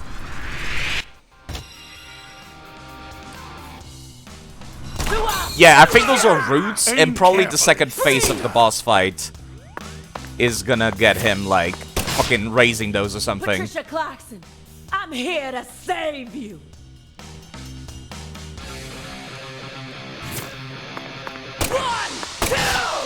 Oh fuck, oh fuck, oh fuck! Well, I'm glad I kept that anti-poison the entire game. It's the first boss to actually use it.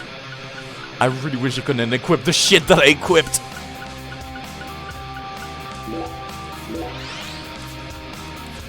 Yeah, those are the things she's blowing up. They explode into poison. Okay. Aim carefully, sister. Freeze! Oh wow, I don't even need to run actually. God damn it. 1, 2, 3! I can't see shit. Aim carefully, sister.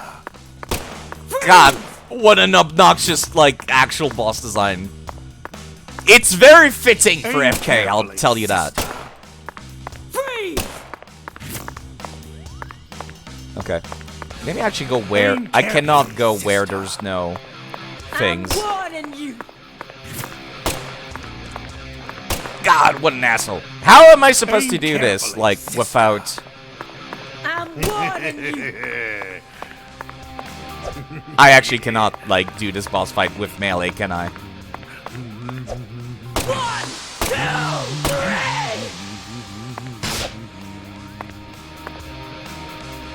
I wonder if I do this... 1, 2! She actually cannot hit me.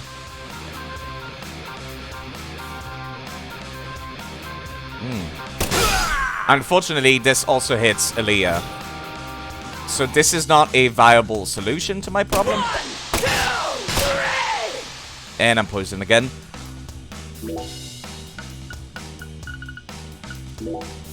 I'm glad I fucking hoarded all of these all game now.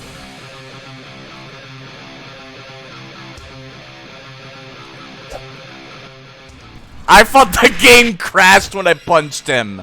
Ah, that would have been very upsetting.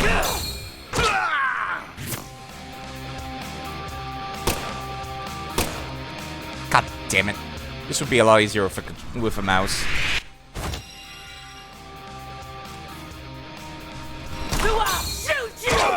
This would be so much easier with a mouse. Oh, fuck. Now I've been staggered into all of these. That's just not fair. Now's a good time for a coffee. With milk. I mean, antidote. Antidote. There we go. Actually, let me also use a first aid kit. I legitimately prefer this boss fight more than... Oh, fuck. Well, so much for that anti-venom, huh? I actually prefer this boss fight more than the one I had to fight in the first game. Real talk. Antidote with milk. Game, come on now. My shitty fire rate is turning up against me. Thankfully, there's these QTE segments which make my life a lot easier.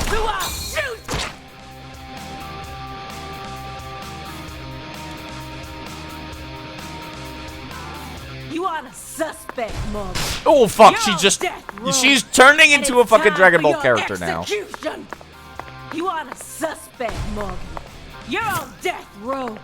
And it's time for you are a suspect. Oh, for fuck's sake, game, would you You're kindly? on death row. And it's time for your Oh my god, game. Would you kindly? Your fate is sealed. Oh, these are new. Oh, these are bad. This is just turning into a Dragon Ball boss fight now. The problem is that aiming with controller is hard, plus the shitty fire rate. Morgan. Like, hitting Kaysen without hitting... Actually, I just realized, Kaysen has less HP than her. So technically... Oh, I could just shoot her and him at the same time with the AoE. Technically. And totally get away with it. Yeah, I can actually totally do this. Because he has less HP than she does. This is not animating properly when I fire.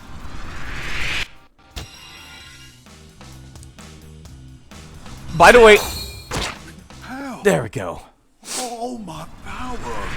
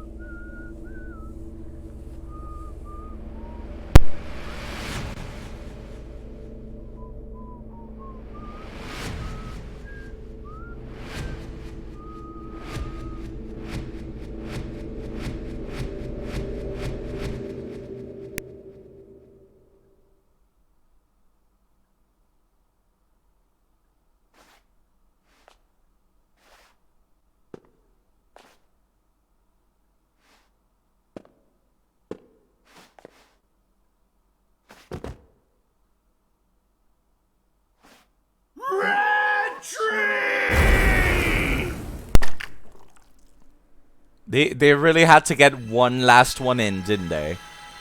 They had to get one last. Red trees! Zach, Oh, wake up! jeez, I forgot about this Zach, part. No, you can't. Hi, die Mr. here. Master. You came at a very Please, strange Zach. time. York, please. Save Zach. He's dying from No, you can cancer. save him. Death is inevitable, Patricia. It descends upon us all equally. All life dies in the end, and no one can change that. But we're He bonded has together magic again. powers, This isn't but fair. Come on. magic powers Fulfill can't the get rid of contract. the Sorry, but this is an extenuating circumstance. Then sign a new one with me. This contract isn't valid anymore. Now I'm going to protect you from all the evil in the world, and I plan on keeping my promise. So you're not allowed to die before I do. Go on. Sign the contract. Come on, sign it. Now.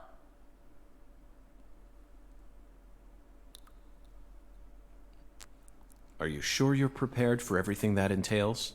Oh, you dear. Can only break the rules once.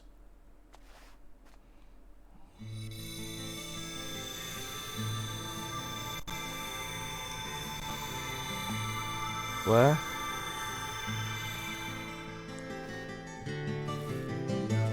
What?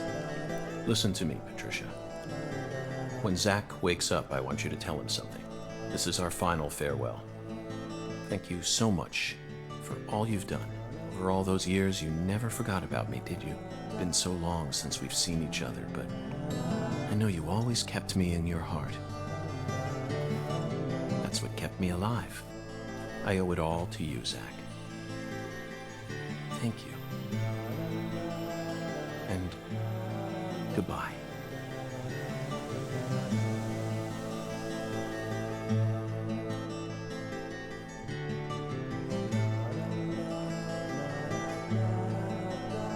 I'm not tearing up. You're tearing up. Shut up. This scene is very weird and I'm barely capable of keeping up, but I do feel emotionally distraught, actually. I'm not crying. You're crying. Wait, oh, right. Jeez, I'd forgotten about fucking... What's his face? I didn't recognize him without the mask and the hat. I had not recognized Avery. Without the giant bulbs as well. Okay, well. Thank you. Thank you, York. Thank you. Thank you.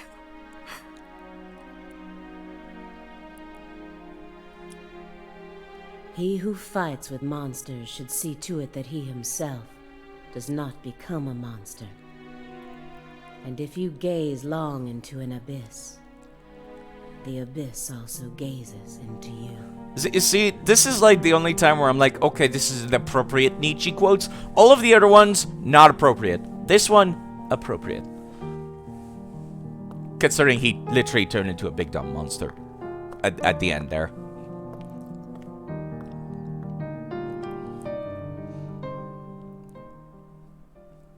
Yeah, that was a weird bit. I would love to see what that looked like from Aaliyah's point of view. I had almost forgotten about the cemetery entirely. We never did have any reason to go talk at the cemetery. Oh no! Don't tell me.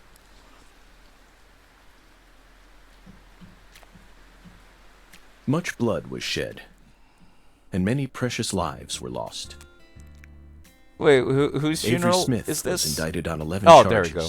Including kidnapping Patricia Clarkson, illegally disposing of Lise Clarkson's corpse, and distributing the illegal substance known as Sang Rouge. He's currently serving a term of 381 years at a state prison in Angola, Louisiana. His first possible scheduled review for parole could happen in 127 years at the earliest. Yeesh. Aaliyah Davis's assistance in solving the case was officially acknowledged, and she was transferred to the DC HQ. I see. Thanks to Boston Chief Robert Abraham's support, she was officially allowed to join the Sang Rouge Investigative Task Force. Later, it was reported that her younger brother began to show small signs of recovery from his addiction. Simon Jones was finally freed from his mission to monitor a certain ex-agent and returned to the Boston branch. He was given a brand new computer and put back on data analysis, but never worked another big case. Ah, so no character growth Instead, at all.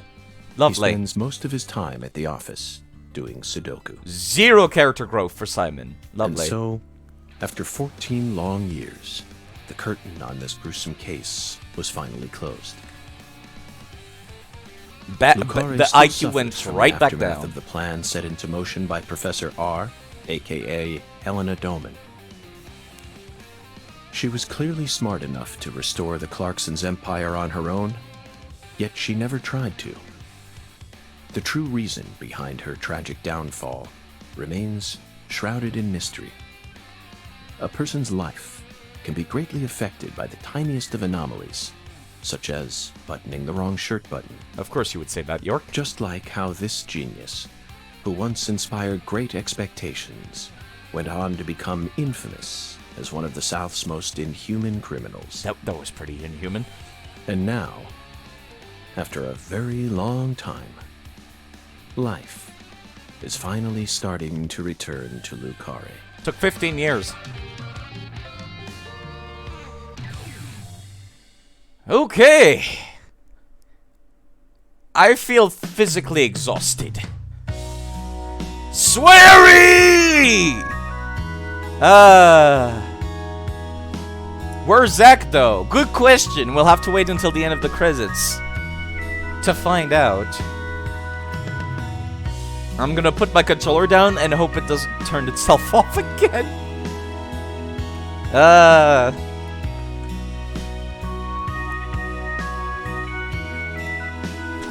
Well, that was quite something.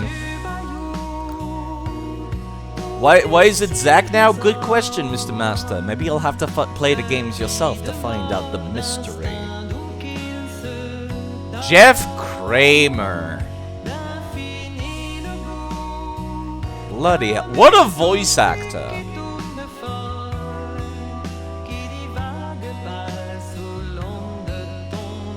No.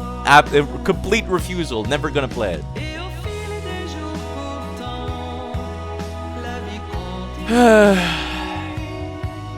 We get to see Jeff Kramer again. ZLRSINCEEDIA.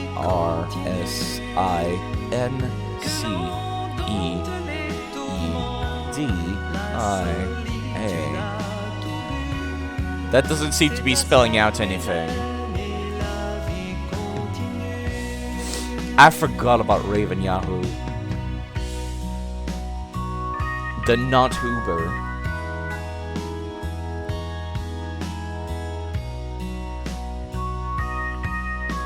I wonder if you could get an anagram. Oh, yeah, I was just saying as Mr. Zora posted it. Ask yourself two questions. Has Miyazaki made it? Does it have boxes to break? It does have boxes to break.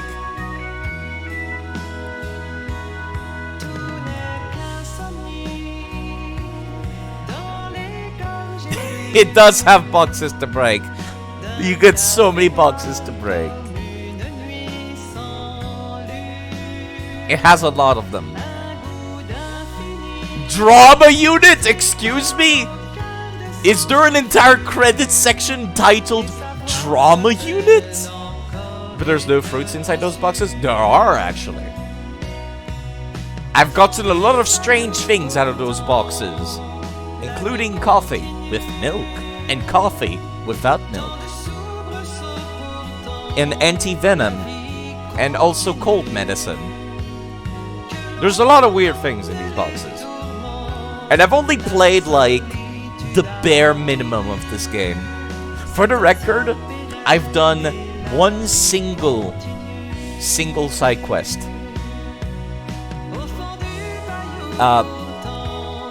Throughout this entire bit. The reward for that side quest was something that allowed me to make my gun, like, turn into a grenade launcher. So wherever I shot, it made an AoE that did damage to, like, everything in the AoE, which was incredibly useful, except for that final boss fight, where it was actually detrimental, so I couldn't fucking shoot Kaysen, like, very well at all, while he was fucking floating around, because it also reduced my fire rate, like, exponentially reduced my fire rate. Like, normally I could go blam, blam, blam, blam, blam, but it turned into blam, blam, blam. And, like, the strongest thing that's been destroying the entire game is indeed pretty smart game design. Turns out to be, like, fucking you over at the end boss fight. And I like that. I probably should talk about how... Oh, notice the credit leaves are turning red. Yeah, the Avery boss fight was very strange. Avery was just going through the walls. I should probably talk about how I feel about the game as a whole, because I like to do that whenever I finish a game. Not the Maple Leaf just yet. Right, the opening theme, literally titled Deep South. Ending theme, Pourtant la vie continue. I like that. That's a nice name. After all, life continues. So my final thoughts about the game. Overall, I could not keep track of the overall plot. I liked the plot, but I feel like I would have enjoyed the plot a little bit more if it felt more grounded in the real world. But that's also the charm of these kinds of games. It's just so how not grounded in the real world this shit is. You're along for the ride. Yeah, you're not sleep-deprived enough to understand, yeah. It's sleep-deprived logic throughout the entire thing. I'm gonna continue my thoughts after what is obviously going to be post-endgame. Oh, Deadly Premonition! Sorry, they could not finish it on... They could not finish the landing, could they? They could not finish the landing. Alright, let's see this post-endgame cutscene.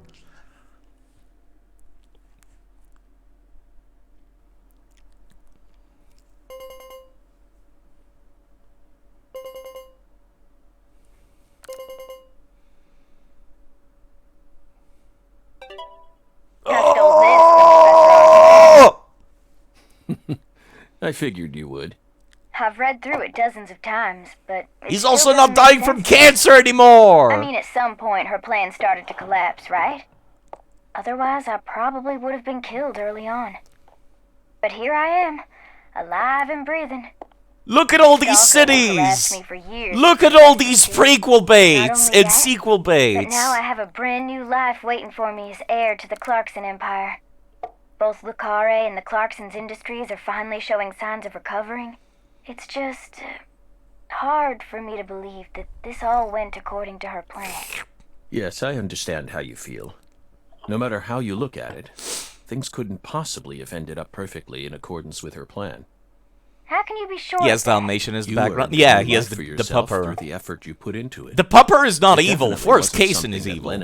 Not his dog. You made this life possible. It's absolutely you didn't do FK it style all nation. on your own, of course. You were only able to come this far thanks to everyone who supported you along the way. Could anyone really believe that Lena was the one who orchestrated all this? There's no way.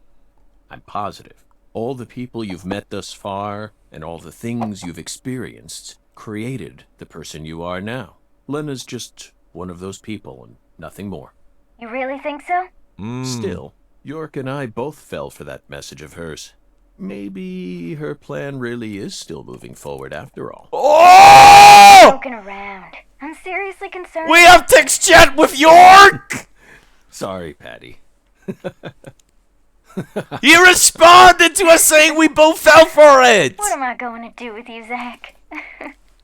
By the way, yeah. Did you change your hair color back in order to signify some important decision you made? Yeah, I guess I did. They have internet After in the losing afterlife. everything, I finally found my true self. So I've decided to accept everything that comes to me from this point on. What are you I waiting? think that color looks great on you. Really? Why are we Thanks, chatting if you're totally just watching this? I'll never give up. I'm determined to overcome my cursed blood, whatever it takes. And you will. That's why York chose you to be his assistant, you know.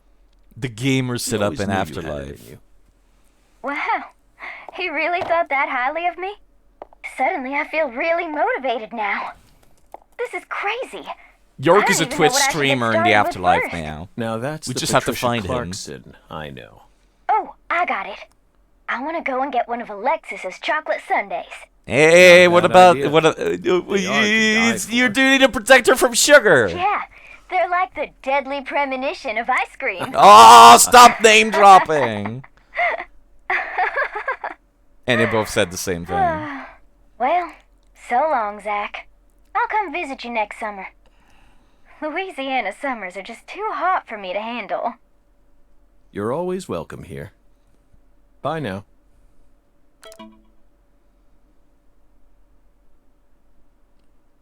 Okay. Guess I'll head out now. Oh, tell Emily I said hi. And he uses the shitty animated things we have on Discord. Yeah, we could totally see Zach with so much detail, yet not enough detail. He's still got the healing, like, gemstones on his bracelet.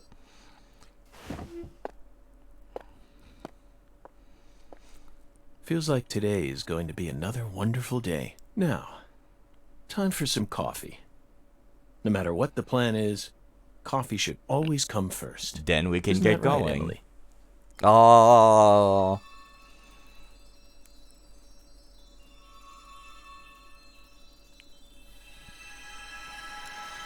Because he's healthier, he doesn't see the afterlife nearly as good anymore, I think. Which is why she's just a glowing thing instead of actual, like, fairy.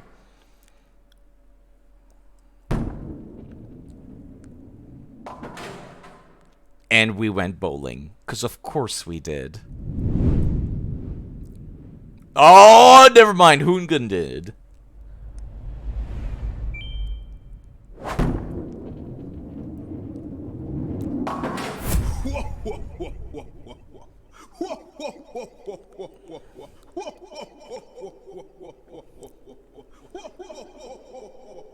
He looks very different from David Jawara.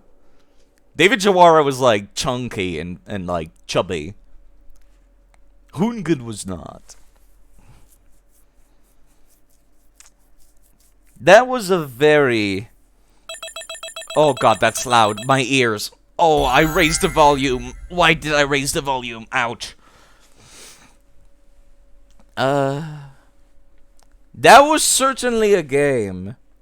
Let me continue saying my thoughts.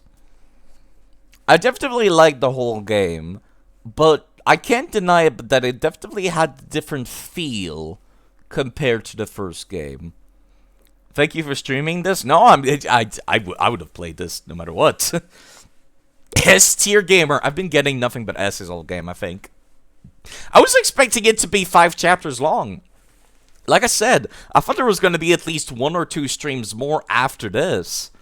It's really weird to end on a chapter 4 of all things. Confused on how Zach is texting York. I'm telling you, the afterlife has access to the internet. I do need to stream Mr. Bones next. That's next on the priorities list. And I have a few other things that are also on the priorities list. So, I can't deny that it was definitely a very different experience compared to the first game. It felt different. Beyond just the fact that, like, I'm trying to ignore, the performance issues. The performance is pretty terrible on the Nintendo Switch. I own this game on the Switch. And it's pretty terrible here on my PC, my gaming computer, on the emulator. Now, I can reduce the frame rate down to, like, garbage levels in order to improve the frame rate. But not by much. And I'm trying to ignore that, but I can't help but feel like it definitely affected the experience a little bit. It's a little difficult to take some cutscenes seriously when the frame rate drops down to like 20 FPS. Like, when you literally see the frame skipping a little bit. Overall, the story was good. Confusing, but then again, that's kind of why we're here. Like I said, if I kept trying to put real-life logic into that, it would not work much at all. But it definitely had a different feel to the story compared to the first game. The first game felt kind of like... It felt like... All the Simon and Dave is smart, though. Those were... I kind of like that, but... I have a similar problem with this game's, like, back and forth going. Being both a prequel and a sequel, I feel, kind of doesn't really work very well for storytelling. There's a game by David Cage called Beyond Two Souls that did that as well, originally. Beyond Two Souls was kind of weird because it kept jumping back and forth between the future and the past, non-stop, and then eventually finished at the present. And yeah, I feel like it does not build a very functioning narrative. There was a bit during which they mentioned that Patricia was a Clarkson a little sooner than when York figured it out in the past. And that kind of quote-unquote spoiled it a little bit. And also, of course, while you're going through the events in the past, you know who's going to die. You know who's going to live. Because you can just see them happening. As for the fighting, Swery said for the first game that he didn't want any fighting in the first game at all. He just wanted it to be a murder mystery where you're going around town and solving, like, side quests and shit. I'm not sure why they brought back the fighting in this and made it so much more prevalent. Like, it was a little bit harder than the first game, comparatively. Just a tiny bit harder.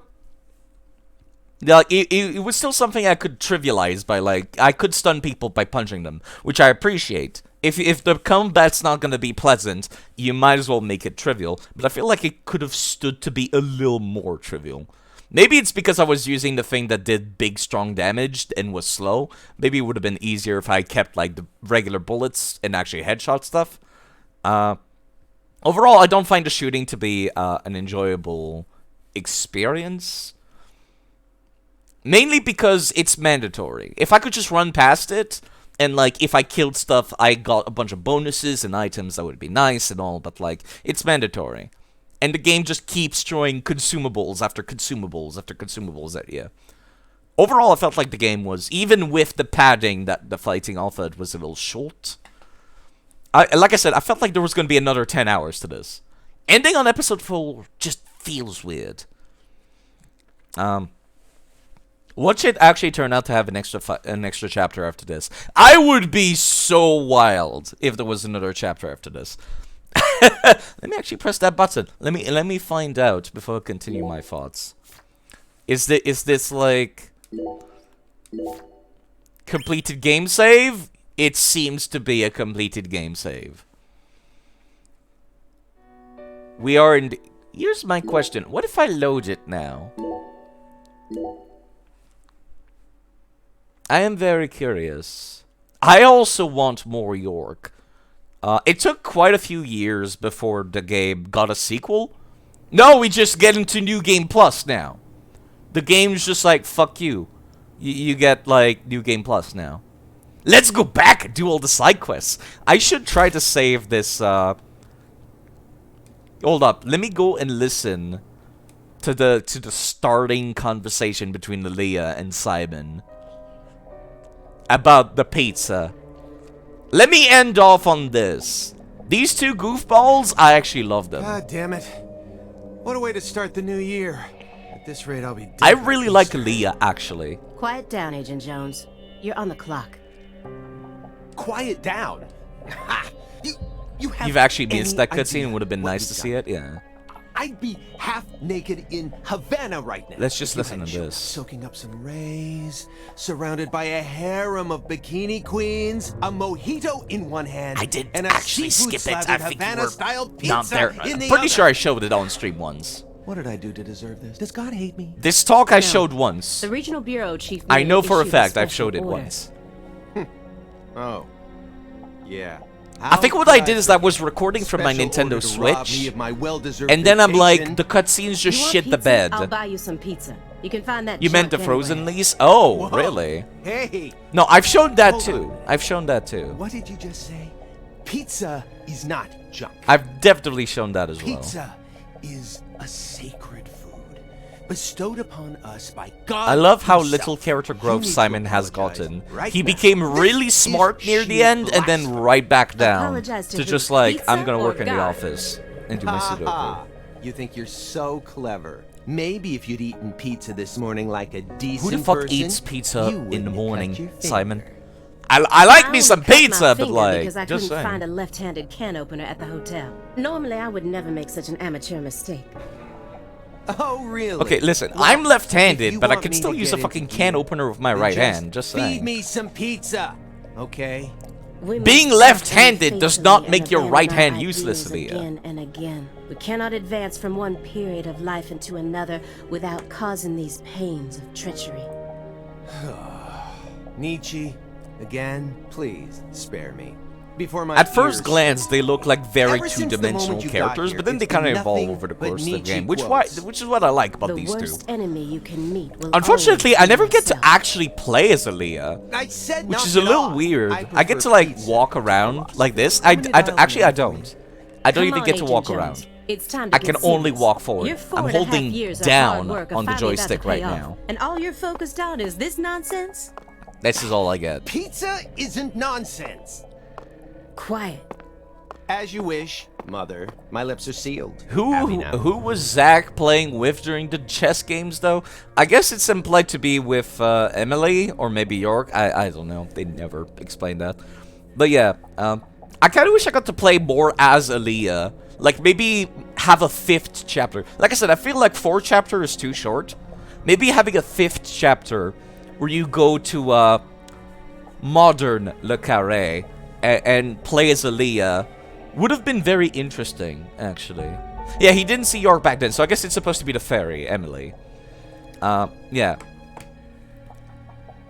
I would have liked to have played as Aleah, and maybe have Simon following me around. You know how I was walking around with Patricia and having talks with Patricia? We could have had a lot of these pizza fucking weird talks during the last segment of the game, walking around Le Carré as Aleah with Simon following us around.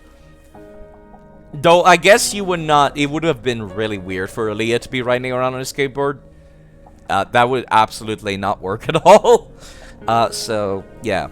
I guess there's multiple reasons why that didn't happen. It still feels like the game was very short. As soon as we got to the point with Melvin in the boathouse, the game started moving exceptionally fast. I don't want to say it was rushed, because it felt like they still got all the information they wanted to get out there. But it still felt like it was happening very fast. Overall, I would say that this is one hell of an experience, and I like this kind of experience that is really weird. I feel like I still prefer the first game. The first game I've got a history with, But beyond just the nostalgia, I think I prefer the first game because the map is bigger, the map is more interesting.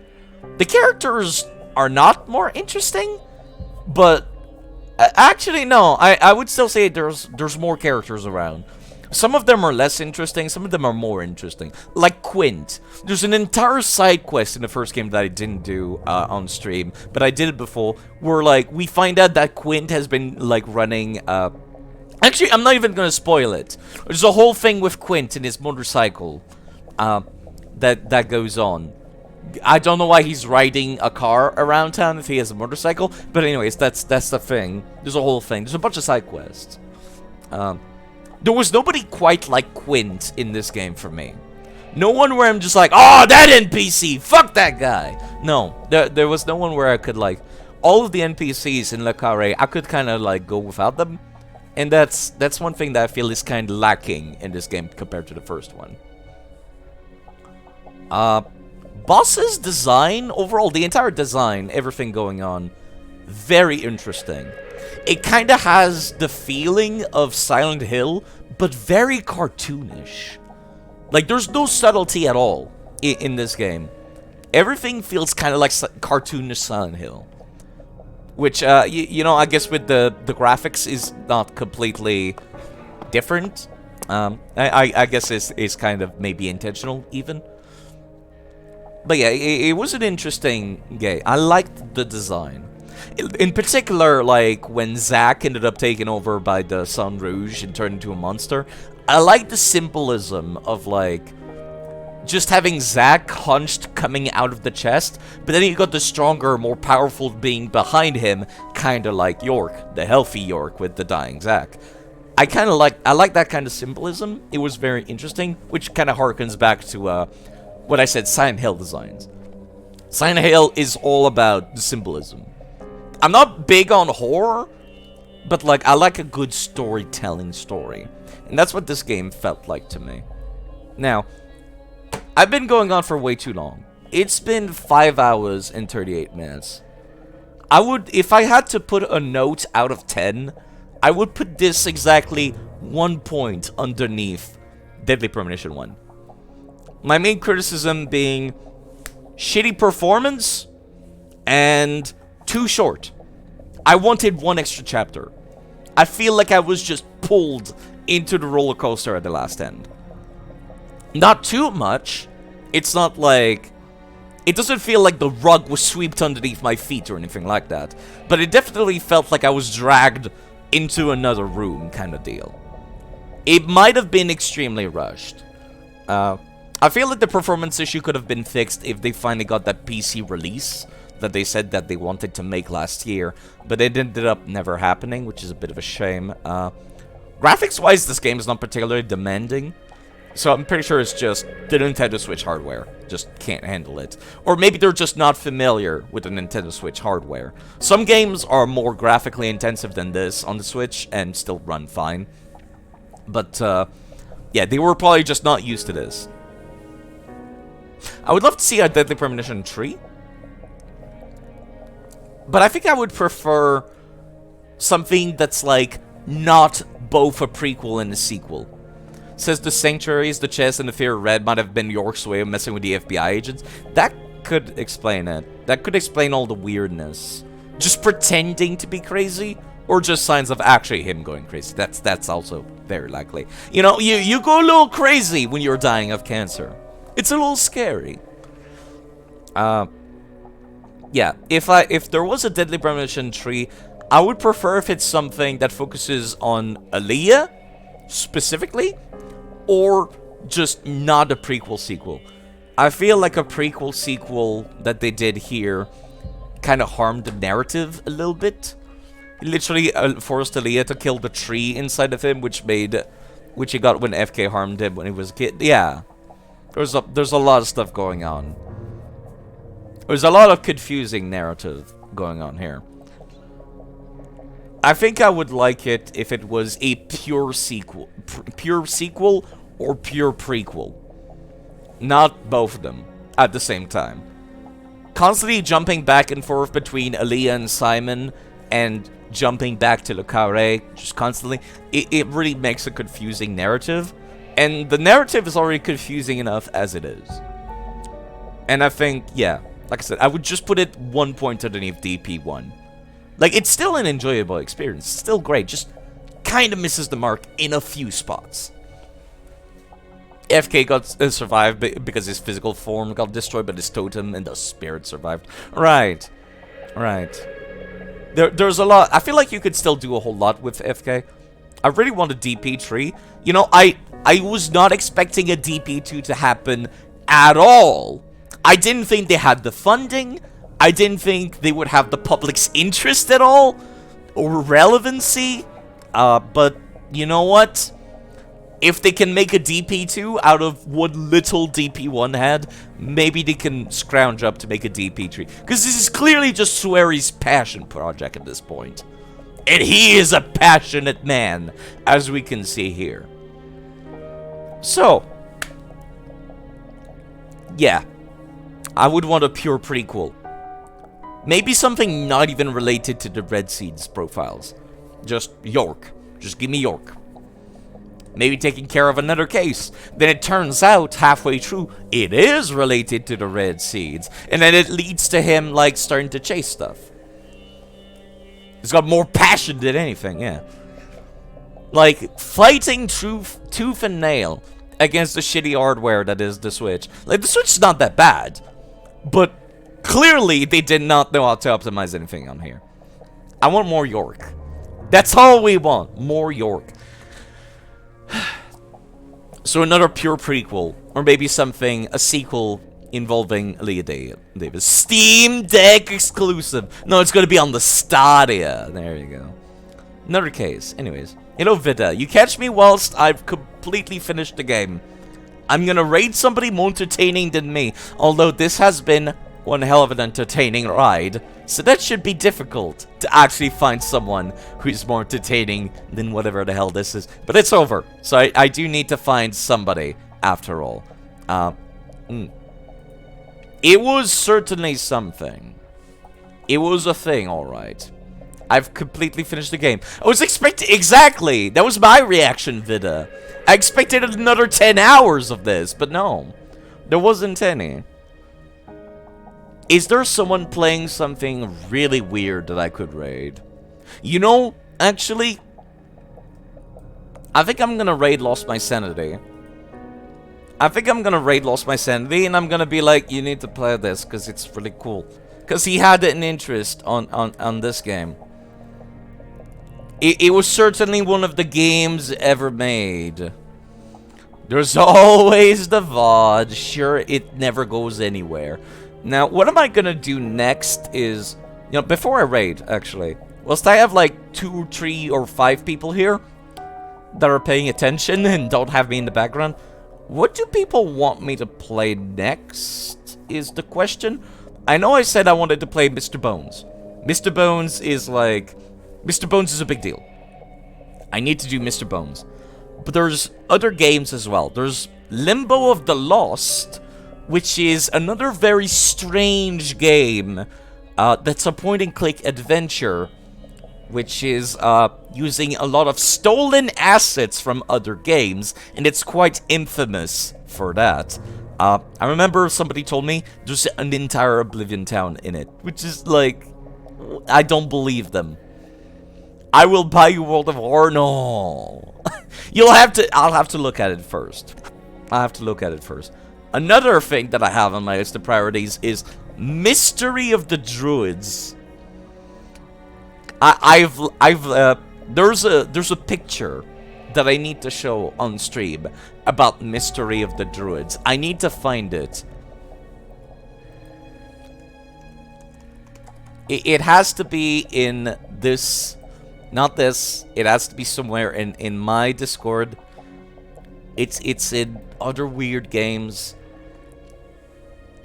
It's the source of a picture that has been plaguing the internet for a very, very long time. Let me see. Yeah! Hold up. This is Mystery of the Druids. This picture has been, like, memed on the internet for like 10 years. Like 10 years. And I could never find the source of like, what is this? What is this man sitting floating with weird legs and no ass? Where is this from? I could never find a source, but I did find it. It is Mystery of the Druids. And I'm like, I need to play this. It's a fucking dev picture. This is the developer saying, this is the intended way for the game to look. This is an official picture. This is not fan posted on goodoldgames.com. This is actually the devs posting this. So Mystery of the Druids is definitely a thing that I need to do. So I have these 3 games in priorities, but I need to get back to Yakuza at some point. I have Yakuza Kiwami 2 to do. Then after that, I have to go backwards in time and play Yakuza 3, which is gonna be really weird.